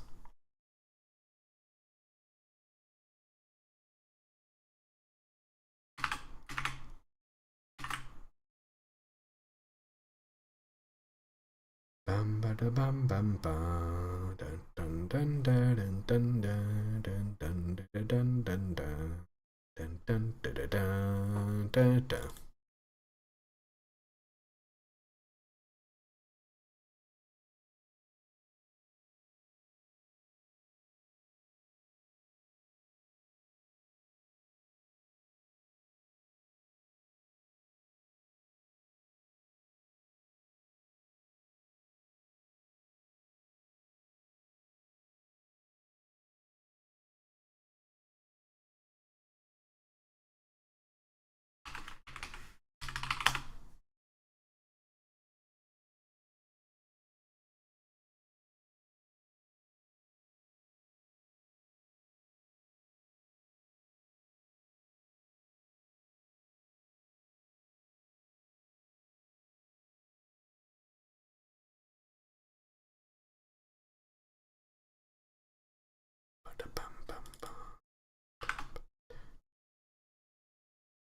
Because it can't be this stupid, right?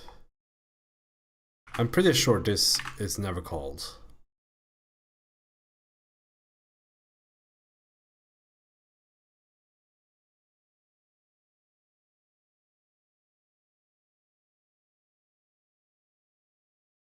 Except, yeah, except in this case, like the for the line projectile, it makes sense because it just like creates a box depending on how big it is, something.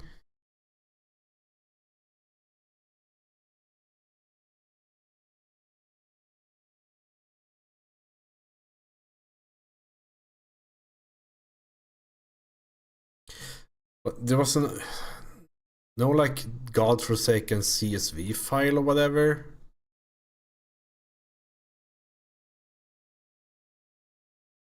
that had all this data.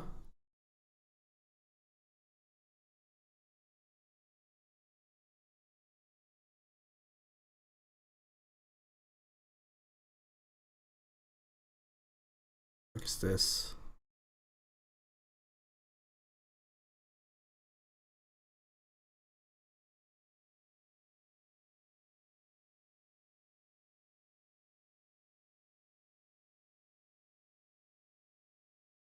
Did I write a fucking launcher? Has to be very early on.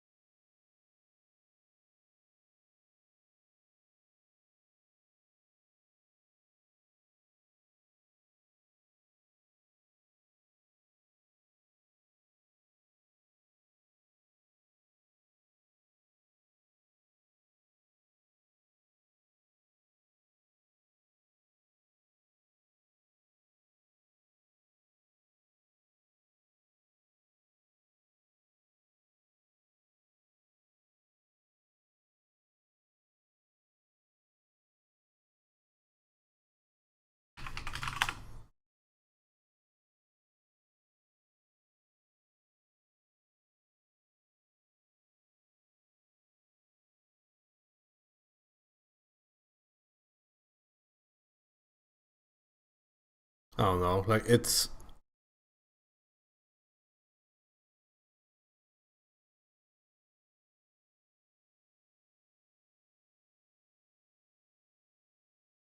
hold on.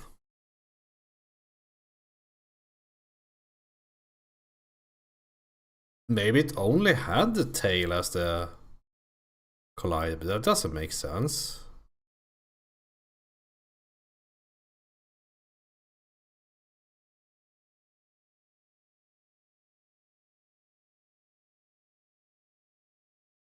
I guess it could make sense. I might have found another bug.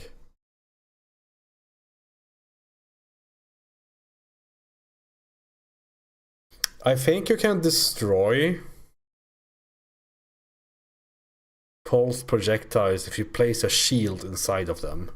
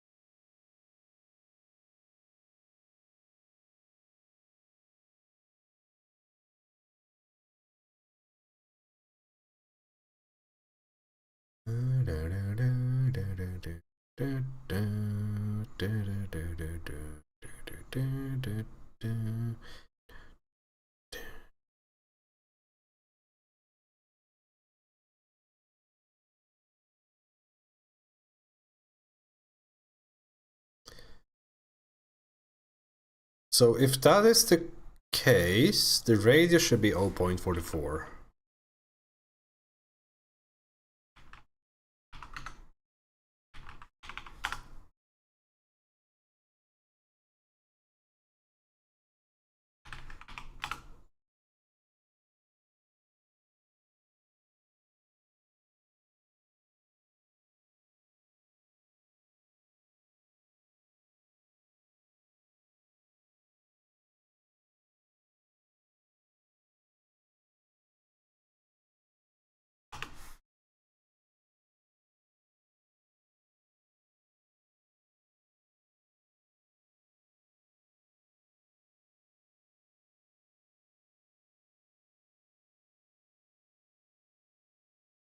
That feels way too small.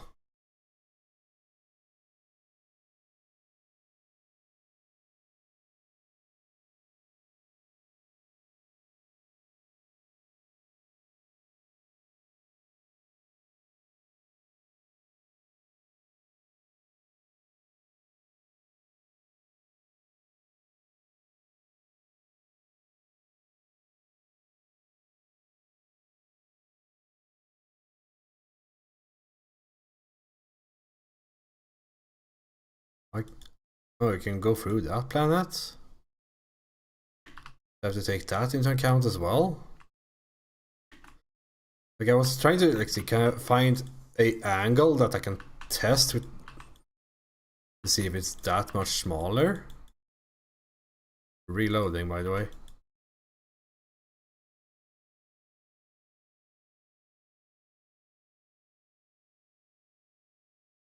Oh, this has accuracy as well, of course. Does it ever like clip the planet? It does, right?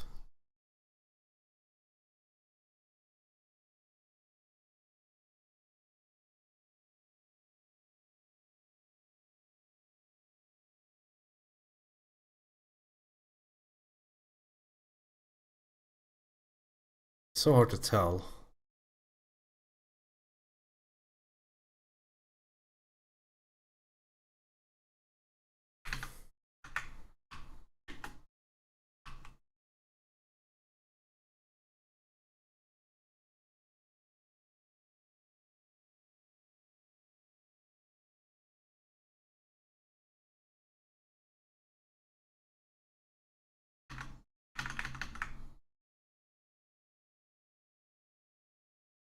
Maybe.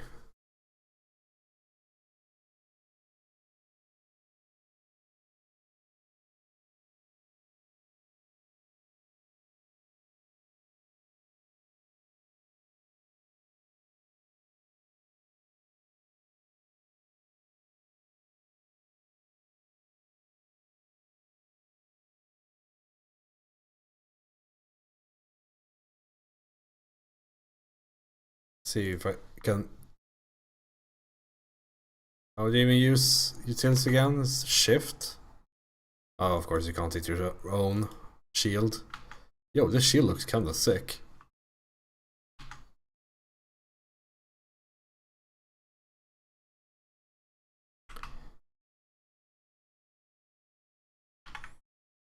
I mean, it's a value. Like, a value is a value. We can just update that later if we figure something out.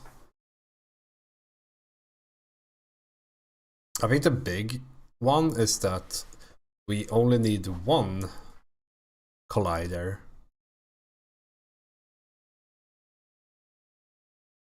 I think it's a triangle like this. It's a capsule collider? Who the fuck wrote this shit? Damn you.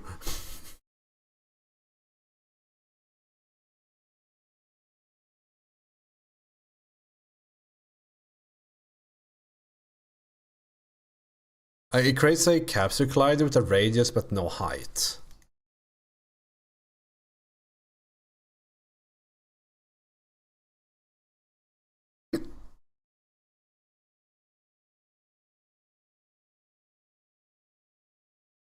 Yeah, which makes sense.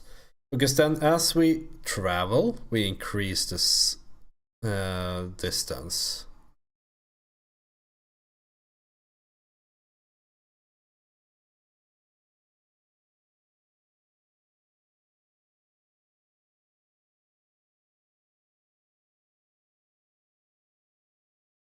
Why does the...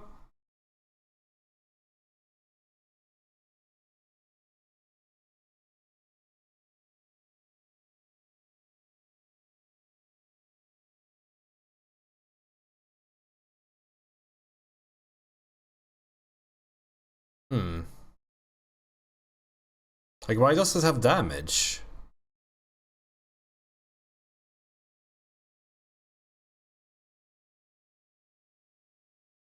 Because you can just tag the end of the tail and take full hit damage? That's so weird.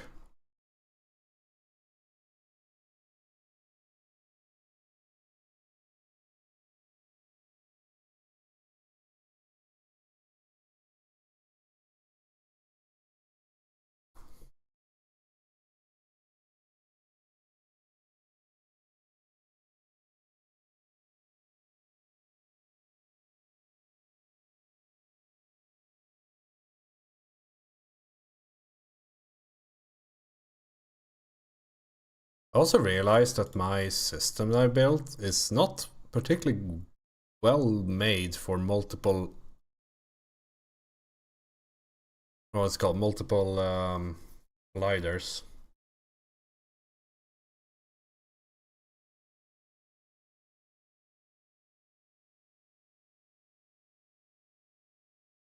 So I guess I'm lucky there's not 2 colliders in this one. Hell yeah.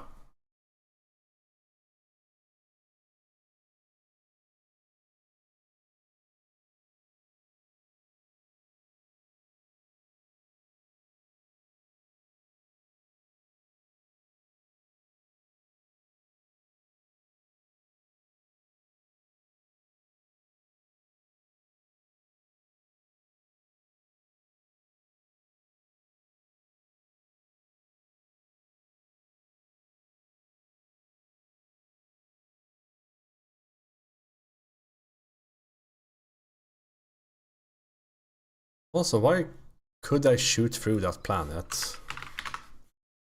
Does planet have some like, oh, this is shoot throughable? I'm sure that's the way you play that.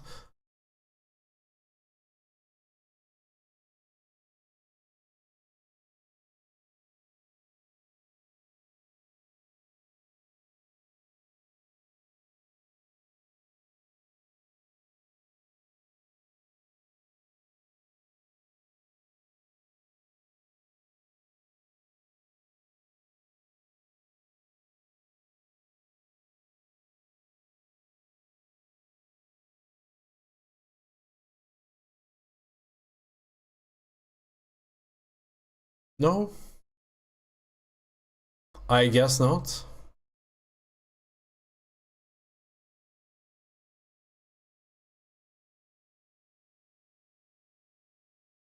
If there's a line in the code that says if it's a ghost planet, you do not hit it, I am going to have a stern talk with someone. No, at least there's not that. But there has to be something that like decides whether we should hit something. If player, yeah. Apply some force. This is knockback, but that, we can do that later.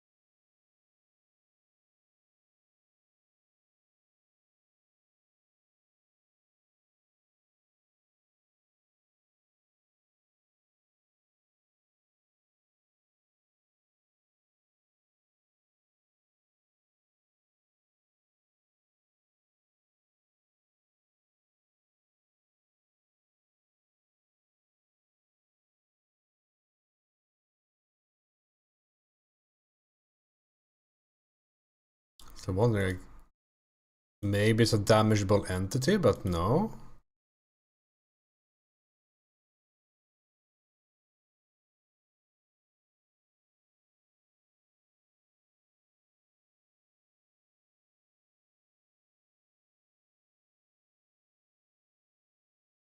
I wonder why you can shoot through this. It doesn't make any sense.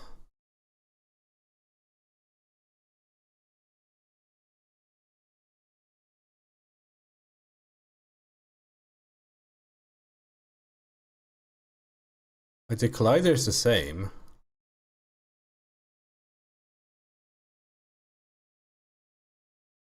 Tag planet. Layer, non-missile clip.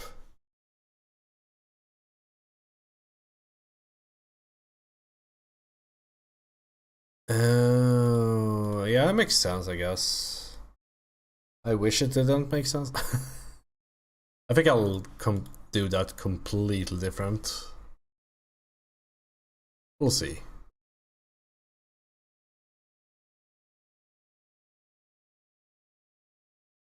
That is a other day kind of thing going on there.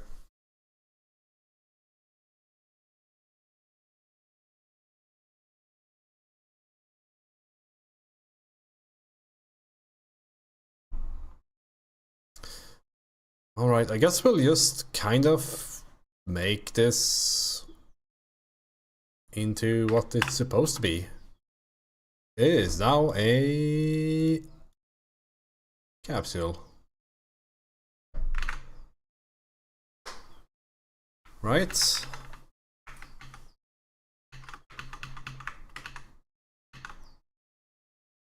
The radius of tail radius. I mean, we can just be there for now.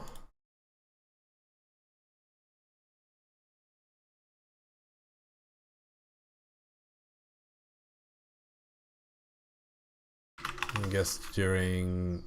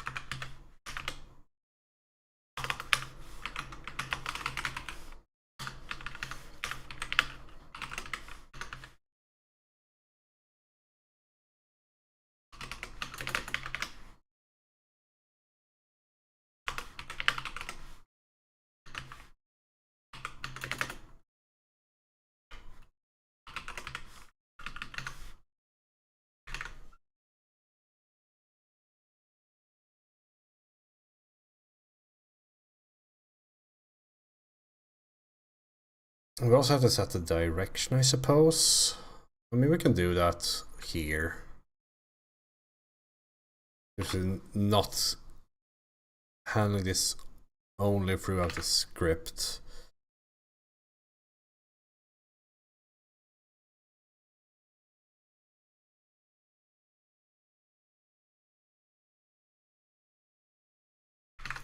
Is height the total height? Yeah.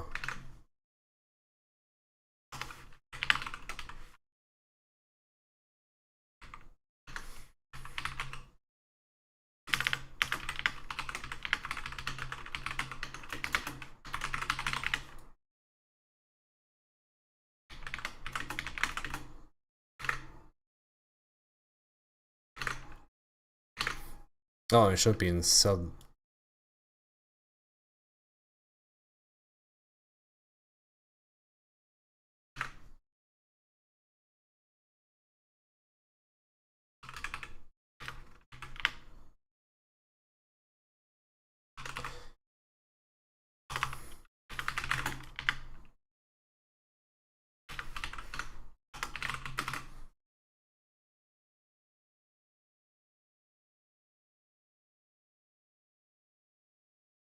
Okay, so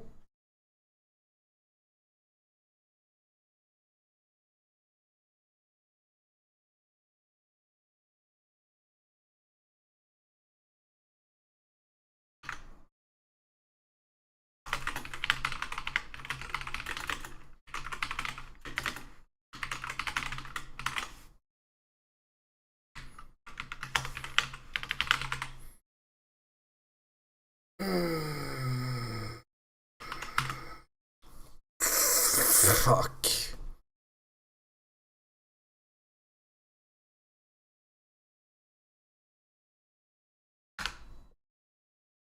Oh, we have set launch data.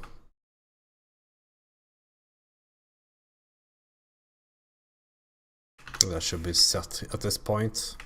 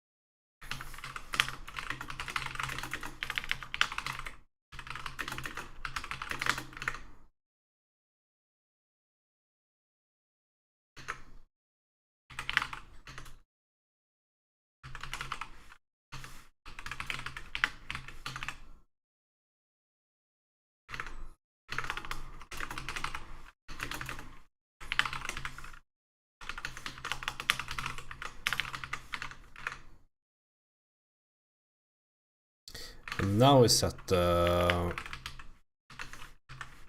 position to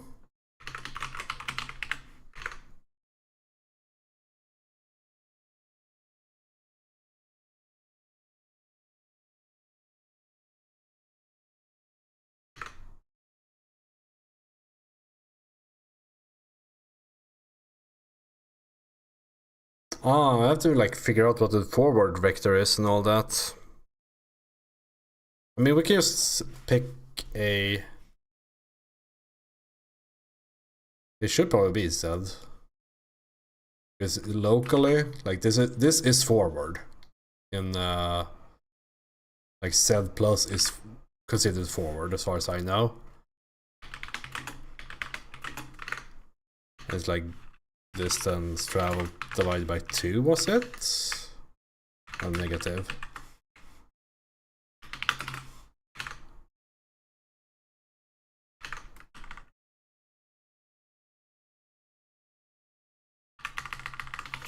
I'm a multiplication enjoyer.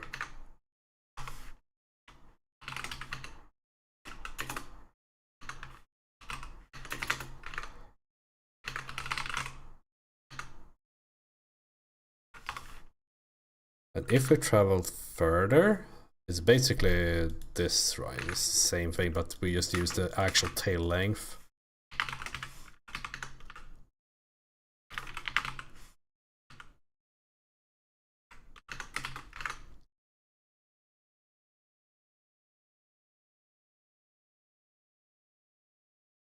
Why do we do this though?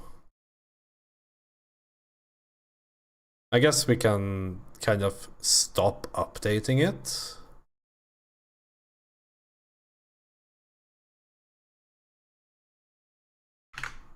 Past this. But it's such a simple like function, so who cares?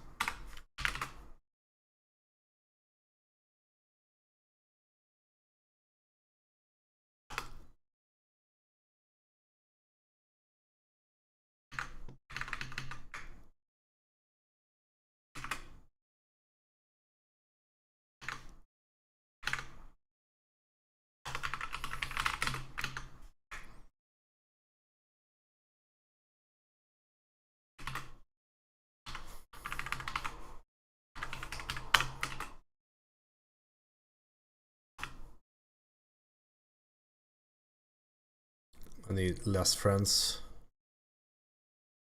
Want to see the collision shapes though. That's a really nice feature. Yeah, it's perfect. Yeah, we can just... Another really good feature about Godot is that you can modify.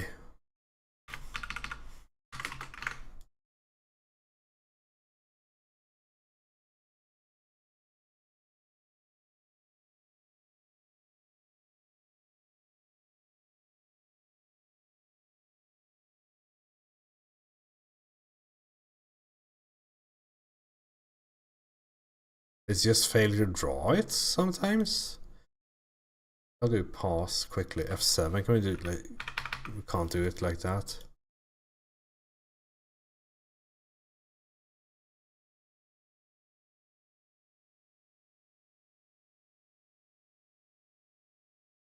It's still around.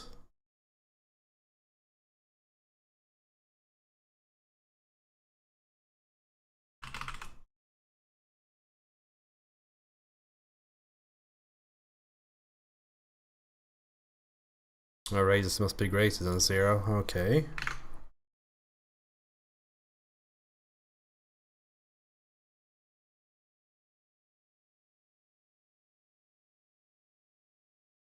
Yeah, I can kind of dig that. We can start at 0.1, I suppose. But because it hates me.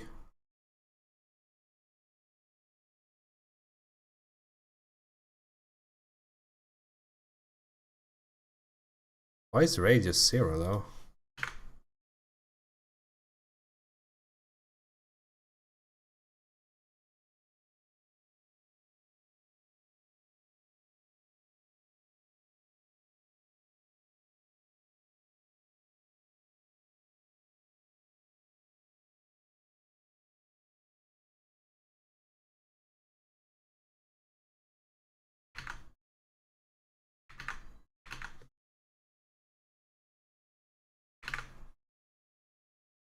Like it is missing this or something.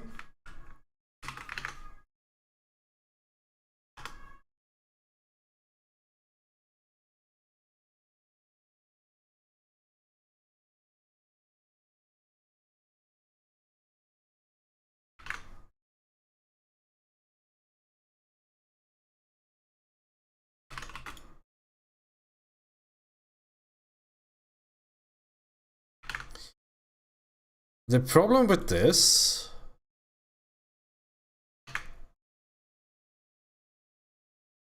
is that it's so hard. Like I could start debugging to like figure out what this means, but it doesn't make sense. Because it's so hard to like capture when this happens. Like, is it here, here, here, and then what frame?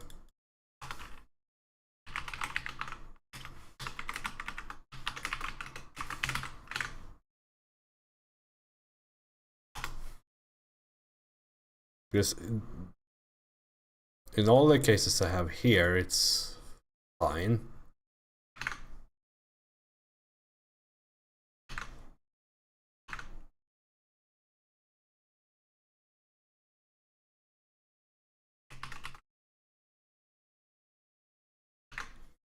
That's at the start time.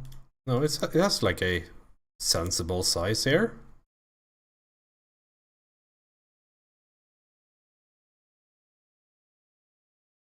This is this.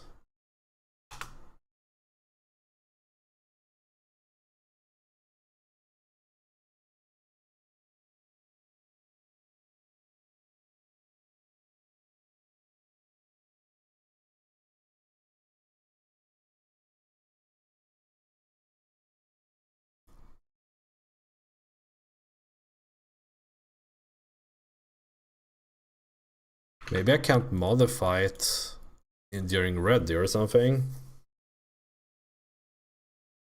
Then again, we shouldn't need to.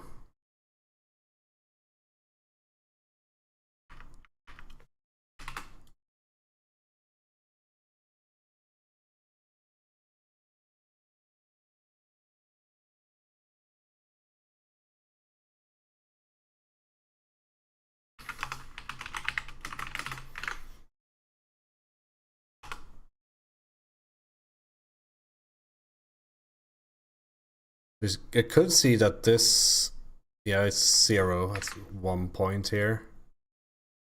I guess that's what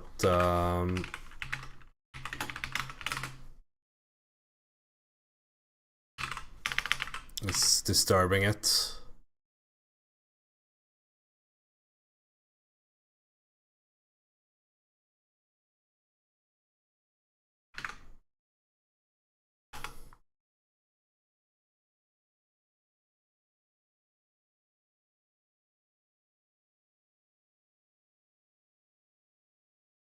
This is an old error.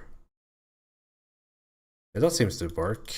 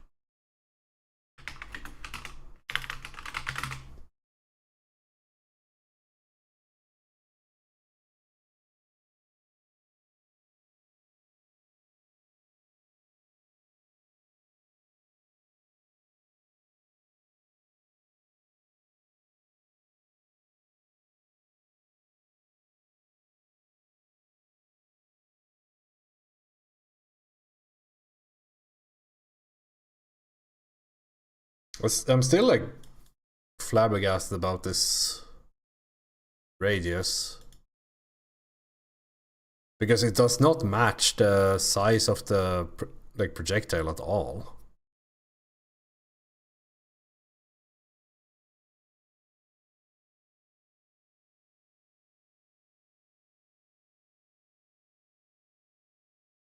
So interesting.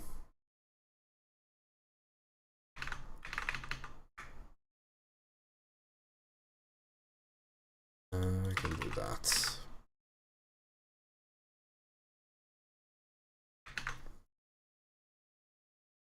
But the length looks correct.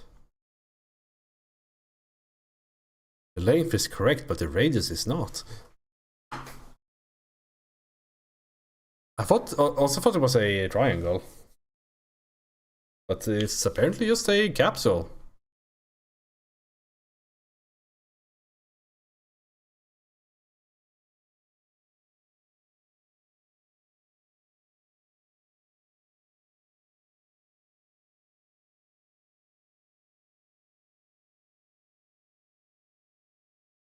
The more you know.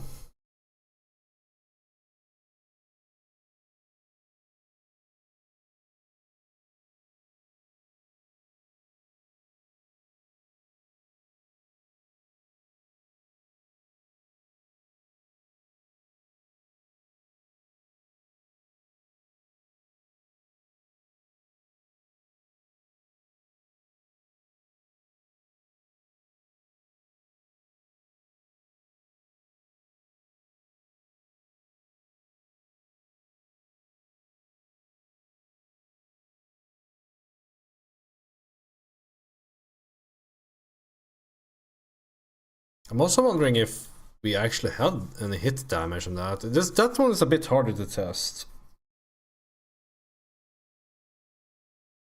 Because the biggest issue with the first Orbital gear is there's no players. I can't hit anyone. I have to download it on my other laptop and try it and everything. It's just a pain. Because this only shows that we're hitting planets and shields, but it also is set up to hit everything. Like, does it even deal damage if it hits something else? Like, do we have... Surely we have some sort of default logic for this?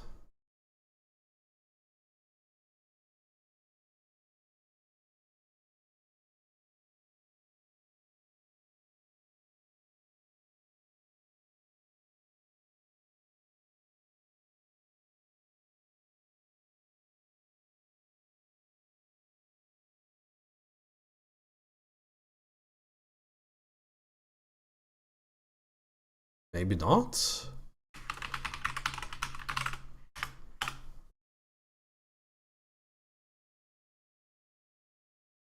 Yeah, deal default damage.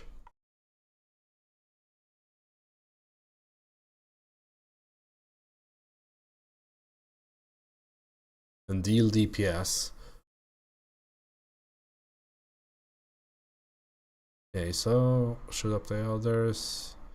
Then active should hit end. Yeah,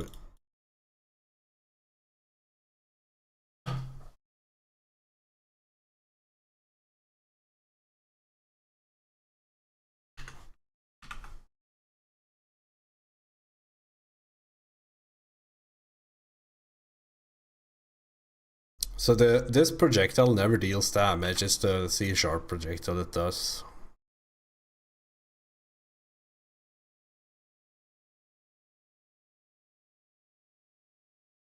Fucking banger though.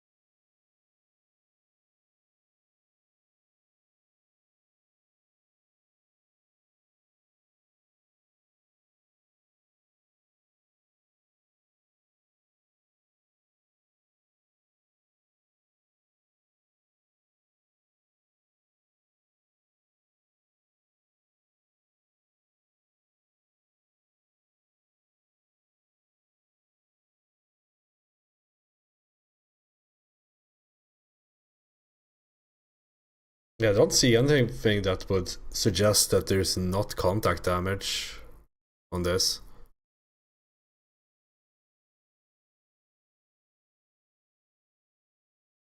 That's a bit scuffed.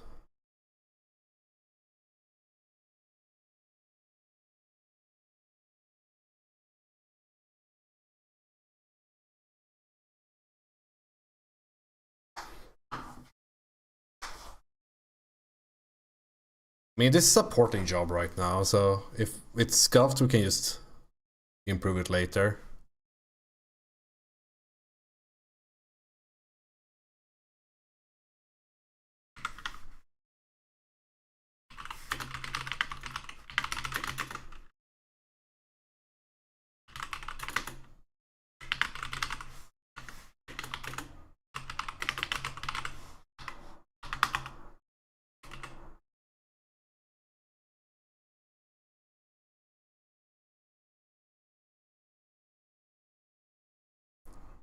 Is it time to make units be able to take damage?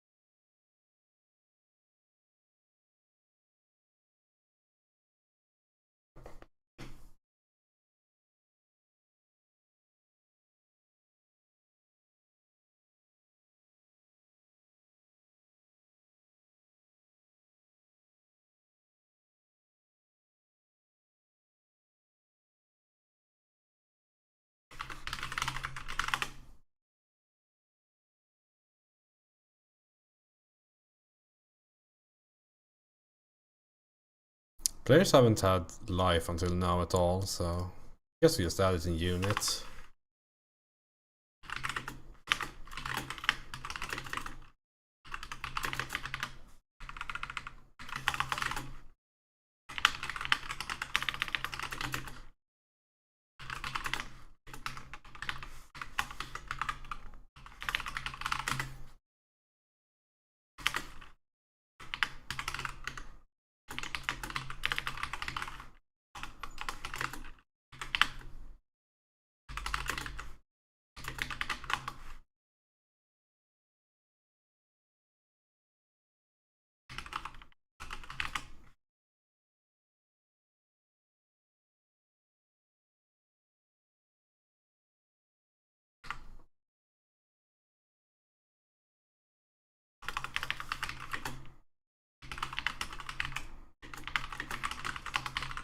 I have no clue what's going to happen here. But we now have a function that we can call at least.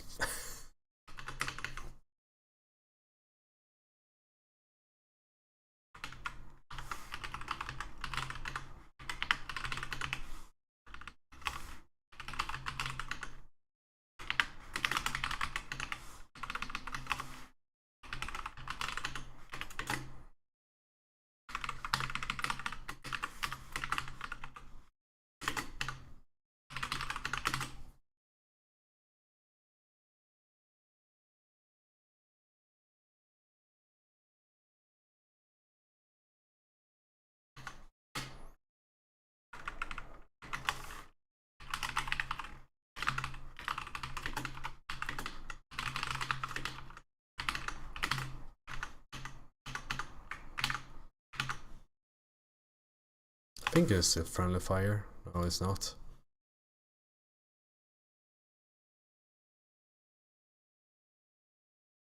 Can we shoot at each other?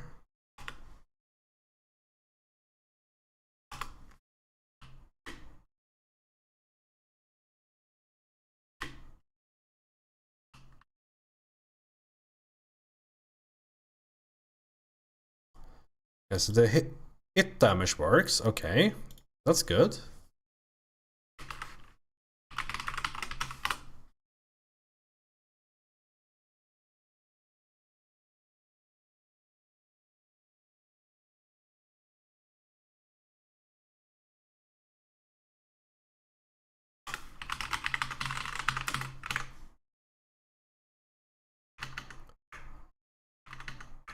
Okay, so why is that not working?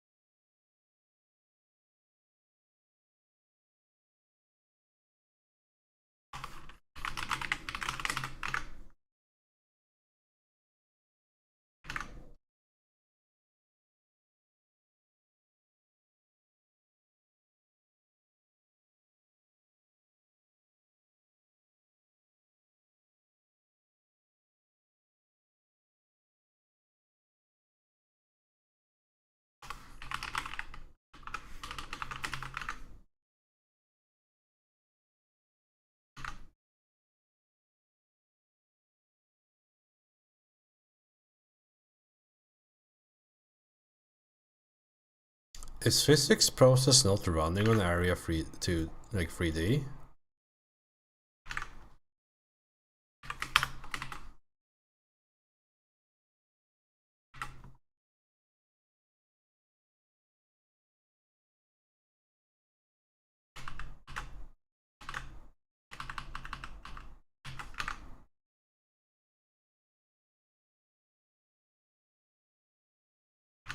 That seems to be the case.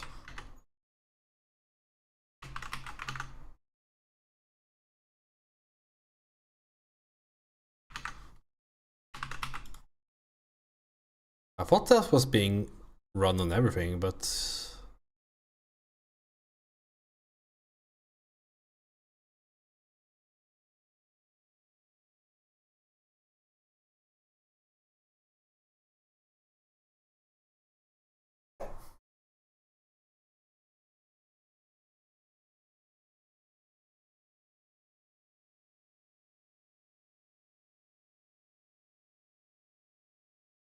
It doesn't make too much of a difference. Just that we have to like throttle the like UI events and all that to ignore giga small hits.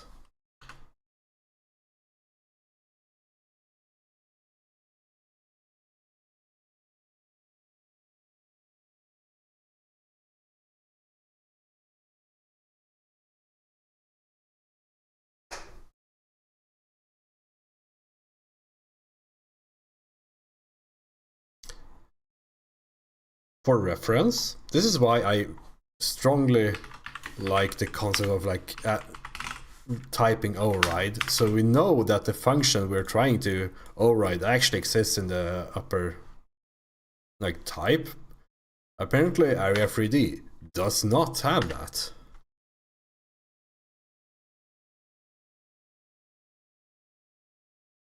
Dun, dun, dun, dun, dun, dun, dun, dun, dun, dun, dun, dun.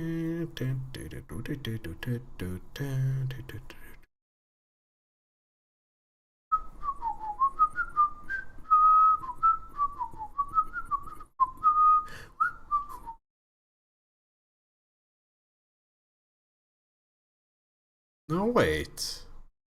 It's a fucking Node 3D. Of course it should have a physics process.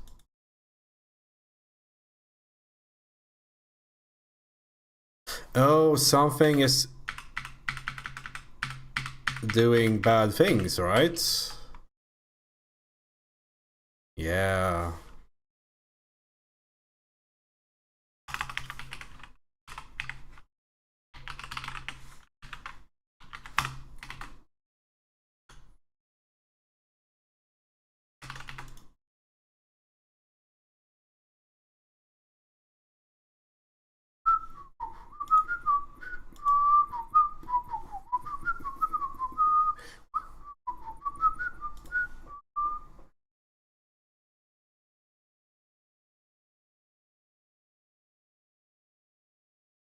It's so easy to forget that. Like, I wish there was a better way of doing that. I don't think there is, though. Like, it's not like C++ or anything has the same, doesn't have the same issue that you forgot to call the super type at times. Like, that's just what happens.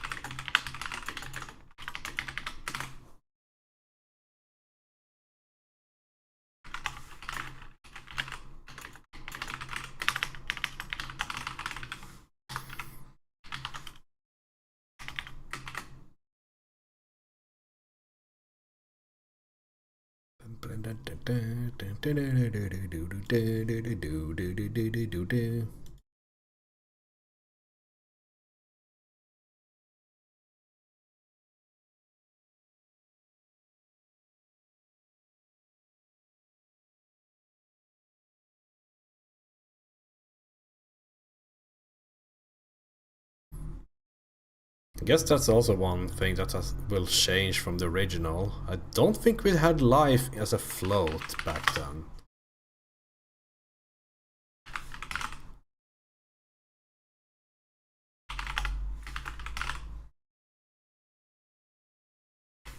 Or health? What do we call it? I normally go with life due to oh yeah, damageable entity.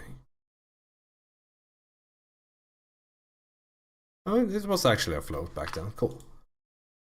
Like, it makes a lot of sense once you start like writing. Like, you might want to make this an integer, but float makes a lot more sense for like. It means that when you deal damage over time, you can just like fucking remove life from it. From the target, and you don't have to like bother by like storing fractional damages and all that. It's just inside the float.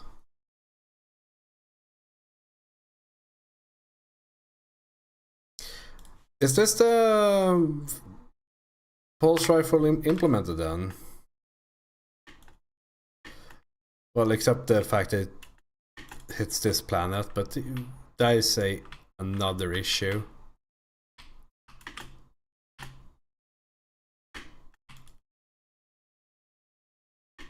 I'm still surprised that it's this fucking small. Because it doesn't match the graphics at all.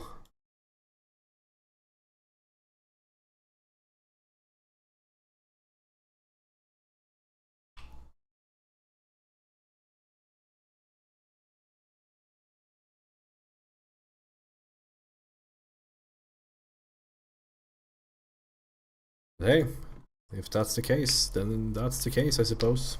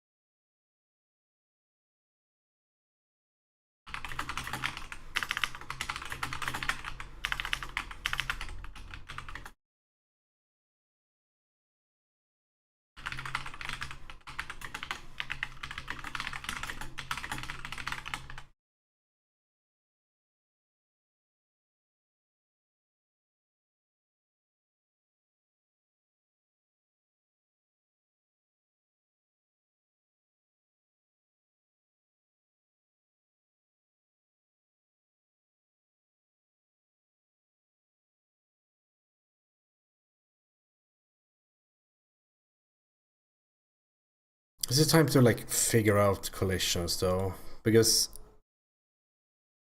we right now have an issue where like players run into each other, and players should not hit each other at all. I also need to look at stats, because we are going to have buffs at some point. And there's 11 more weapons and a few utilities to implement.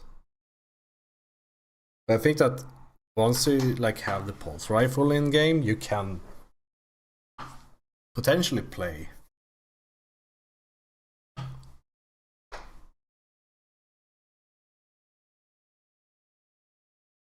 Okay, how do you do this? Like, if we change the mask to 2, we fall through planets.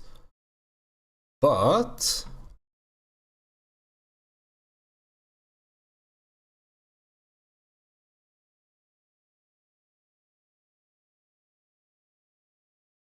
how do you do this in?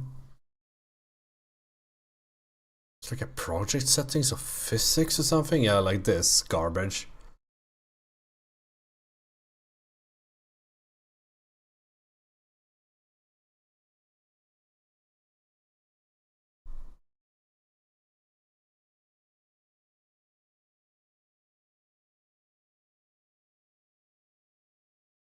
Can everything go through that planet?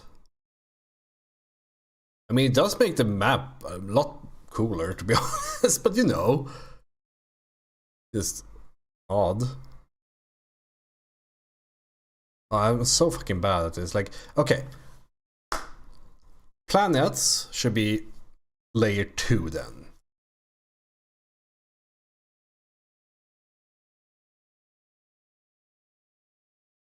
Projectiles layer 3.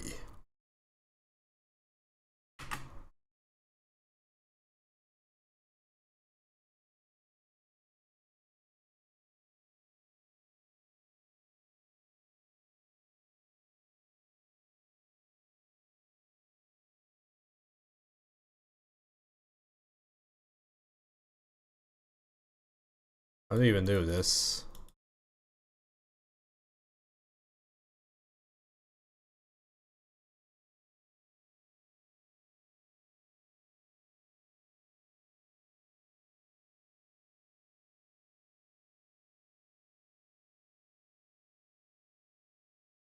Then you hit players, planets, and possibly other projectiles?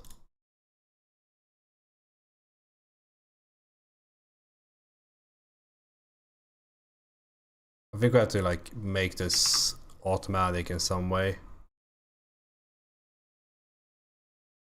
Oh, yeah.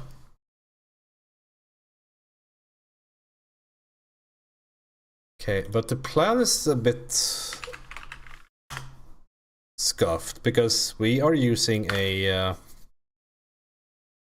like I'm building these levels from a JSON file,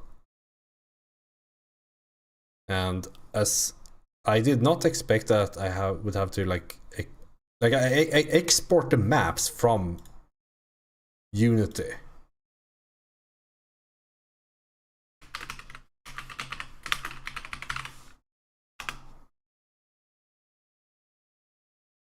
Into a JSON file, and then I load that in Godot.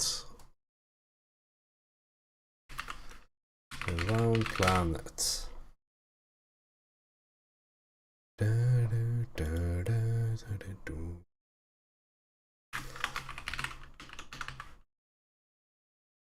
Oh, we don't get fuck, because like this value that's up here, the layer, should be a part of Unity, right?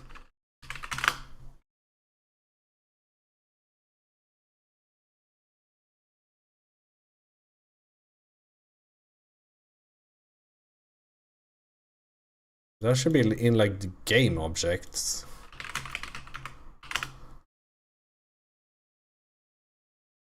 I want the API for game object.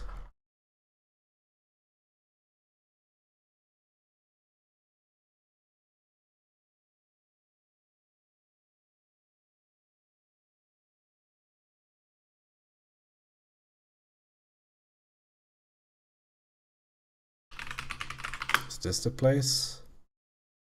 Yeah.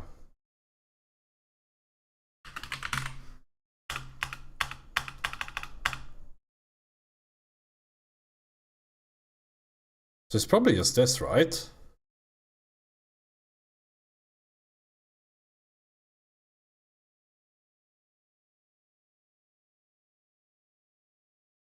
if we just do a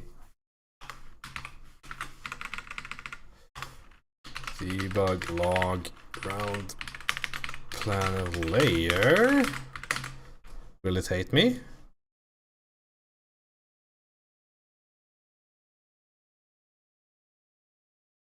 Fuck.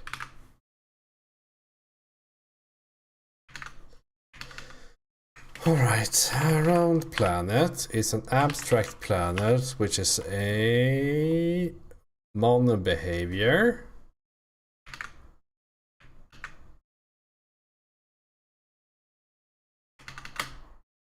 Is it like dot game objects dot layer?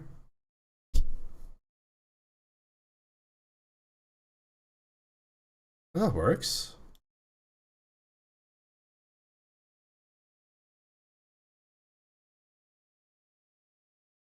Okay, so I guess 8 is environment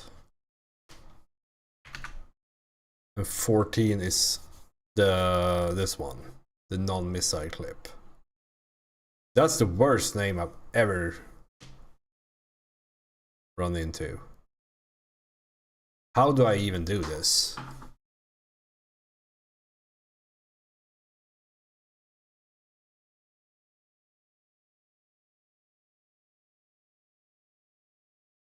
Fucking banger. It's probably one of the best songs they've ever made.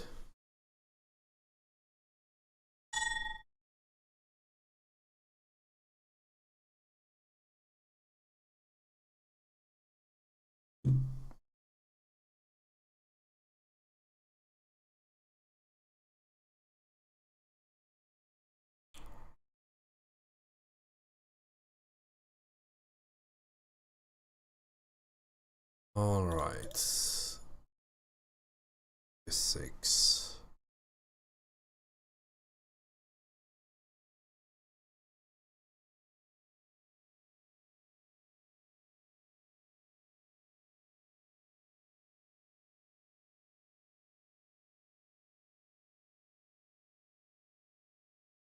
I need to figure out like what weapons does that even apply to?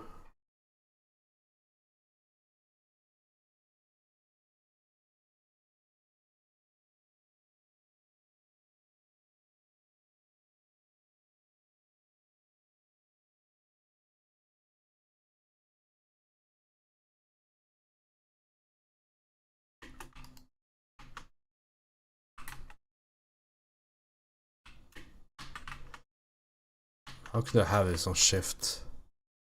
This goes through. This goes through.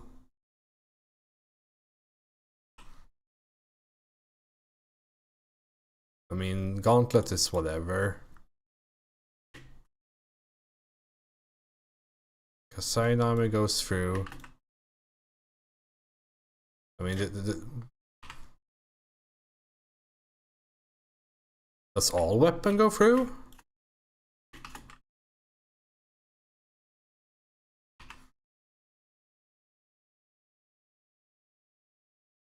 I mean, face orb goes through everything, right?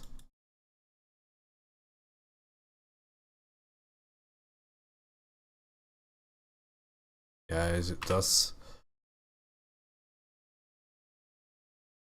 Flame gun.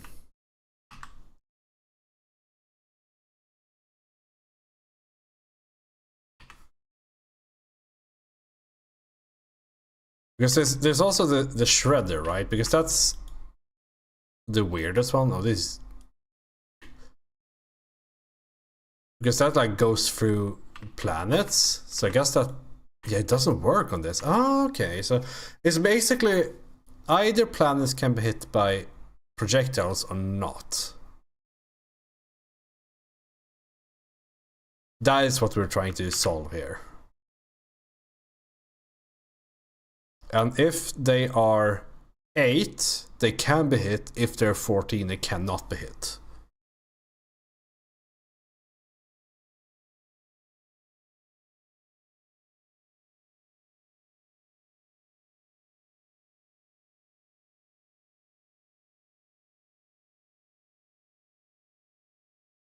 I think we'll just export that as a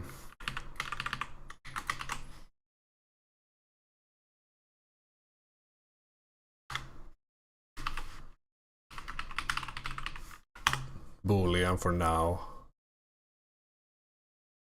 because I don't want to like copy the physics layers from one project to another. That's just bad, right?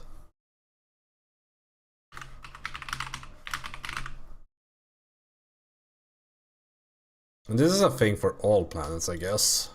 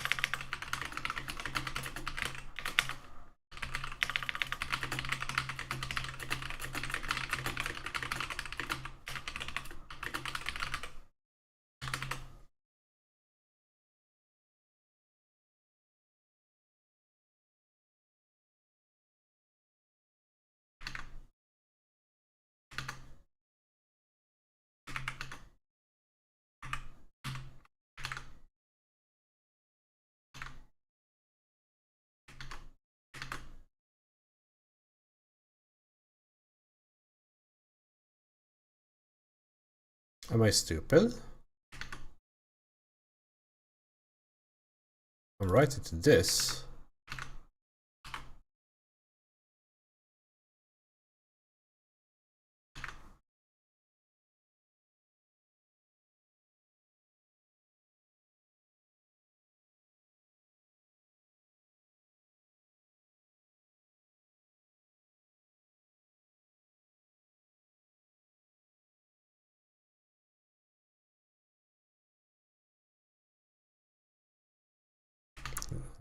I haven't saved. Okay, there we go. And then we need the same thing for the shaped planet.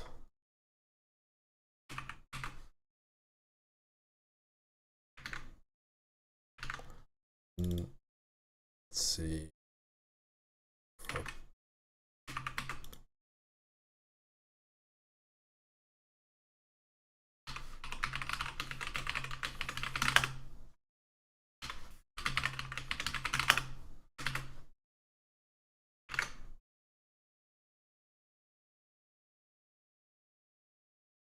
So now if we export this, we should have more data.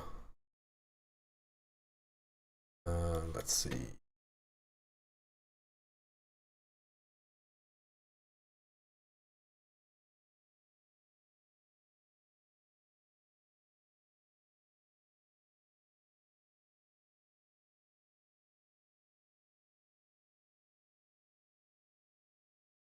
Oh.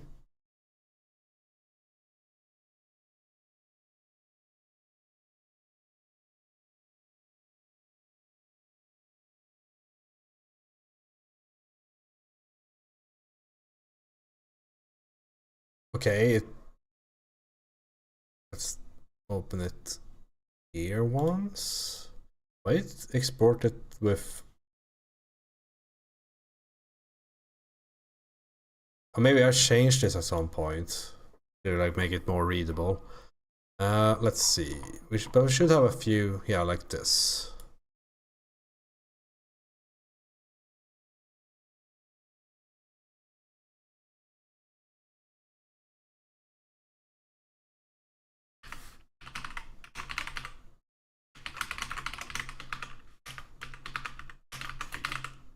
And a one, yeah. Cool. Okay, so that data should be there now at least. And we just have to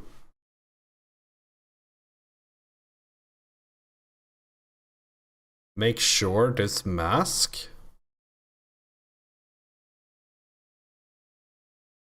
I fucking hate this. Oh, thank God.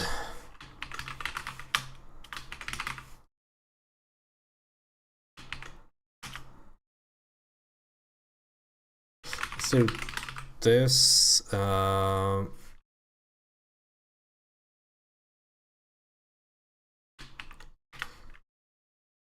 do we call this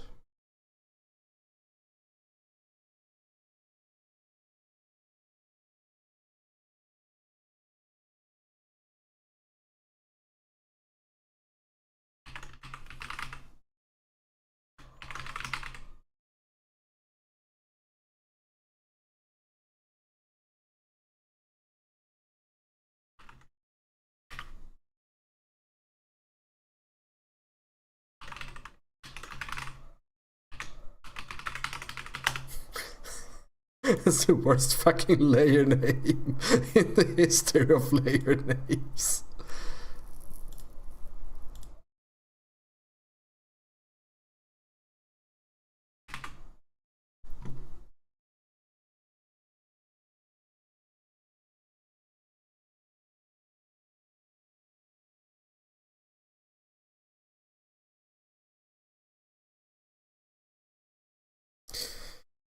I mean, everything should have this, right? Well, not necessarily, but the default should be that. Oh, I fucking hate this. You have to do that on so many things. The player character is on layer 1 units. It's this. Does the collision work at all? Perfect.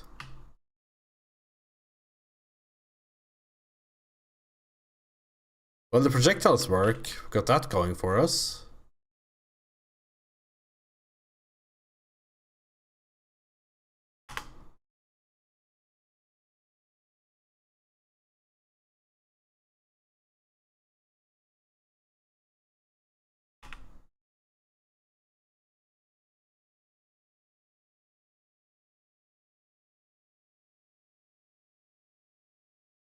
Oh, they don't have gravity points anymore.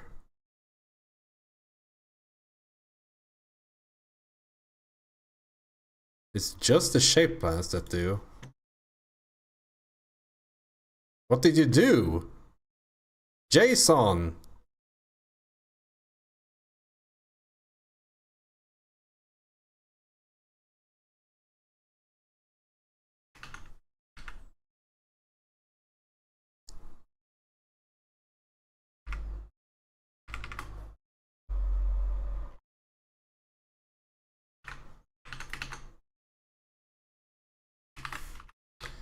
It has a linear gravity point.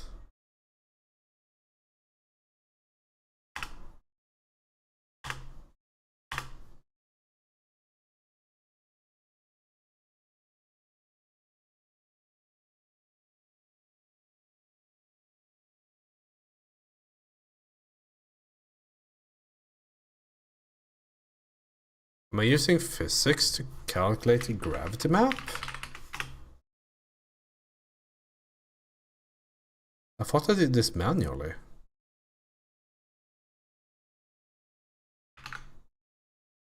Because all of these are being ignored.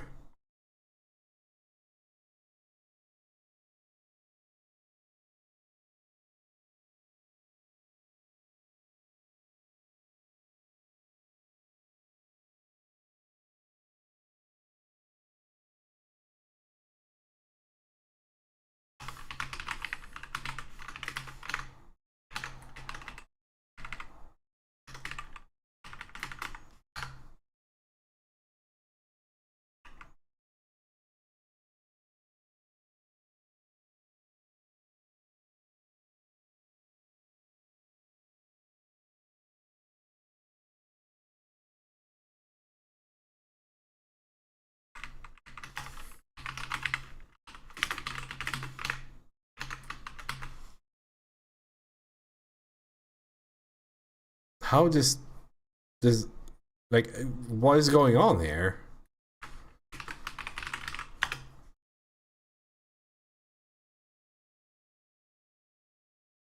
I did not expect this to break.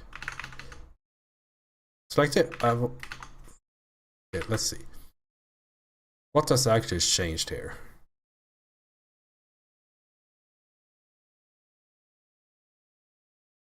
Oh, this looks incorrect.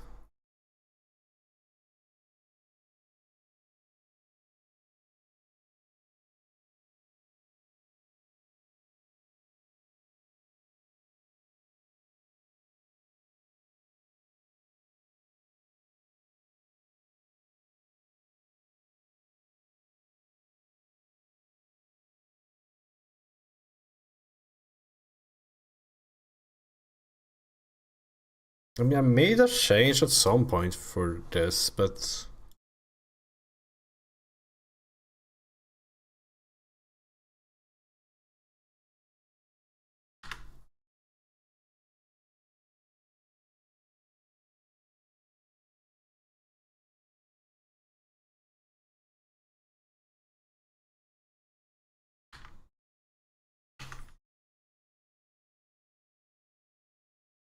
Did I not test this?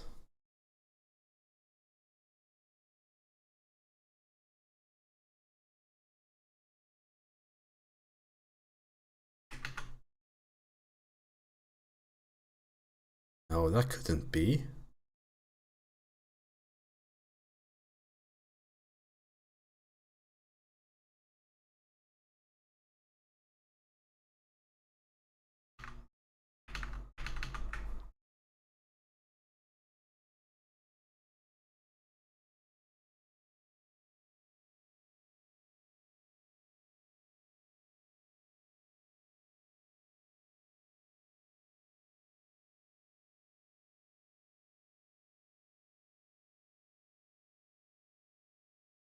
I mean, it's getting the same values as up here, so that like we know what it's doing wrong to some degree.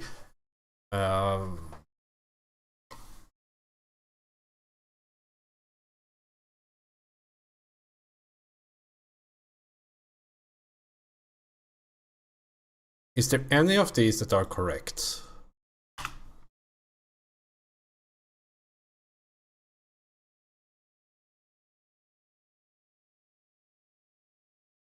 Because the issue is that they're... It's a bit hard to see, right? Hold on.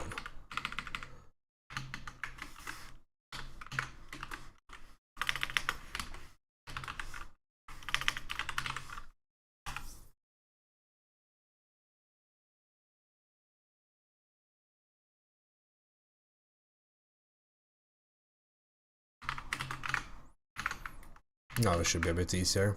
The problem is that they are all over the place. This is not a good color. Rather than being on 0. And I guess that is down to the way I'm doing exports. When... Because this one has the... Okay. The problem is that since these have the linear point on the object itself, it uses this transform as a local transform. But the shape planet that do work, they have a linear shape gravity, but this one is ignored, and they instead use the gravity line that's inside them. And then this is like correct. These work. Okay, that is the problem. We need to see export map.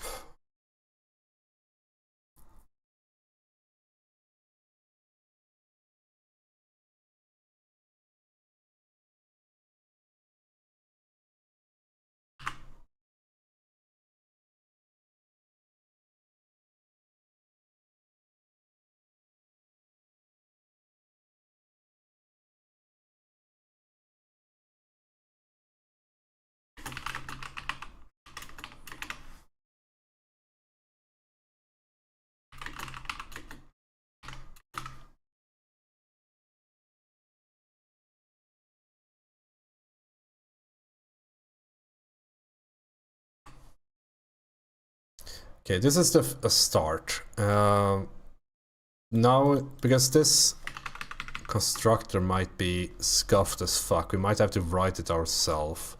Because we need to use 2 different transforms, I suppose?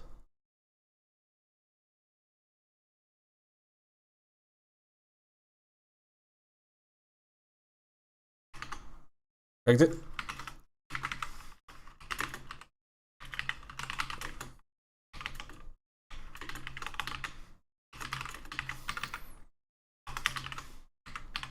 Like now they won't be added, but...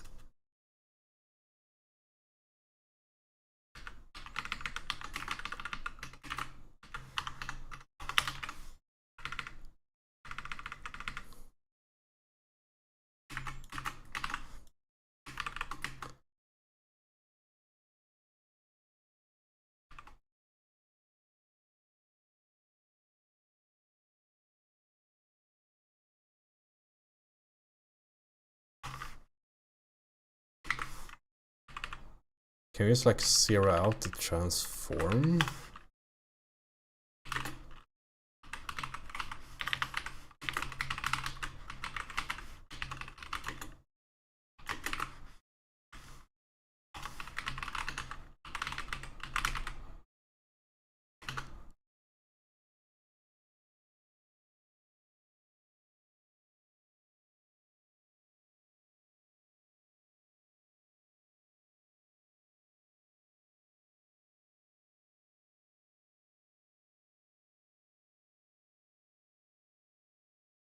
Because I don't want to write all this.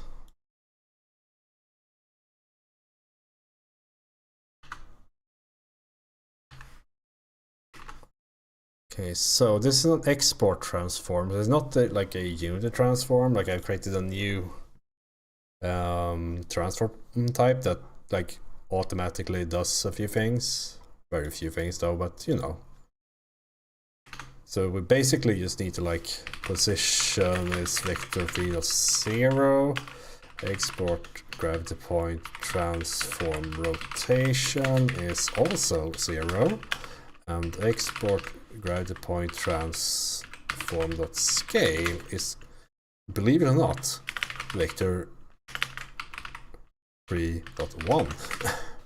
I think they're called written like this in Unity.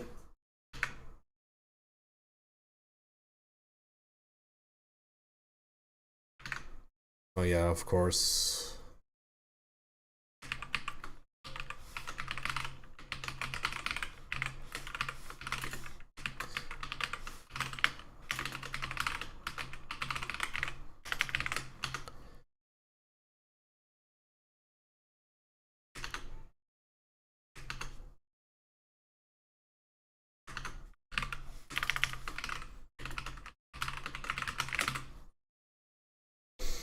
This is not the most beautiful code I've ever written.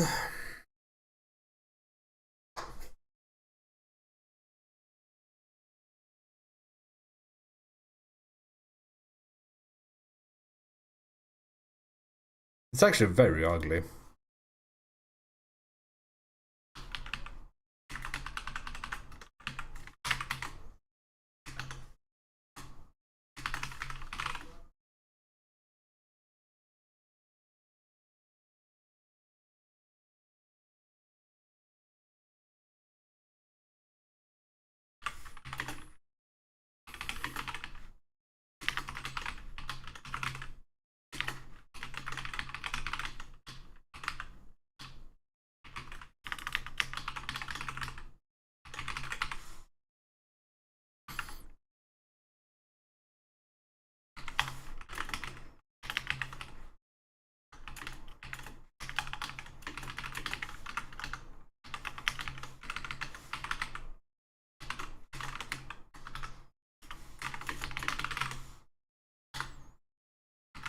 This is a bit better. Not by much, but slightly.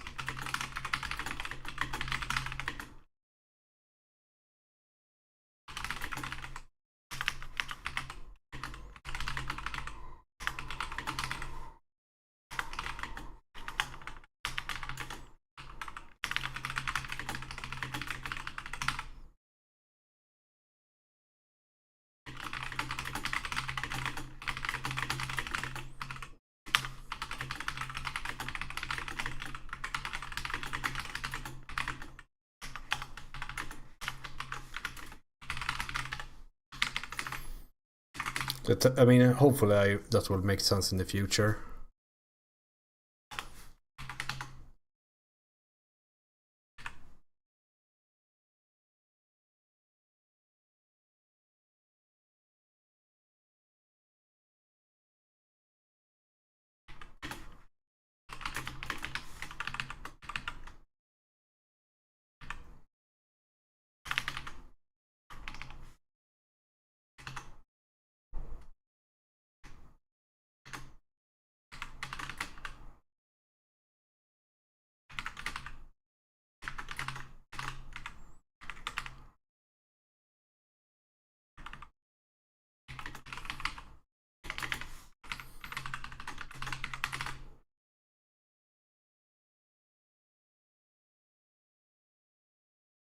Yeah, I have to do it on shaped planets too, I suppose.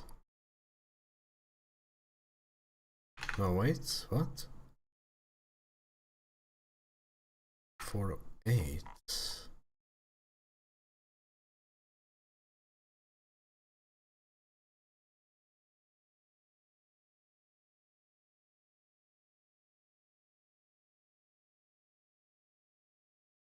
Oh yeah, this is always top level, so... Oh no, wait, this is even weirder. Isn't it? I mean, it doesn't matter since we're overwriting this anyway.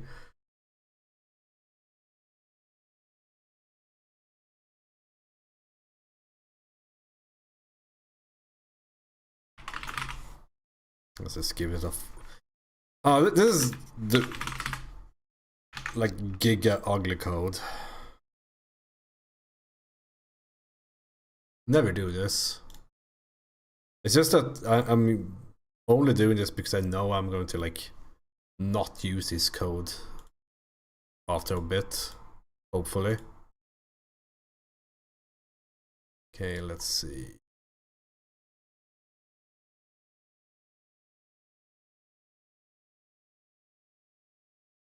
Yeah, now it has a sensible location, I think.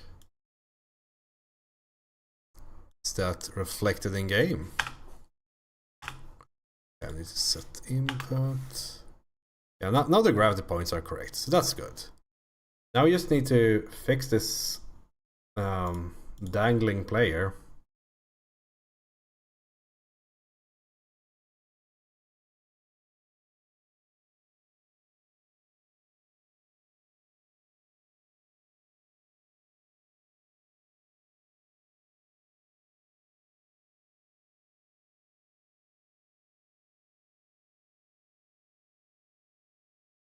Yeah, set that collision mask.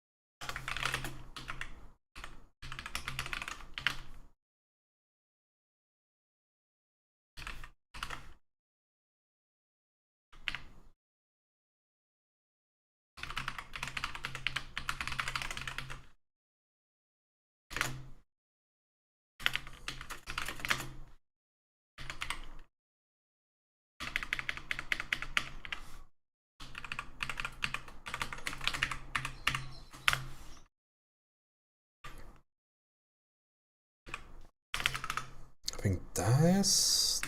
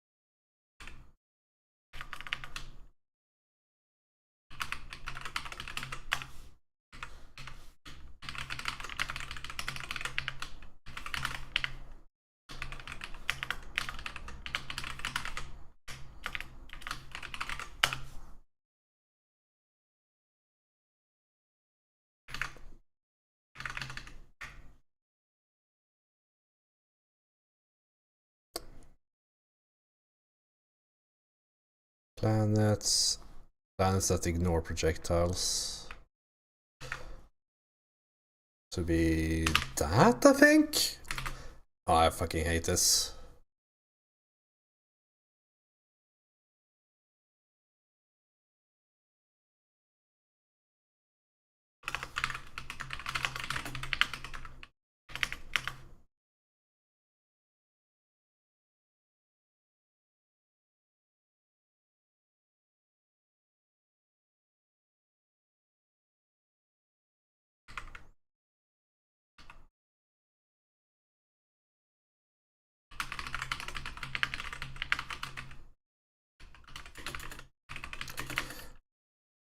I think I've named this 16 different things by now.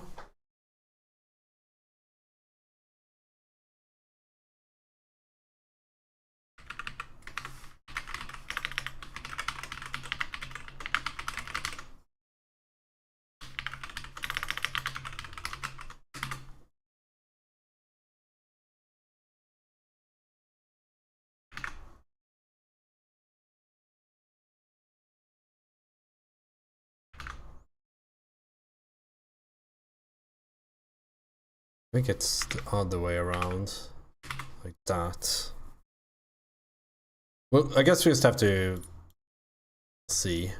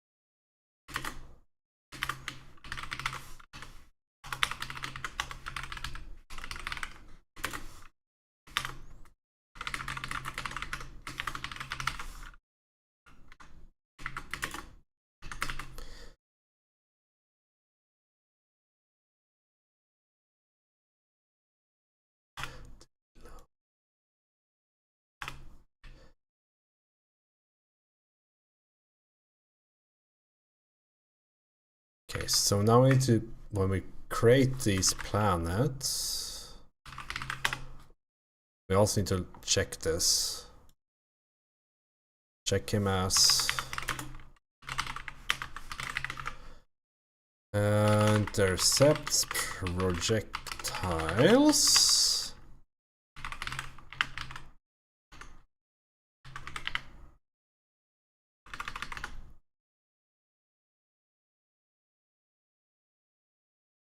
Oh, why the name? Like, it's so difficult to like come up with a name for this. But now I feel like I should flip it and call it projectiles pass through. I'm doing it. We're exporting the map again.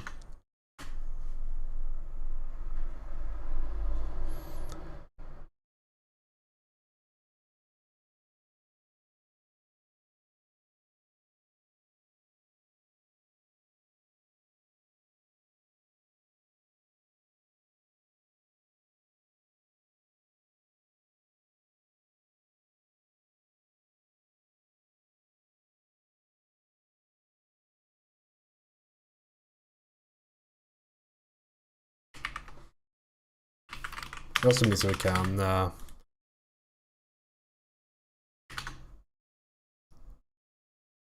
do false on it, and I prefer that.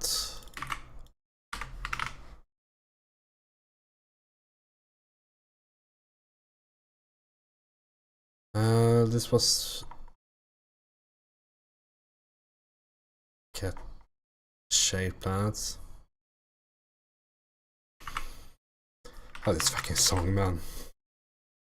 I cry every time.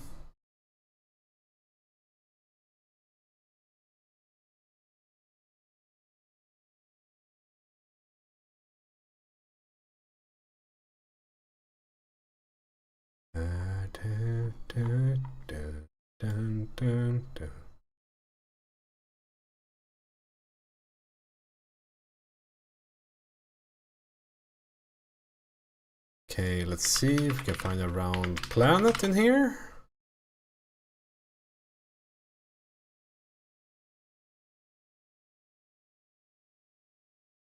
Like to pass through is true on a single one, which is exactly what we want.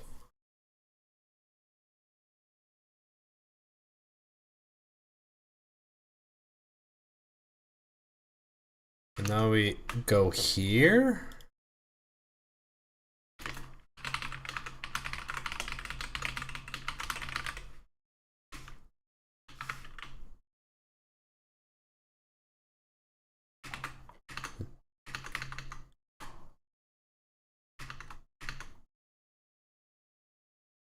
This is a bit more readable and like somewhat sensible.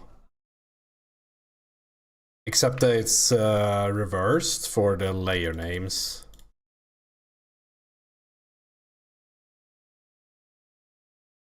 I think.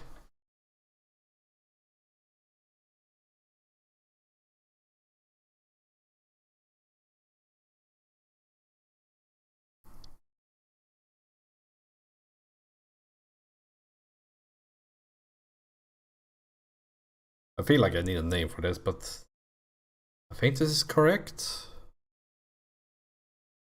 We also need to do this for the shape planets. I mean, it's literally this.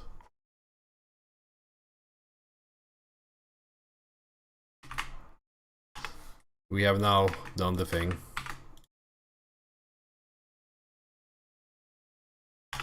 When we land, that one hits that.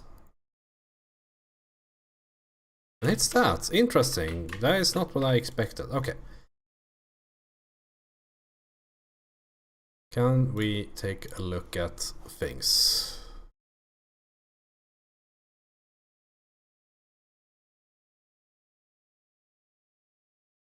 Not while paused, of course. I don't understand.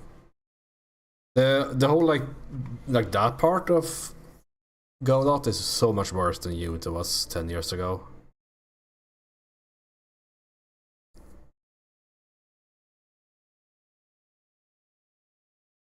It should be this, right?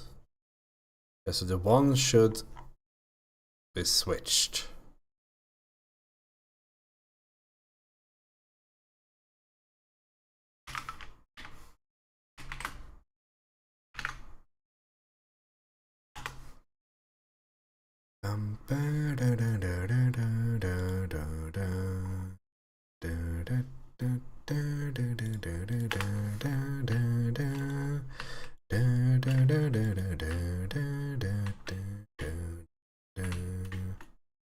I still stand on it. Yeah, I mean, this works. Holy. I made something work with collisions. That's a first. Maybe second, I suppose.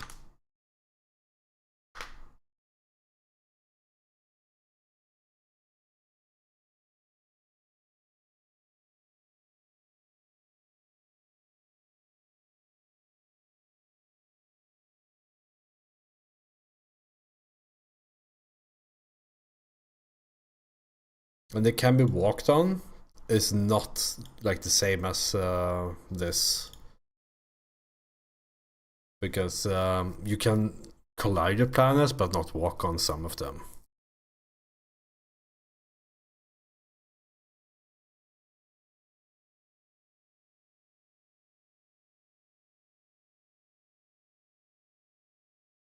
Okay, now we need to do 2 commits.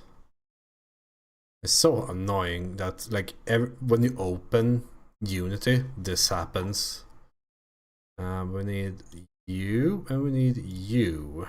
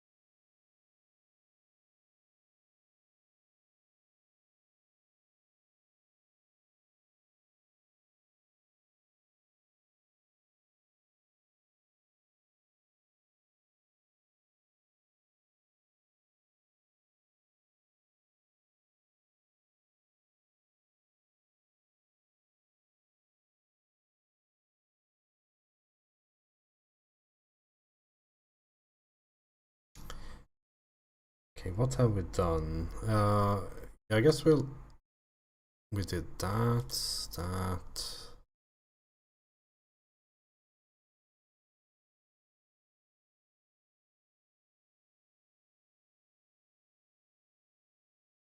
Sure.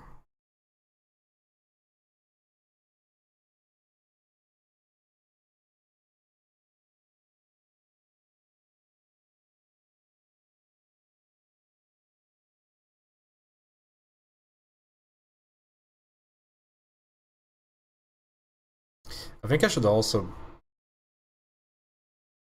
make sure that all projectiles just use the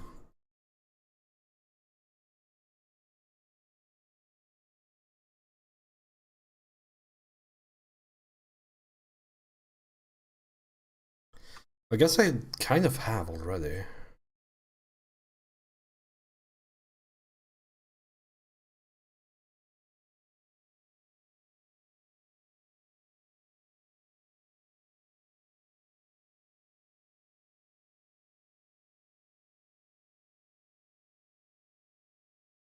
It's not exactly correct.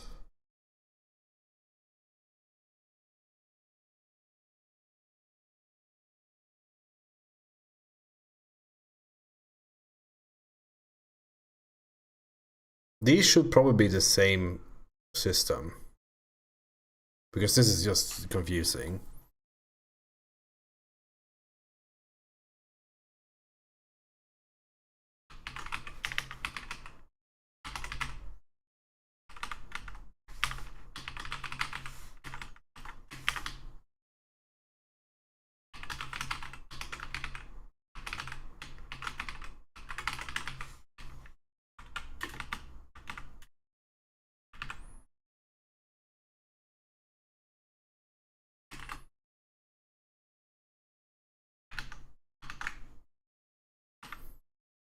And then we'll just add buildings and whatnot and shields on their own.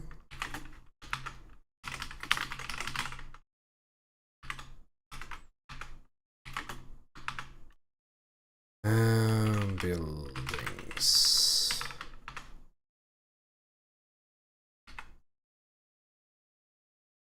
Okay, and the default should be this, I guess.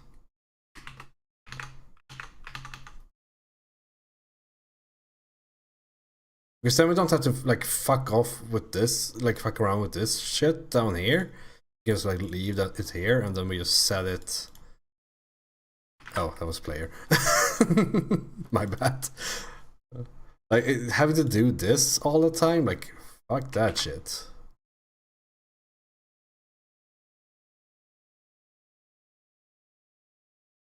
Okay, so I guess we might as well name the others then. Let's see. Oh, was it like here?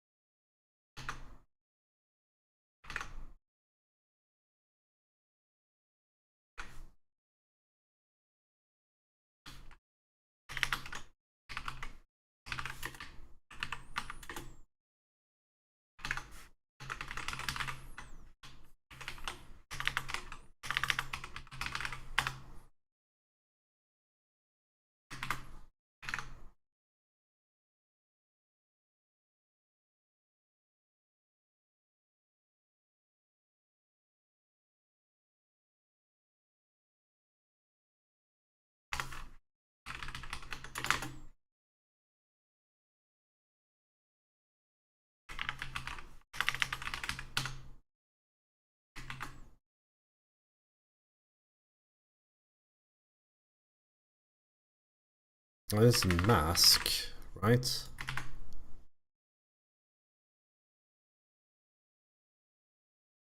The collision layer is...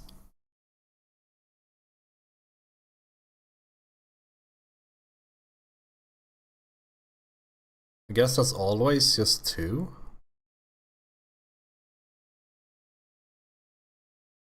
Because they are projectiles.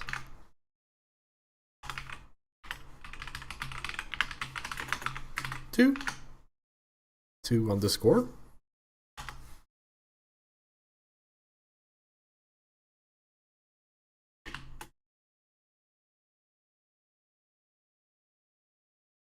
Because I think this is way more like you. I mean, this is like this collision is overridden more or less, but I think this is way more obvious, at least to me, like what it means. I guess player is incorrect, which should be units. Let's see. Can you like get this as general 3D physics?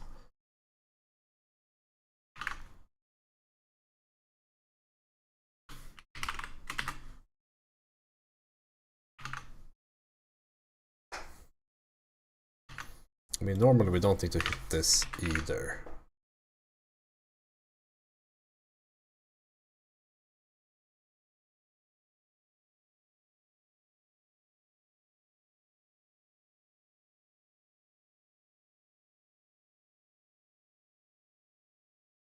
Like, this is a good default.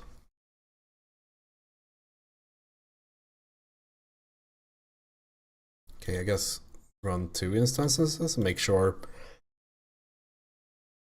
we still hit players. We don't hit planets anymore. That's very hype.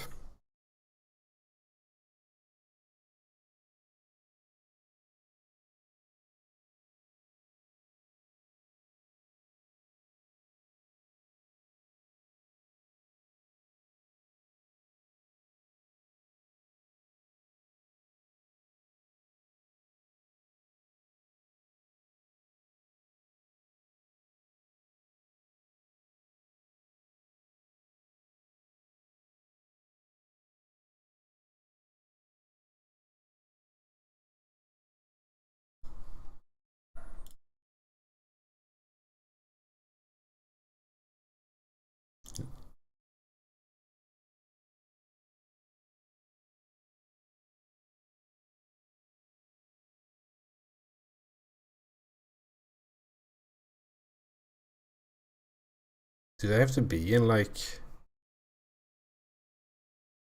this as well? I don't understand collisions.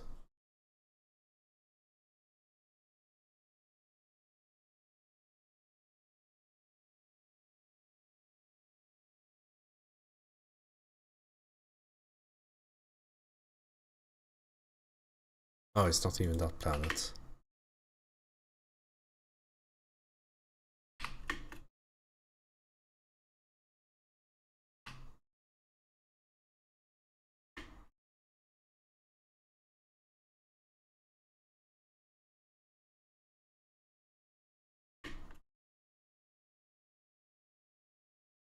What planet is it though?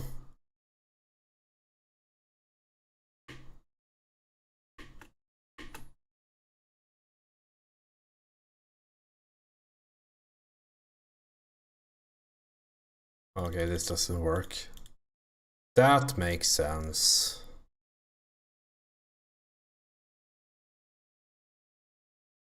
Or is it because we're running 2 of them?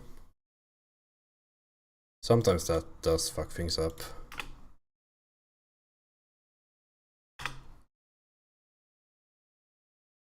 If I click on this, now we get to it. Okay, now we can do some testing.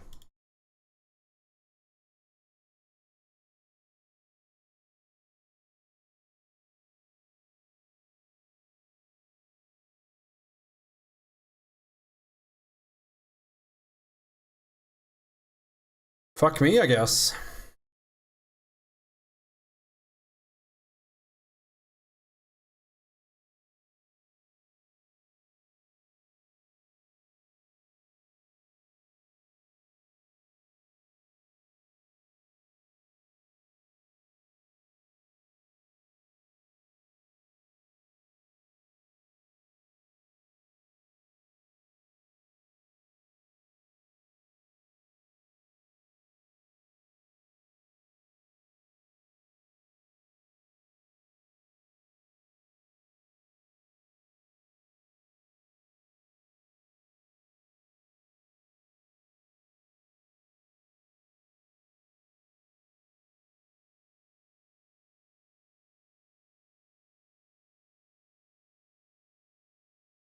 Like, isn't this correct?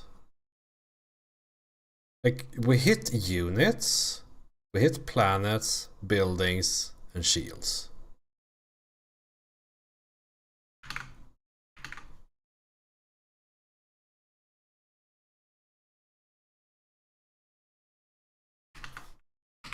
I fucking hate collision.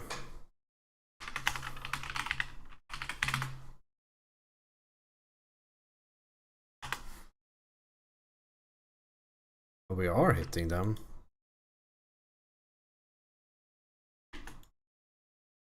Zero static bodies, okay. Okay, hold on. Oh yeah, because this is incorrect.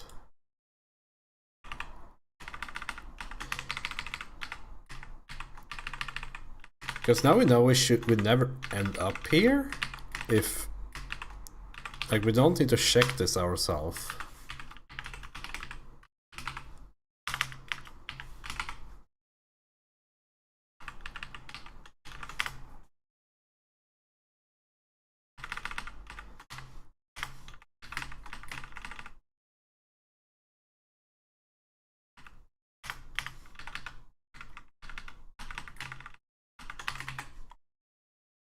Don't even need this anymore. Don't.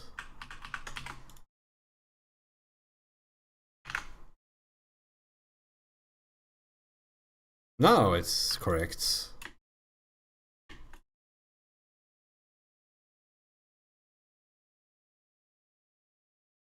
Well, at least it wasn't my, like, Godot's fault or anything, just me adding another collision system on top of their collision system. I mean, you can't fault Godot for that, right?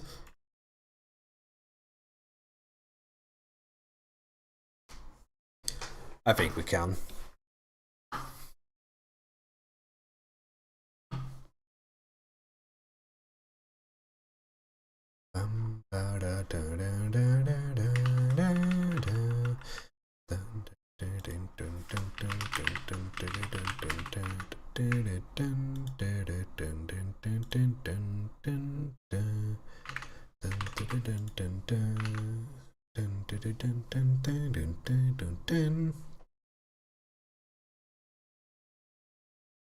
Sick.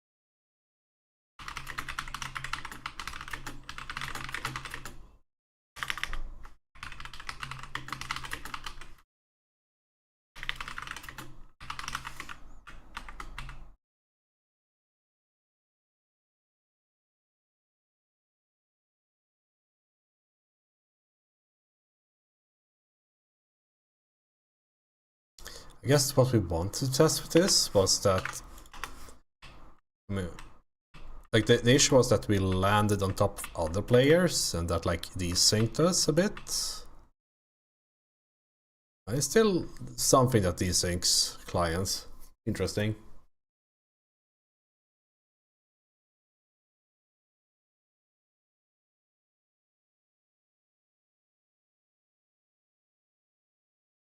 But they should not run into other players now. And it's in, like, in this good way where we do it through collision layers, because that's like really fast compared to, like, type checking and all that.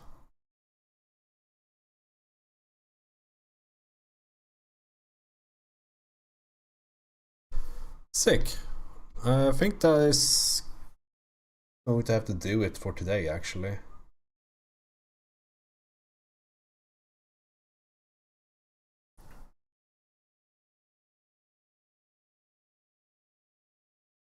because we got a lot of things done. Like, we basically have something that's functional right now, and I wonder if I'm going to do like a vertical slice variant where I like try to add animations, add sounds, add graphics, because we do have a bunch of graphics, right? Like everything from the original project still exists. So I'm just like going to join that and then put it into Godot. Because it would be cool to get like the backgrounds working again and all that. But I could also do like a bit wider like thing where I simply go, or not simply, where you just like port every weapon over so we can play the game. It could also be that we need to do like a proper flow of creating a match, because if I am not completely wrong, I should have Steamworks working, so we should be able to play with other people on Steam.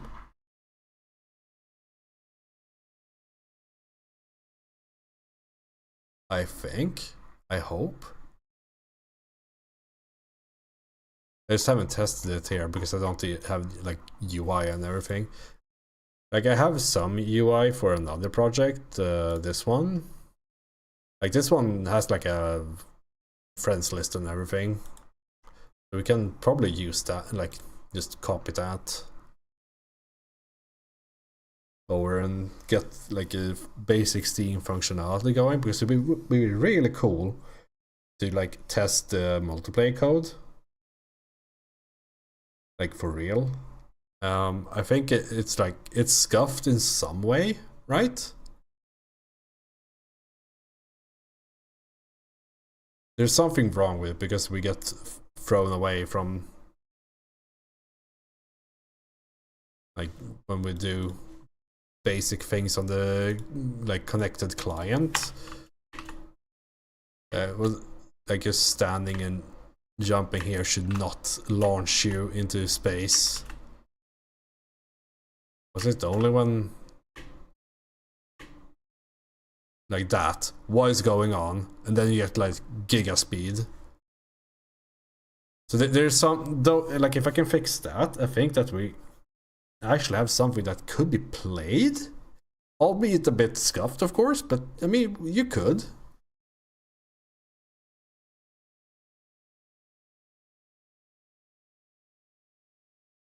But yeah, that's gonna have to do it for today. I need to make dinner and then study Japanese before this evening's Japanese lesson. Yeah, thanks for